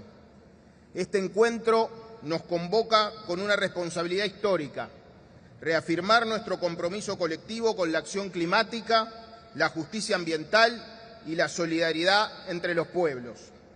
Uruguay reitera su pleno compromiso con la Convención Marco de las Naciones Unidas sobre Cambio Climático y con el Acuerdo de París, como los instrumentos multilaterales legítimos y esenciales para enfrentar la crisis climática de forma colectiva, inclusiva y basada en la ciencia. Hacemos un llamado a renovar los compromisos para fortalecer el acceso al financiamiento climático, con un equilibrio adecuado entre mitigación y adaptación. Es fundamental el cumplimiento efectivo de los compromisos financieros de los países desarrollados hacia los países en desarrollo, para que estos cuenten con recursos adicionales, previsibles, concesionales y transparentes, en línea con el principio de responsabilidades comunes pero diferenciadas. Uruguay atravesó recientemente la peor sequía en décadas, sufre inundaciones y presenta alta vulnerabilidad ante los fenómenos climáticos extremos como país productor de alimentos con un amplio territorio dedicado a actividades agropecuarias y por la extensión de su espacio costero. Necesitamos decisiones concretas y robustas en materia de adaptación, particularmente en lo que respecta a la adopción de los indicadores necesarios para medir y evaluar el progreso colectivo hacia el objetivo mundial de adaptación del Acuerdo de París y para la implementación de los planes nacionales de adaptación. Asimismo, debemos emitir un mensaje claro sobre la centralidad de la justicia climática en la toma de decisiones. La transición energética y productiva debe ser socialmente justa, equitativa e inclusiva, sin dejar a nadie atrás.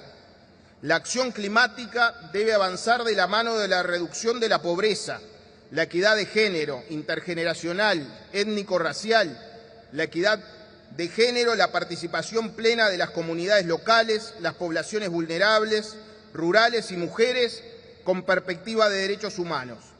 En ese sentido, consideramos necesaria la creación de un mecanismo de transición justa bajo la Convención.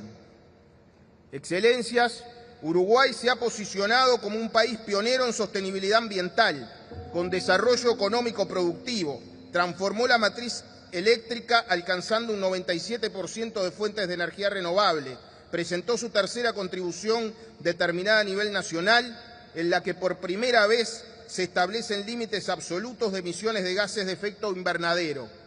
Cuenta con una estrategia climática de largo plazo al 2050 y una sólida arquitectura de gobernanza ambiental mediante la coordinación interinstitucional en el Sistema Nacional de Respuesta al Cambio Climático, la continuidad de las políticas de Estado y la participación ciudadana en consonancia con el Acuerdo de Escazú. Queremos y debemos seguir avanzando juntos. La COP30 debe ser recordada como una conferencia de decisiones firmes y resultados equilibrados, donde los compromisos se transforman en acciones concretas. Queremos contribuir a los consensos, aportar soluciones y ejercer liderazgo. Nuestro mensaje es claro: la justicia climática no puede esperar. Muchas gracias.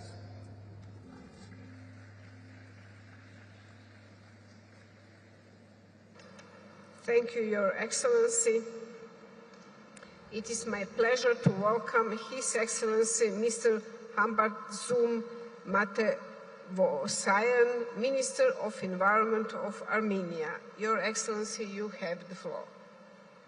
Thank you. Dear Presidency, Excellencies, ladies and gentlemen, I congratulate the President and the Government of Brazil for their leadership in hosting COP30. It is an honor to address this distinguished gathering on behalf of the Republic of Armenia. We stand united with the common purpose to safeguard our planet, protect our people, and ensure a sustainable future for our generations to come. Armenia is a landlocked and mountainous country that is highly vulnerable to climate change. It affects agriculture, water resources, biodiversity, human health, and the daily lives of our citizens. And despite these challenges, we are determined to act decisively. Over the past year, Armenia has made major progress in climate governance. We adopted the comprehensive climate law that sets a long-term, economy-wide legal framework for action. We endorsed our LT-LEDs, which provides a clear path toward a low-emission and climate-resilient future aligned with the Paris Agreement. We advanced our third NDC, which is more ambitious than our 2021-2030 targets. Our updated NDC integrates stronger adaptation and mitigation targets. Renewable energy is a central pillar of our strategy. In recent years, we have expanded solar and wind power with plans to double renewable capacity by 2040.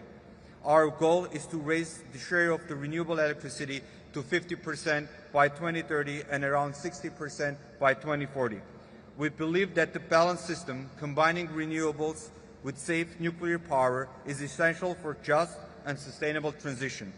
We are also implementing ambitious forest restoration and afforestation programs to increase forest cover. These reforms send a clear message. Armenia is committed, ambitious, and ready to lead by example. And still, we cannot act alone. For Armenia, like in many developing countries, finance, technology, and capacity building are essential. Without predictable and adequate international support, our full climate ambition cannot be achieved. We therefore call on all partners to increase climate finance, accelerate technology transfer, and reinforce capacity building support. Distinguished colleagues, in October 2026, Armenia hosts the 17th Conference of the Parties to the Convention on Biological Diversity, COP30, guided by the core values of inclusivity, transparency, high ambition, and action. Synergy and complementary across conventions is one of the core pillars of our vision. By minimizing duplication, accelerating implementation, and strengthening national capacities, we aim to foster a more integrated and effective approach to environmental sustainability.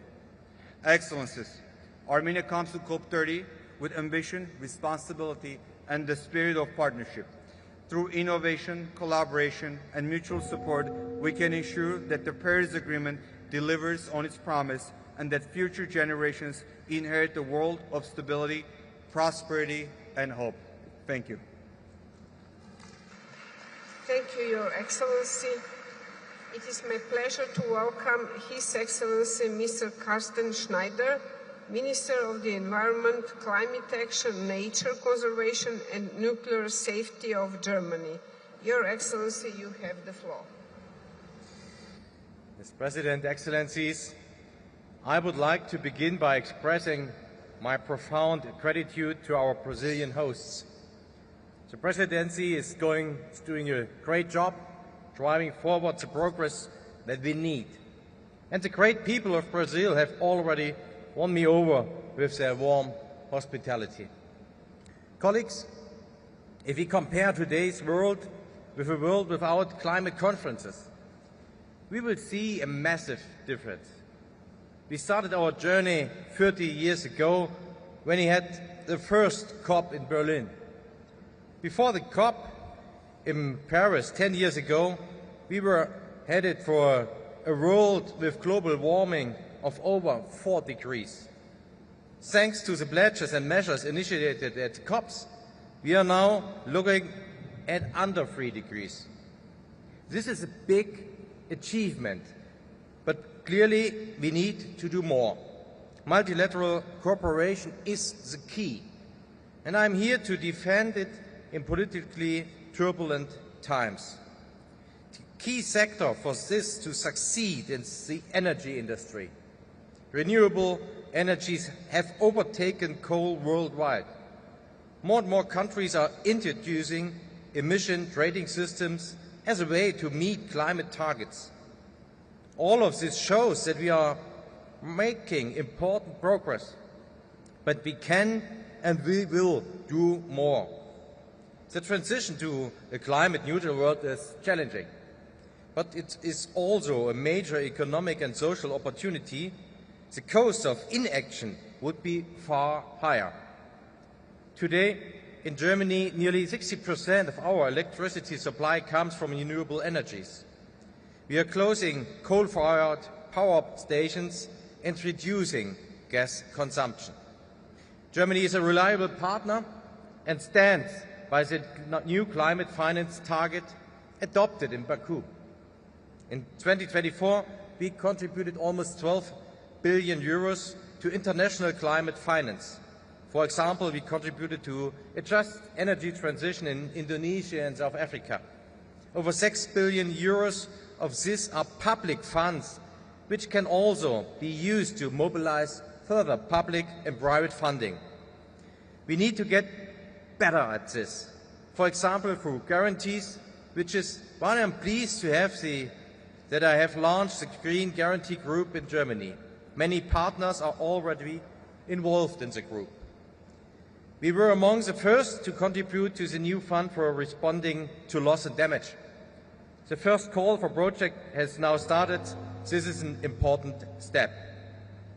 Adaptation measures will play a key role here in Belem. These measures need to be implemented even faster to protect people and ecosystems.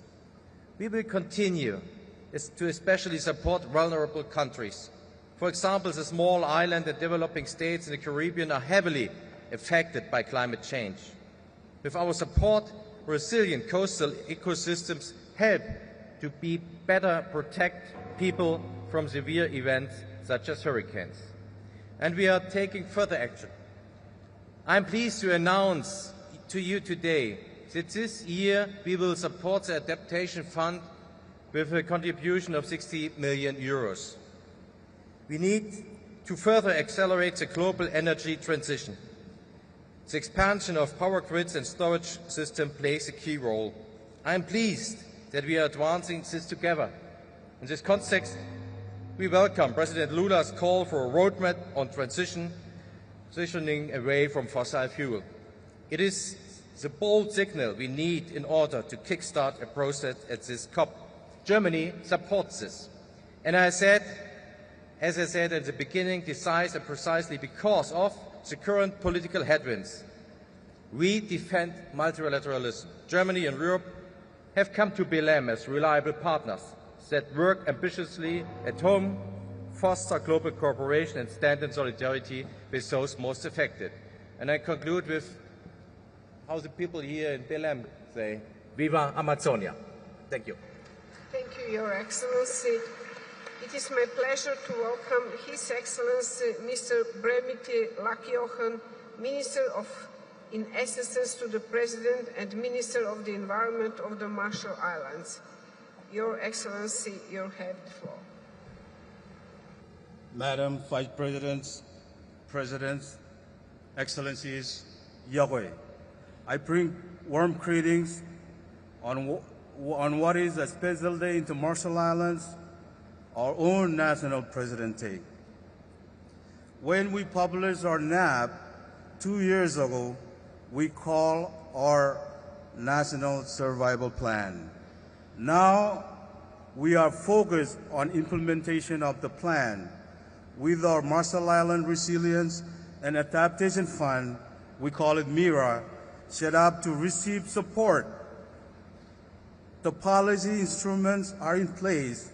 We now need survival finance to deliver. We thank those already supporting us, like Taiwan, who should be here, contributing to the Mataro spirit needed to tackle climate change. Our adaptation needs numbers in billions. Let me say that again, numbers in billions. The impact of sea level rise, the salting of freshwater supplies, the erosion of shorelines, the tieback of our coral reef, these physical impact will transform our atoll island environment. With, in turn, most protective our coast, reclaim from the sea, and rise our islands, adaptation as limits, and the destruction to the property, culture, heritage will be profound. And we know these impacts are not just natural. In the Marshall Islands, women are stewards of our land, and the climate action must be designed with their realities in mind. Despite the impact of our shores, our people want to stay. I believe we all share this feeling. We want to remain and live with dignity in our own countries. In our traditions, when a child is born, the umbilical cord is buried in our family land. This signifies that no matter where we go in the world, you all are always pulled back to your first place of nourishment. But if that land is under the sea, then what? Excellencies, I take this inspiration from our ancestors who crossed vast ocean distances. When the stars disappear behind clouds and the wind tide, Marshallese navigators lay down in their canoes to feel their way forward by reading the pattern of the waves. At a time when geopolitics threatened to overtake us, we, Excellencies, must navigate our way forward.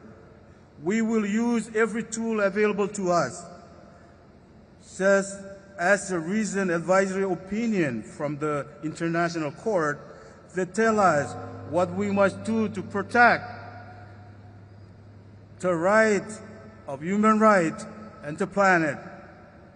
Deliver NDC that are 1.5 aligned. Stop exploiting fossil fuel. Provide adaptation support, and above all, cooperate to deal with the climate emergency. As the Belem Climate Excellency, I have a few more minutes. Our leaders made bold call to action to kick off this COP of truth, such roadmap for the ending of fossil fuel, and deforestation.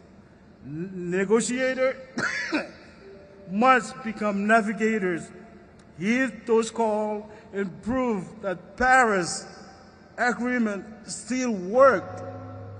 Excellency, we are not giving up on these processes. Excellency, I appeal to these processes not to give up on us. Komozala, and thank you very much on behalf of all the Marshallese. Thank you. Thank you, Your Excellency. It is my pleasure to welcome His Excellency Mr. Gem Schering, Minister of Energy and Natural Resources of Bhutan. Your Excellency, you have the floor.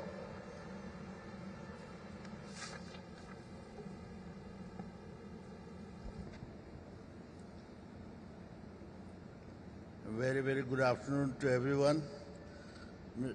President, Excellencies, distinguished delegates, on behalf of the Royal Government of Bhutan, I convey warm greetings from His Majesty the King Jigme. It is an honor to address this distinguished gathering at the 30th session of the Conference of the Parties, a historic milestone marking 10th anniversary of the Paris Agreement. We congratulate the government of Brazil for hosting COP30 in Belem, symbolically situated in the heart of the Amazon, the lungs of our planet. As Belem is the heart of the Amazon, Bhutan is heart of the Himalayas, the lungs of our planet. Keeping 1.5 degrees Celsius alive is no longer a choice but a moral responsibility for humanity to drive in this one and the only Mother Earth. The cost of initiation is mounting as intensifying climate impacts threaten our economic prospects, financially stability and livelihoods, especially those of us most vulnerable and who lack capacity but have contributed least to the cause of the climate change. Despite being small, landlocked, mountainous, and highly vulnerable to the impacts of the climate change, Bhutan continues to head and uphold our commitment to remain carbon neutral for all the times to come. leveraging our hydro and forest resources. The third nationally determined contribution, launched on October 24, 2025, by the Honorable Prime Minister of Bhutan during the Royal Highland Festival celebrated at 12,500 feet above sea level, reaffirms Bhutan's carbon-neutral commitment and reflects enhanced ambition and deeper integration of climate action into national economic development strategies and plans. The NDC is aligned with Bhutan's 10x National Economic Vision 2050, a bold and transformative blueprint that embodies our effective aspiration for the resilient, prosperous and harmonious future. I am also pleased to inform you on the vision of the Galefu Mindfulness City initiated under His Majesty King Jigme's leadership. This is a model mindfulness city that seeks to offer the world a different development path, one where traditional Buddhist value of the spirituality and harmony with nature behind with innovation, technology, and we call for Belem COP to call for action for to transform climate action plans into creative solution. It must deliver results for people, protect ecosystem, and product tangible impacts.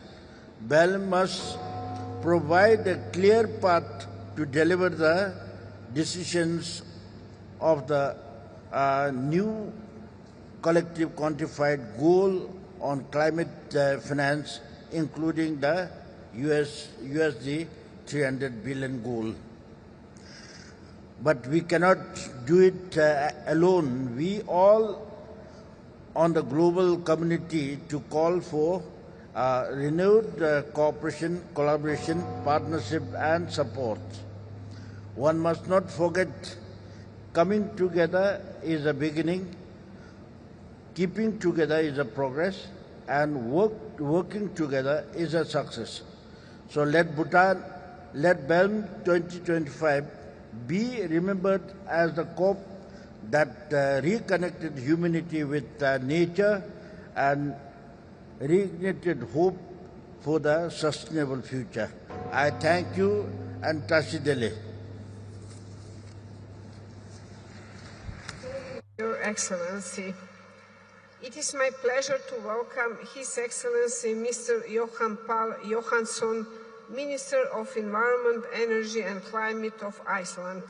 Your Excellency, you have the floor.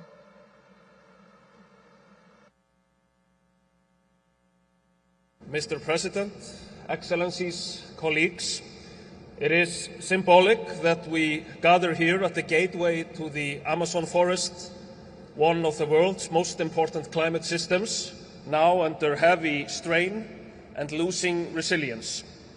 Thousands of kilometers away, in the North Atlantic, where I am from, another major climate system is showing signs of stress. I am speaking of AMOC, a vast ocean circulation that moves heat northward and shapes weather patterns across Europe and beyond. New research suggests that AMOC is not only gradually weakening, but that the risk of large, abrupt change is real and possibly closer than previous assessments implied. The destabilization of AMOC could bring profound disruption to our infrastructure, our ecosystems and living conditions, even during the lifetime of our children. For Iceland, this is a matter of national security, and the government treats it accordingly.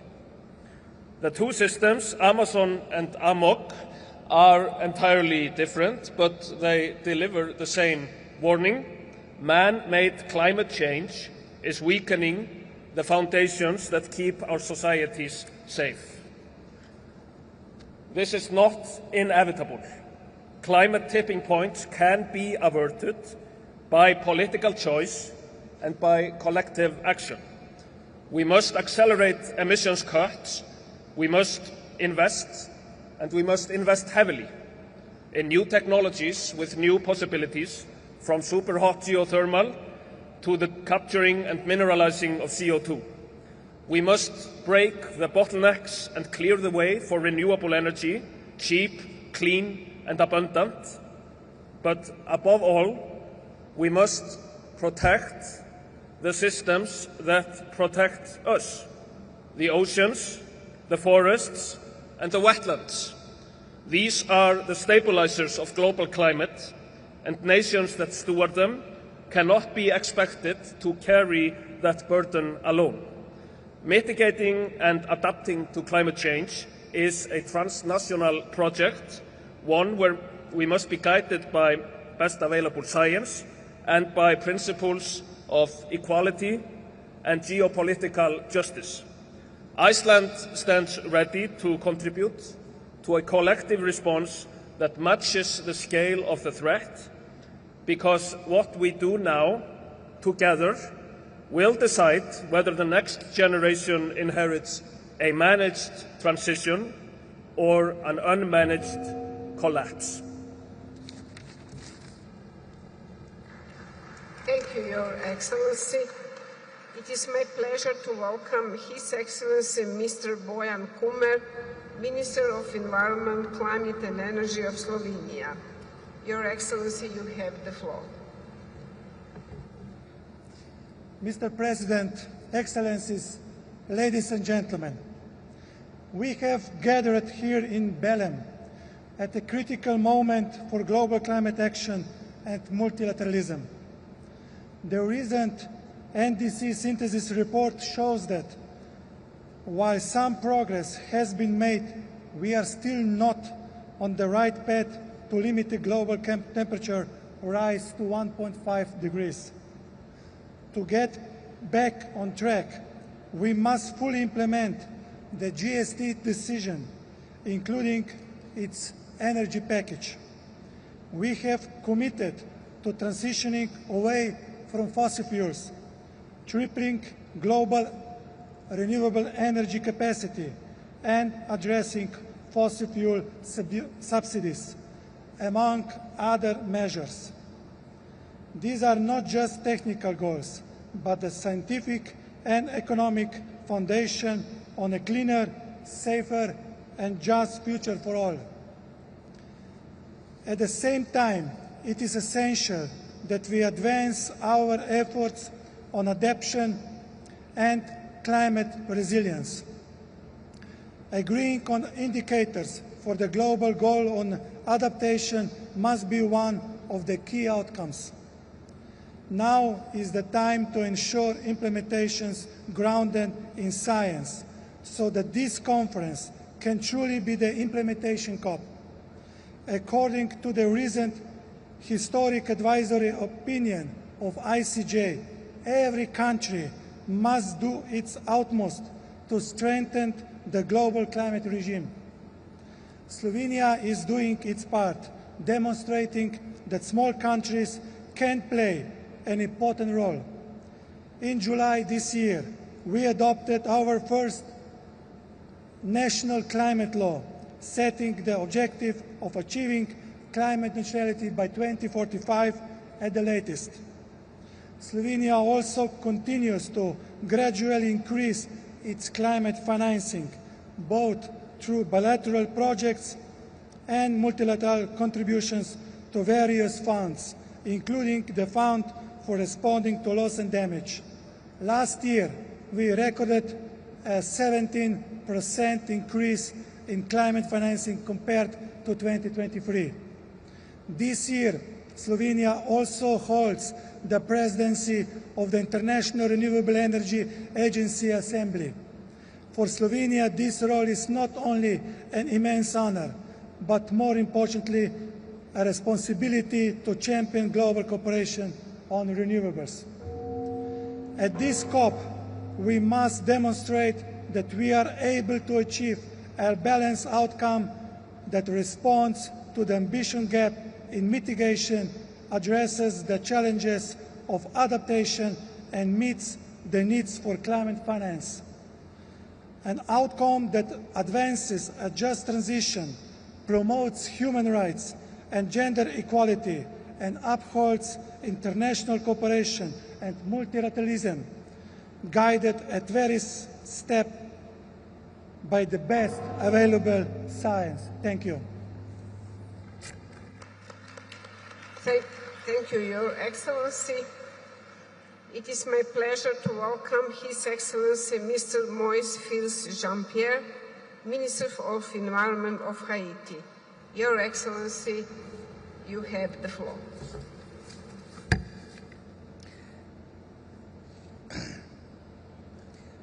Madame la Présidente, distingués délégués, Mesdames, Messieurs, je prends la parole au nom de Son Excellence, M. Moïse Fils Jean-Pierre, ministre de l'Environnement d'Haïti.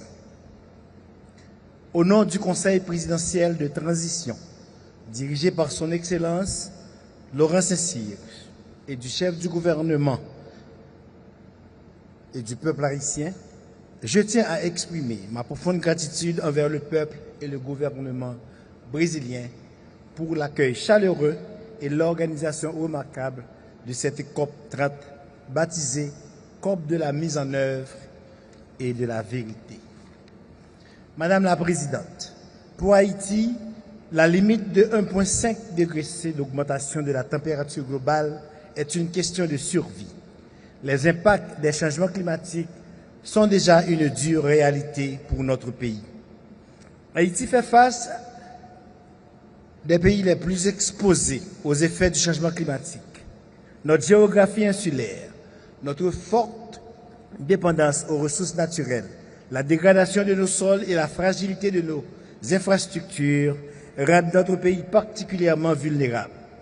Selon l'indice mondial des risques climatiques, Haïti figure régulièrement parmi les 10 nations les plus affectées par les catastrophes naturelles au cours des 2 dernières décennies.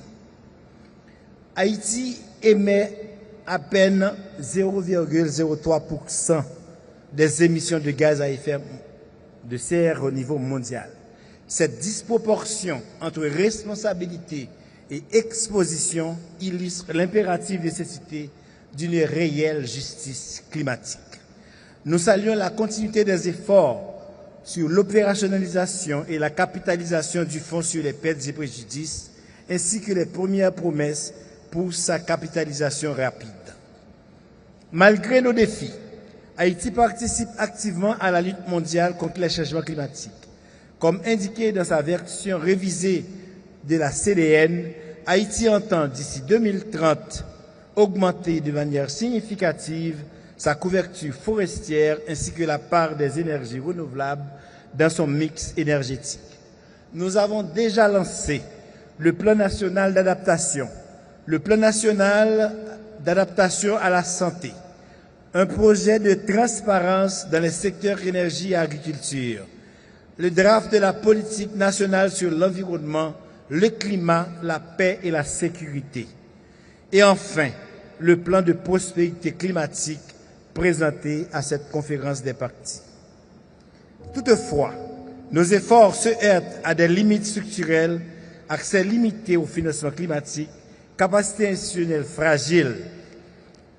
Madame la Présidente, Haïti entend que cette COP30 marque un tournant décisif, un cadre solide pour évaluer les progrès et renforcer les ambitions d'adaptation, une transition juste, respectueuse des droits humains et soutenue par des engagements financiers clairs, un dédoublement effectif du financement pour l'adaptation et les pertes et préjudices, une décision ambitieuse sur un nouvel objectif collectif de financement climatique, la mise à jour des CDN et le soutien technologique, une rupture définitive avec le statu quo, notamment dans nos rapports avec les énergies fossiles. Comme vous l'avez stipulé avec raison, la coopération mondiale, par le biais du multilatéralisme, peut rétablir la confiance et confirmer au monde entier qu'une action collective et inclusive est le seul moyen de mener à bien une transition, une transformation qui ne laisse personne de côté. De ce fait, Haïti réitère son soutien à la participation pragmatique et constructive de Taïwan aux négociations mondiales sur le climat. Pour la communauté haïtienne, à l'instar de celle des petits États insulaires en développement, le seuil de 1,5 degré n'est pas un slogan. Il est une question existentielle qui engage la paix, la sécurité et la dignité des peuples. Agissons vite et bien pour un regain de confiance dans le multilatéralisme et pour le bien-être des générations actuelles et futures. Je vous remercie.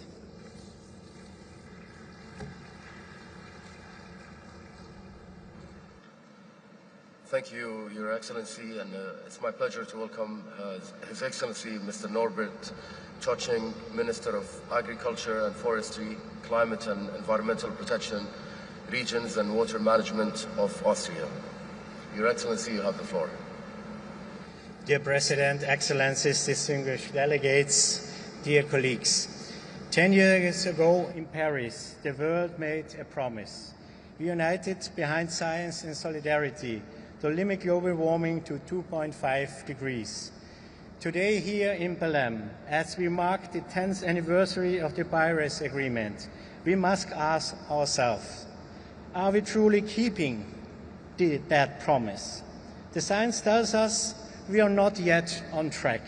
Global temperatures exceeded 1.5 degrees for the first time last year, and extreme weather events are multiplying across the globe. The message from nature is clear. Excellencies, since the very first sustainability conference in Rio, we have gradually increased our ambitions. Now that we are returning to Brazil, here in Belem, let's turn ambition into action. We have the prerequisites. We have set net zero commitments. Renewable energy capacities have grown and new technologies have emerged. Now it is up to us to deliver tangible results. The EU is committed to deliver. Austria is still committed to deliver. As we look for more solutions, let us not forget one of our most powerful allies, nature itself. Forests, for example, are the lungs of our planet. They absorb CO2, shelter vast biodiversity, and provide the resources for a future-proof bioeconomy. Likewise, our mountain ecosystems, often overlooked in global debates, are vital for our planet's balance. So let us strengthen support for nature-based solutions. Colleagues, climate change also puts extraordinary pressure on communities already affected by armed conflicts. Climate action in these countries is an investment in peace and stability. Let me assure you, we do hear the calls not to forget about climate action in peace building and post-conflict recovery. Therefore, at the United Nations in New York, Austria is taking climate action very seriously. As current co-chair of UN Climate Security Mechanism, we believe that protecting our climate also means protecting lives and preventing conflicts. And we will continue these efforts if elected as member of the UN Security Council next year for the period 2027 to 2028. Colleague, Excellencies, we need a climate policy that strengthens competitiveness, promotes innovation, and empowers the youth to be agents in our efforts toward a green transition. If we act decisively, by 2035, we can live in a world powered by renewable energy, where our forests stand tall, our mountains are protected, and our economies are stronger and more resilient for this and generations to come. Thank you very much.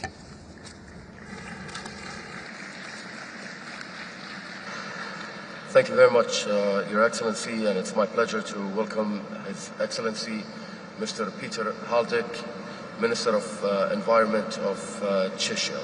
Your Excellency, you have the floor.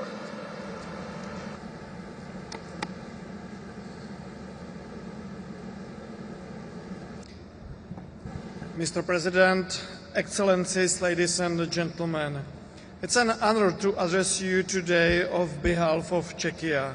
First, I want to deeply thank the government and people of Brazil for hosting this important conference. The Paris Agreement created a unique framework for ambitious collective efforts, mutual learning, innovation and solidarity. 10 years later, we can look back with a sense of purpose and pride. We have proven that we can work together and, most importantly, to act. Climate action presents an opportunity for a just and inclusive transition that can boost economic growth, create jobs and build a more resilient society. Czechia has taken this opportunity and it's turning its promises into real action. Since 1990, we reduced our emissions by 47%, and we are well on track to meet at last 55% reduction target by 2030. Last year, we adopted a new National Energy and Climate Plan that provides a clear framework for decarbonization and energy security by 2050. We have also modernized legislation to accelerate use of renewable energy and to unlock investments and innovations. And this year, we are updating our National Adaptation Plan to improve resilience to the growing impact of climate change. In previous years, our region faced many dry periods and heat waves, followed by flash floods and forest fires. Climate adaptation is not longer a choice, but a necessity. Protecting people, infrastructure, and ecosystem must be in the center of our policy response. Adaptation and mitigation must go hand in hand. Czechia stands in solidarity with the most fragile countries, and we help them reduce risk of disasters, build resilience, and increase capacity to act. However, Russia's war of aggression against Ukraine continues to worsen environmental degradation and energy security. Czechia supports partner countries and international organizations, especially in conflict-effective context. We meet here at the heart of the Amazon, a place where the consequences of climate change are a reality for many. That should encourage not only to debate, but also to deliver and to make this conference a turning point. In Europe, it is often said that we produce only 7% of emission. Therefore, I am glad to see that many other countries have their own goals of emission reduction. We have to work together. Thank you for your attention.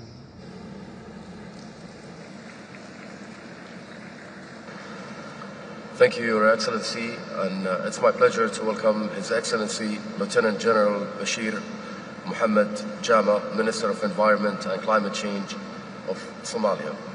Your Excellency, you have the floor.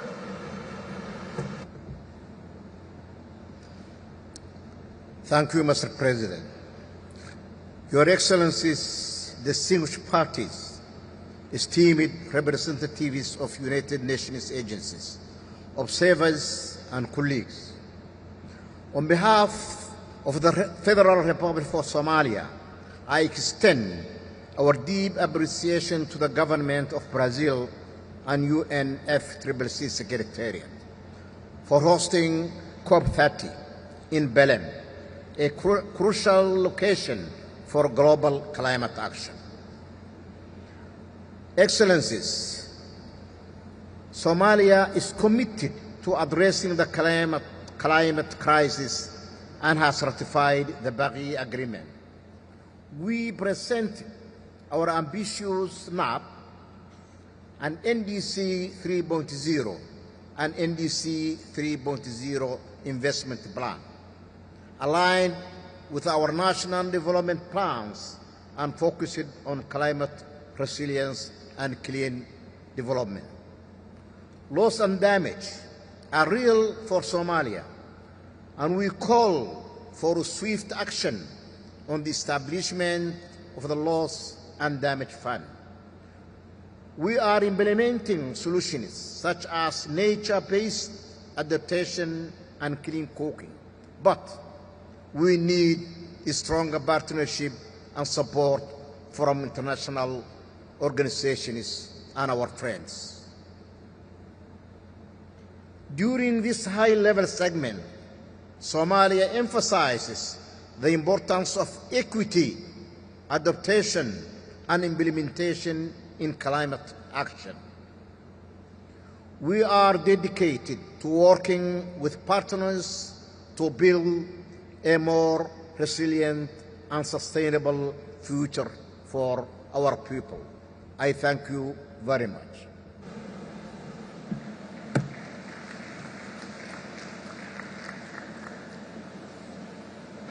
Thank you very much, Your Excellency. It's my pleasure to welcome His Excellency Mr. Patrick Brunings, Minister of Oil, Gas and Environment of Suriname. Your Excellency, you have the floor.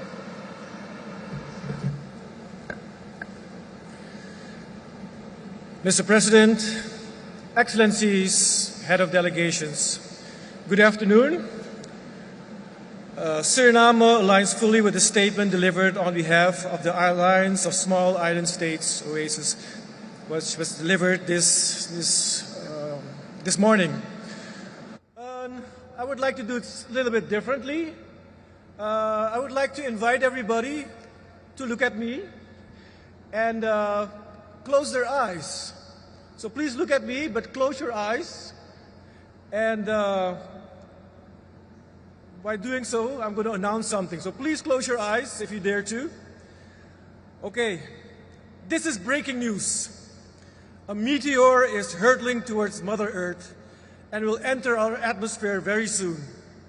Scientists have confirmed this. The impact is not a possibility, but a certainty.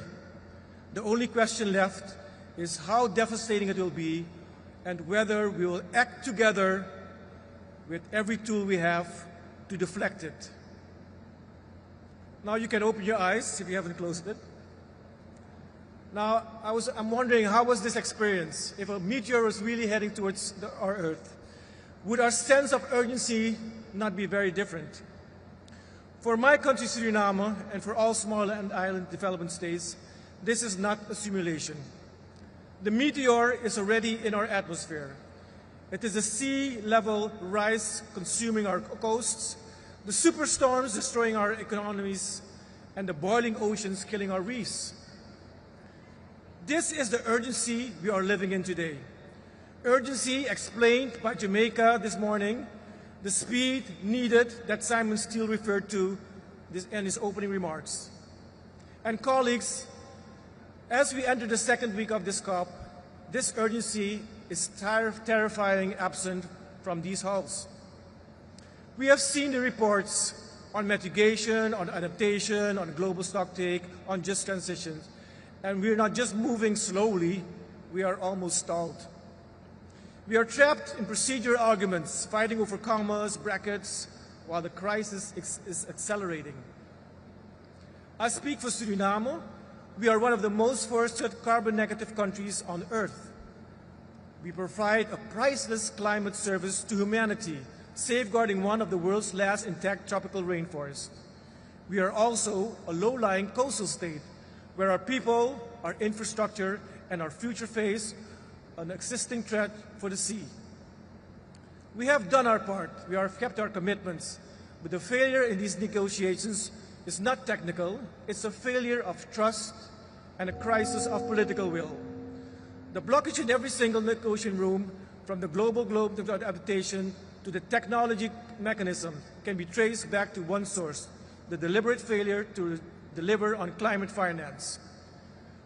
A credible outcome of COP30 is not complex. It requires three things: a new collective quantified goal, a loss and damage fund, and that is not voluntary, empty of begging bowl, and a global goal on adaptation that is not just target for us, but a commitment from you. Colleagues, this failure has consequences. For years, Suriname has safeguarded its forests, yet our net zero forest reference emission levels remain stalled on a technical process blocked in every climate finance we are owed. At the same time, we have made a programmatic, time-bounding decision to respond, developing our offshore refunds. Let it be clear, this is not a path driven by preference. The faster adequate climate finance flows, the sooner we can close that bridge and accelerate our green transition. We are out of time for implementations. We are out of time for excuses. We urge you to instruct your delegates to break the gridlock today. Do not let us be the legacy of Belem, be that what we saw the collision coming, as we choose to do nothing. Thank you.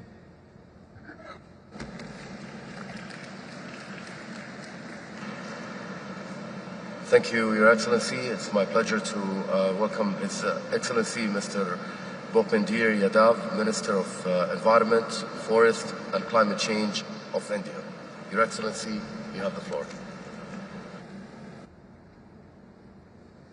Excellencies and distinguished delegates, on behalf of India, I extend warm greetings to the Government of Brazil and the people of Belem for hosting COP30 in the heart of the Amazon, a living symbol of our planet's ecological wealth. This COP marks a decade since the Paris Agreement, a milestone to assess our collective resolve. It has reminded us that climate change is no longer a distant manifestation, but is real and imminent. Unsustainable growth and development have placed Mother Earth in deep stress. Under the visionary leadership of Prime Minister Shri Narendra Modi, India has demonstrated successfully that development and environmental stewardship can advance in tandem. India's emission intensity has declined by over 36% since 2005. India's non-fossil fuel-based energy capacity, currently around 256 gigawatt, accounts for more than half of its total electric installed capacity. An NDC target achieved 5 years ahead of this schedule. Initiatives such as the International Solar Alliance and Global Biofuel Alliance have become global platform for performing affordable and clean energy. Our newly launched nuclear mission and green hydrogen mission further accelerate our journey towards net zero by 2070. We shall be declaring our revised NDCs till 2035 and also the first biennial transparency report. In line with the objective of Paris Agreement regarding conservation and development of carbon sink and reservoirs, 2 billion plants were planted under the community-led initiative in just 16 months. It is indeed a testament to the power of collective climate actions. Excellencies, in the same spirit, developed countries must reach net zero for earlier than current target dates, fulfill their obligation under Article 9.1 of the Paris Agreement, and deliver new, additional, and concessional climate finance estimated to be in trillions of dollars. Means of implementation must be adequate, accessible, affordable, and free from restrictive intellectual property barriers. Let the global community remember this COP as a COP of implementation and a COP of delivery on promises. As we look ahead, let the coming decade to be one of the implementation of resilience and shared responsibility, a decade that unites the world in the spirit of one earth, one family, one future. Thank you. Thank you, Your Excellency, and it's my pleasure to welcome His Excellency Mr. David Forney Masoni, State Secretary for Energy Transition, Transport and Mobility of Andorra. Your Excellency, you have the floor.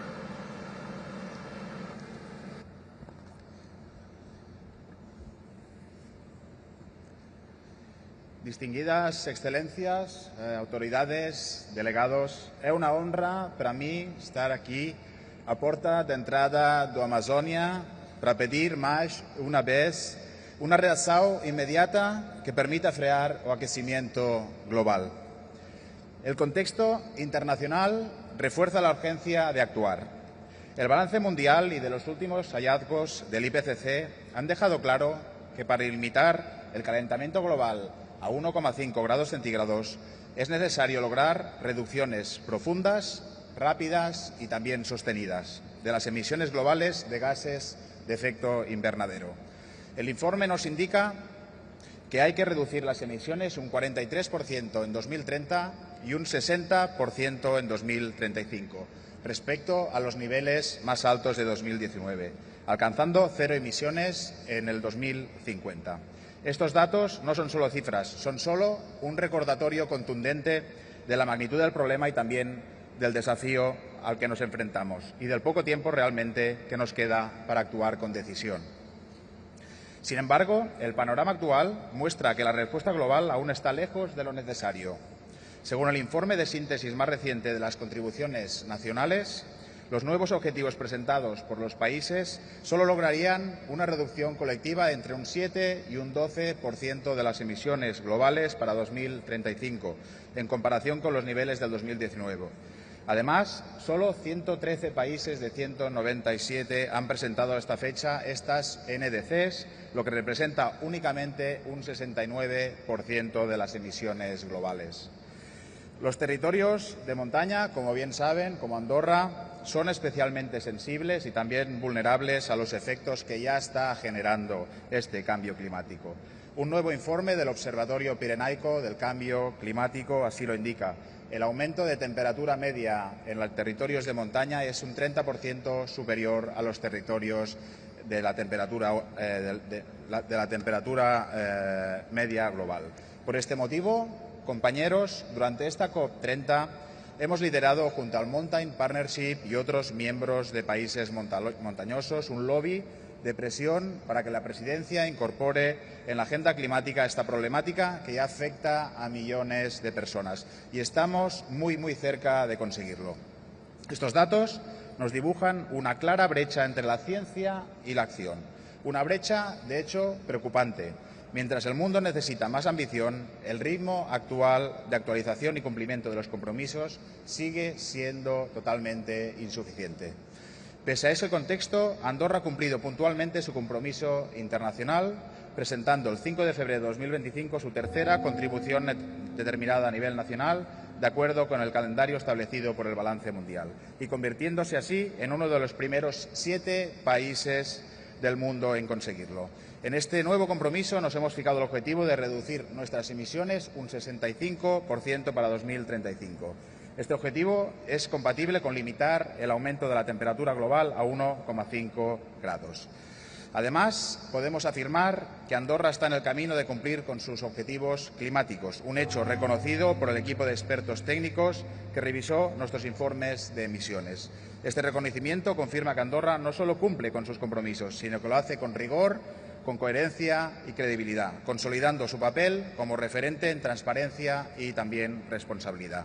Andorra no solo ha cumplido con la presentación de esta NDC, también ha sido el primer país del mundo en completar el ciclo entero de transparencia bajo el Acuerdo de París. Para nosotros, esto no es solo un informe, es una prueba de nuestra implicación con los principios de la Convención y una herramienta fundamental para medir nuestros progresos. Es evidente que para un país pequeño como el nuestro, el efecto que tiene nuestra contribución climática a escala mundial es muy pequeño, pero para nosotros supone un gran esfuerzo tanto técnico como también económico. Por eso creemos firmemente y exigimos que todos los países, independientemente de su tamaño o de sus capacidades, tengan un papel esencial en la implementación del Acuerdo de París. Cada fracción y grado centígrado que podamos limitar supone reducir el impacto sobre los ecosistemas, biodiversidad y medio ambiente. Para terminar, la respuesta multilateral, como en estos foros, para mitigar el cambio climático solo tiene un camino, es la acción. Este es todavía hoy un camino sin final. Por eso es importante no detenerse. Andorra sigue caminando firmemente con determinación, también con transparencia. Les pido, les ruego que nos acompañen para contribuir a la acción climática colectiva y hacer frente a este reto global de la humanidad. Muchas gracias.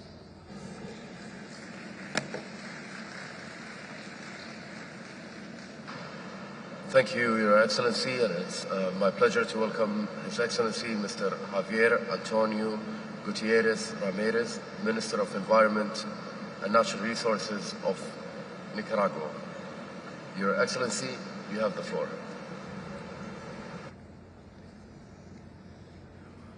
Muy buenas tardes, señor presidente, señoras y señores. La delegación de Nicaragua transmite cálidos fraternos saludos de nuestros copresidentes, el comandante Daniel Ortega Saavedra y de la compañera Rosario Murillo Zambrana, a todas las delegaciones aquí presentes. Expresamos además nuestro agradecimiento al gobierno y pueblo de Brasil por su hospitalidad para acoger esta COP30 en la histórica y fraterna ciudad de Belén, en el corazón de la Amazona latinoamericana. Estimados colegas, la ciencia es clara y inequívoca. El IPCC confirma que las emisiones globales alcanzaron las 59 gigatoneladas de dióxido de carbono, 3 veces más de lo que los sistemas naturales pueden absorber. Los países del norte global concentran más del 78% de estas emisiones, resultado de los modelos de producción y consumo que han roto los equilibrios planetarios. Nicaragua, en contraste, aporta menos del 0.05% de las emisiones globales, pero es desproporcionadamente afectada por la crisis climática que no causó. El llamado cambio climático ha evolucionado a una verdadera locura climática, una crisis planetaria y crisis ética, agudizada por la pérdida de respeto de la madre tierra. En Nicaragua, los impactos equivalen cada año hasta el 8% del Producto Interno Bruto, con daños que superan los 4.000 millones de dólares en infraestructura, agricultura, salud, educación, agua potable, saneamiento, energía, biodiversidad y otros sectores esenciales para la vida. Frente a esta realidad, urge que esta COP30 produzca resultados reales, verificables y vinculantes, no discursos vacíos. Exigimos que los países desarrollados cumplan con el principio de responsabilidades comunes, pero diferenciada y capacidad respectiva, fundamento de la justicia climática. La respuesta internacional debe ser cooperación directa, respetuosa e incondicionada, como parte de una política de reparación histórica hacia los pueblos que no provocan esta crisis. Señor presidente, señoras y señores, el último informe del IPCC alerta que más de 3.000 millones de personas están expuestas a impactos severos de la crisis climática, especialmente en regiones como Centroamérica, el Caribe, África y en los pequeños insulares. Las concentraciones de dióxido de carbono han alcanzado niveles inéditos. Es impostergable que los países del norte global reduzcan al menos el 50% de sus emisiones al 2030, incumplan con la meta de los 300.000 millones anuales en financiamiento climático, asegurando predictibilidad, no préstamos ni instrumentos financieros encubiertos. La adaptación y mitigación son insuficientes. Hemos sobrepasado los límites de la adaptación y por ello es urgente operativizar plenamente el Fondo de Pérdidas y Daños con nuevos recursos, nuevos, adicionales y sin condicionalidades. Rechazamos que se pretenda cerrar la brecha financiera mediante la mercantilización de la madre tierra, disfrazado bajo mecanismos de cooperación del artículo 6, que en la práctica consolidan los mercados de carbono y trasladan las obligaciones del norte global hacia los países en desarrollo. Señor presidente, señoras y señores, Nicaragua reafirma su compromiso con el Acuerdo de París, con la solidaridad internacional, con la defensa de los derechos de los pueblos del sur global. La COP30 es histórica para garantizar que el nuevo objetivo global de financiamiento post-2025 sea claro, justo, transparente y centrado en la adaptación y resiliencia, especialmente para nuestras regiones. Finalmente, Nicaragua exige el cumplimiento pleno y no selectivo del Acuerdo de París y reafirma su compromiso de seguir trabajando en la agenda regional latinoamericana y caribeña. También reafirmamos nuestra invariable solidaridad con los pueblos y gobiernos de Palestina y Venezuela, víctimas de agresiones y ocupaciones, medidas coercitivas unilaterales que violan flagrantemente la Carta de las Naciones Unidas y el derecho internacional. Rechazamos de manera categórica las medidas ilegales e ilegítimas impuestas por la potencia del norte global contra Estados soberanos, sanciones que afectan directamente a nuestros pueblos, profundizan la vulnerabilidad climática y constituyen un obstáculo inadmisible para el desarrollo sostenible, para la justicia y la paz. Muchas gracias.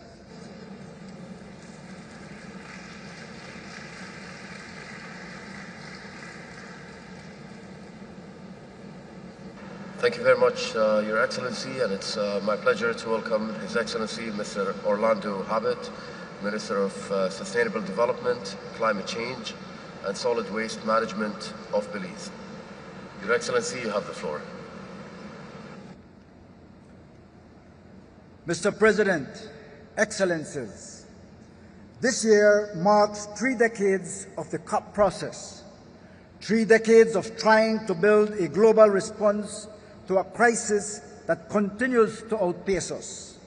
It also marks 10 years since the Paris Agreement, milestones that should have placed us on a safer path.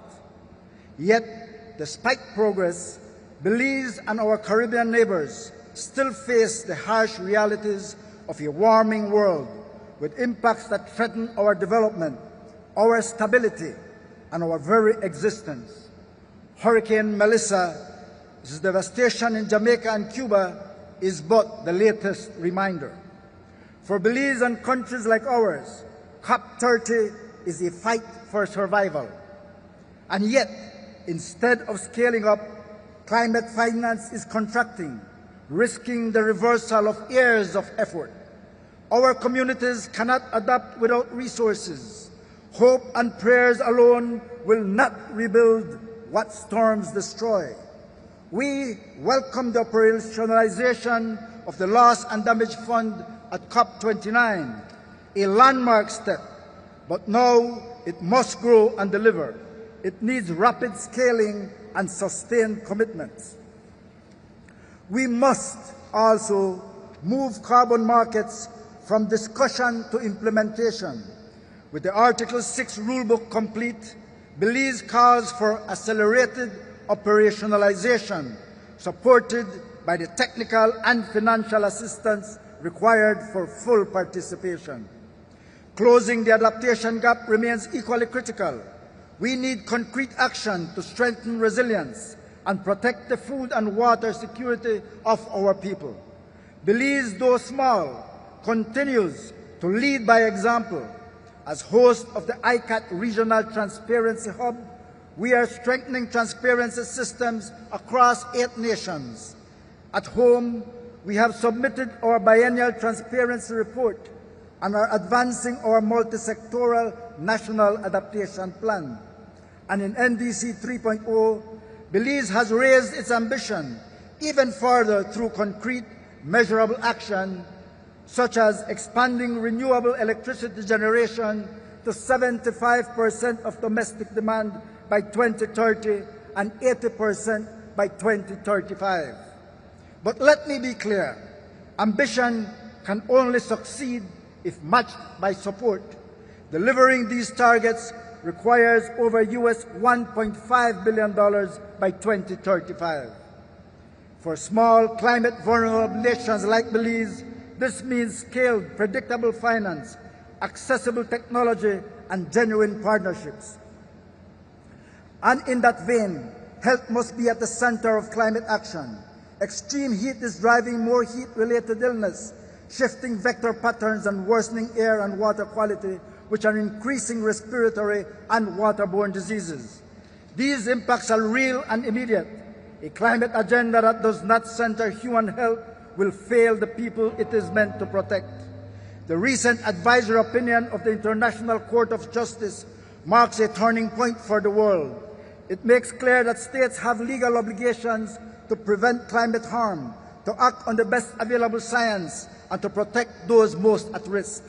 Mr. President, Belize believes every capable partner, including the Republic of China, Taiwan, should have the opportunity for meaningful and pragmatic participation in the UNFCCC process. Taiwan's clean technology innovation and support for climate vulnerable nations are contributions the global community cannot overlook. Its alignment with the global collective initiative launched by Brazil is another signal of coordinated action toward implementing the Paris Agreement and achieving a net zero future. Mr. President, Belize remains firm and hopeful in our commitment to climate action. Our message is simple. This COP must deliver. It must deliver now. This process must show that it can protect the world's most vulnerable, because anything less falls short of the urgency we face. I thank you.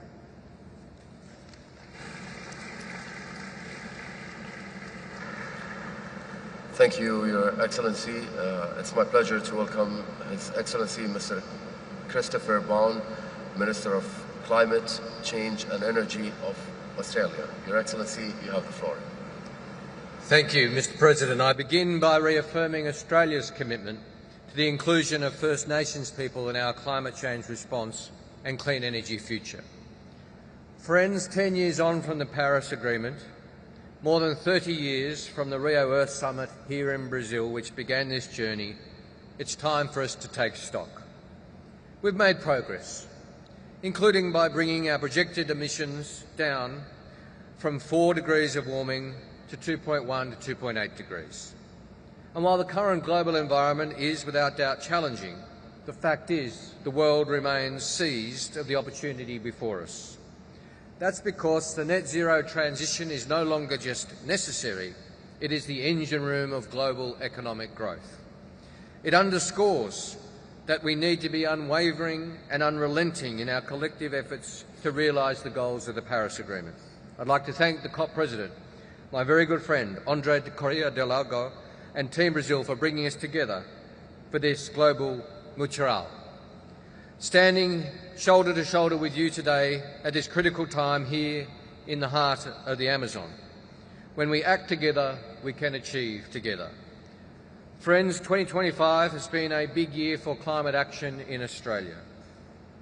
In September, we submitted our 2035 nationally determined contribution, a target of 62 to 70% below 2005 levels. It's both ambitious and achievable. It's a magnet for investment in our clean energy transition. Our domestic uptake and rollout of renewables continues at speed. In September, for the first time, Australia saw renewables overtake coal as our largest source of energy in our national energy market. More than 1/3 of Australian homes have solar panels on their roof. Some of those installed panels because they want to address climate change, but most of them did it because what's good for the planet is also good for your pocket. We have so much solar now that we are introducing Solar Sharer, a retail offer including 3 hours of free power in the middle of the day, even for households without panels. And over 125,000 households have now installed batteries since the 1st of July, thanks to our Cheaper Home Batteries program. That's 1,000 households each and every day installing a battery. With a solar panel on the roof and a battery in the garage, households can decide what they do with their energy. It is clear we are in the decade of electrification. Australia knows and the world knows. A transition to a cleaner, cheaper, more reliable grid is good for emissions, good for energy security and good economics. Friends, we are less than 50 months away now from 2030. And if there's one region that has been leading the drive for collective climate action with courage and conviction, it's the Pacific. That's why if Australia hosts COP31, it will be in partnership with the Pacific. In hosting COP31, we want to bring the world to our region to see the impacts of climate change and bring the world's best innovators and businesses to invest in solutions. In hosting COP31, we want to offer hope through our steadfast commitment to collective action, bringing continuity and stability from the Amazon, the lungs of the earth, to our blue Pacific continent, and highlighting the immense economic opportunities for all countries of climate action and a net zero future, to build on what works and what has come before us. Thank you.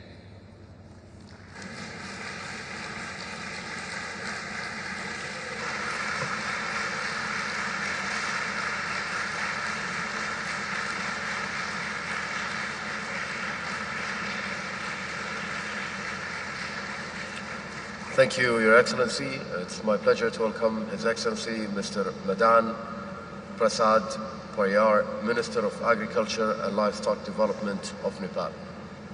Your Excellency, you have the floor.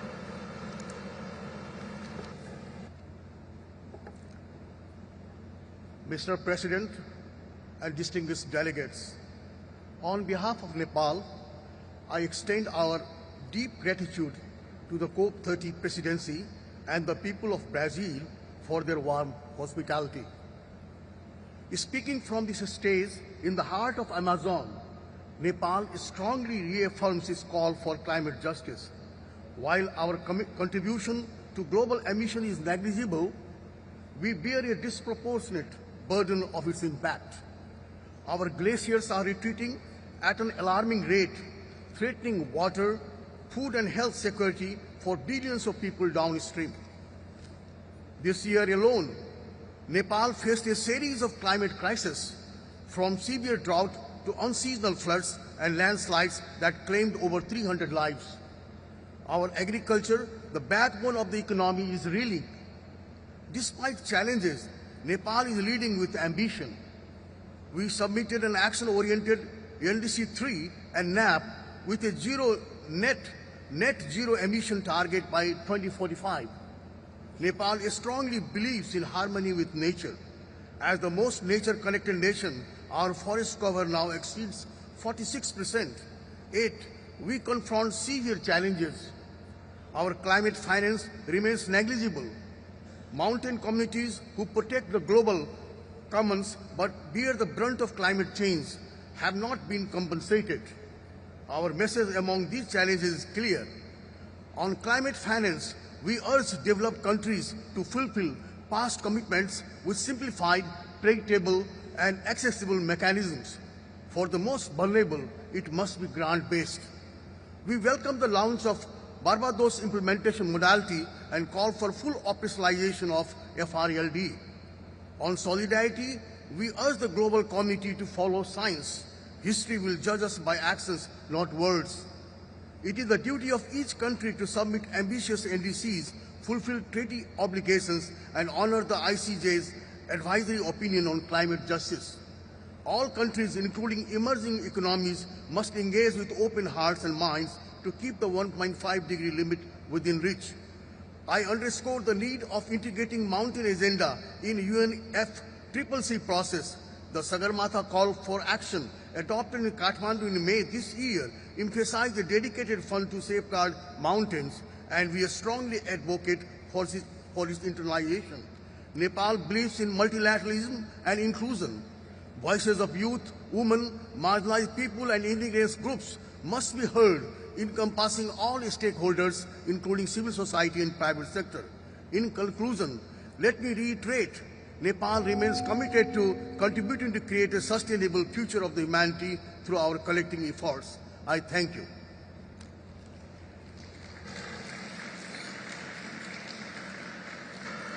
Thank you, Your Excellency. It's my pleasure to welcome Mr. Mansour Bashorbayev, Vice Minister of Ecology and Natural Resources of Kazakhstan. You have the floor.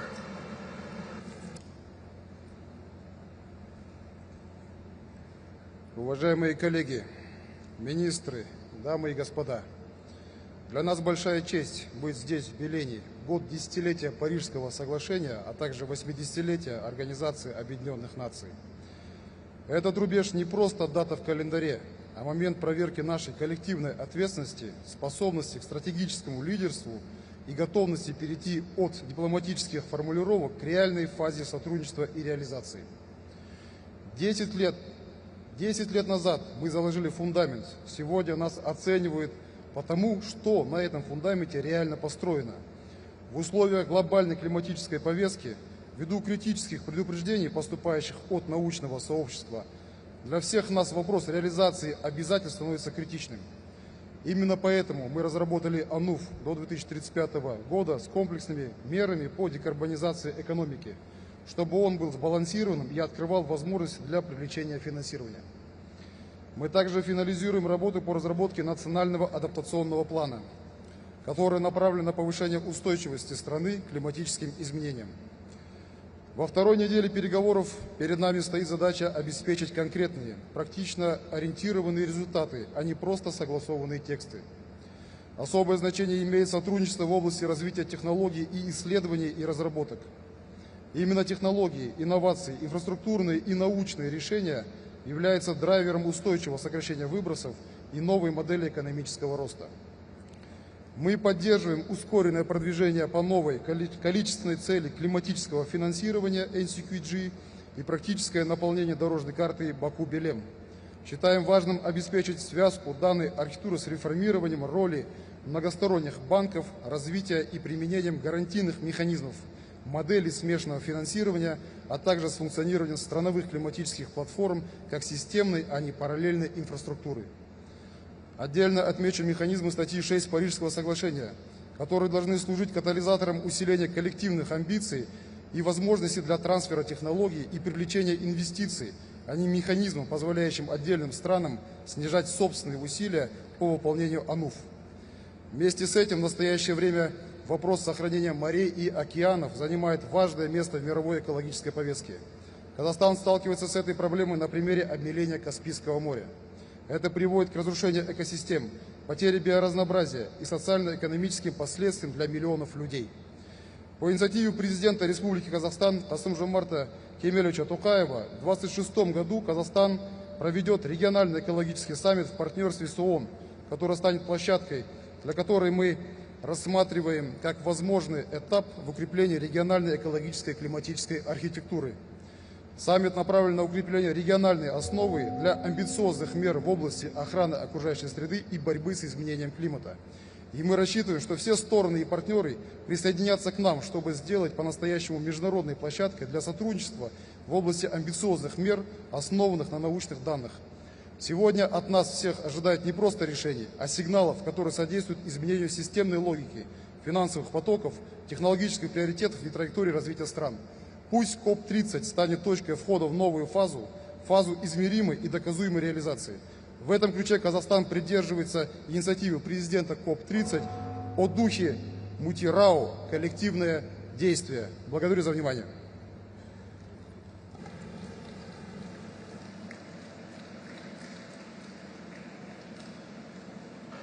Thank you, and distinguished delegates. This brings us to the end of our national statements for today.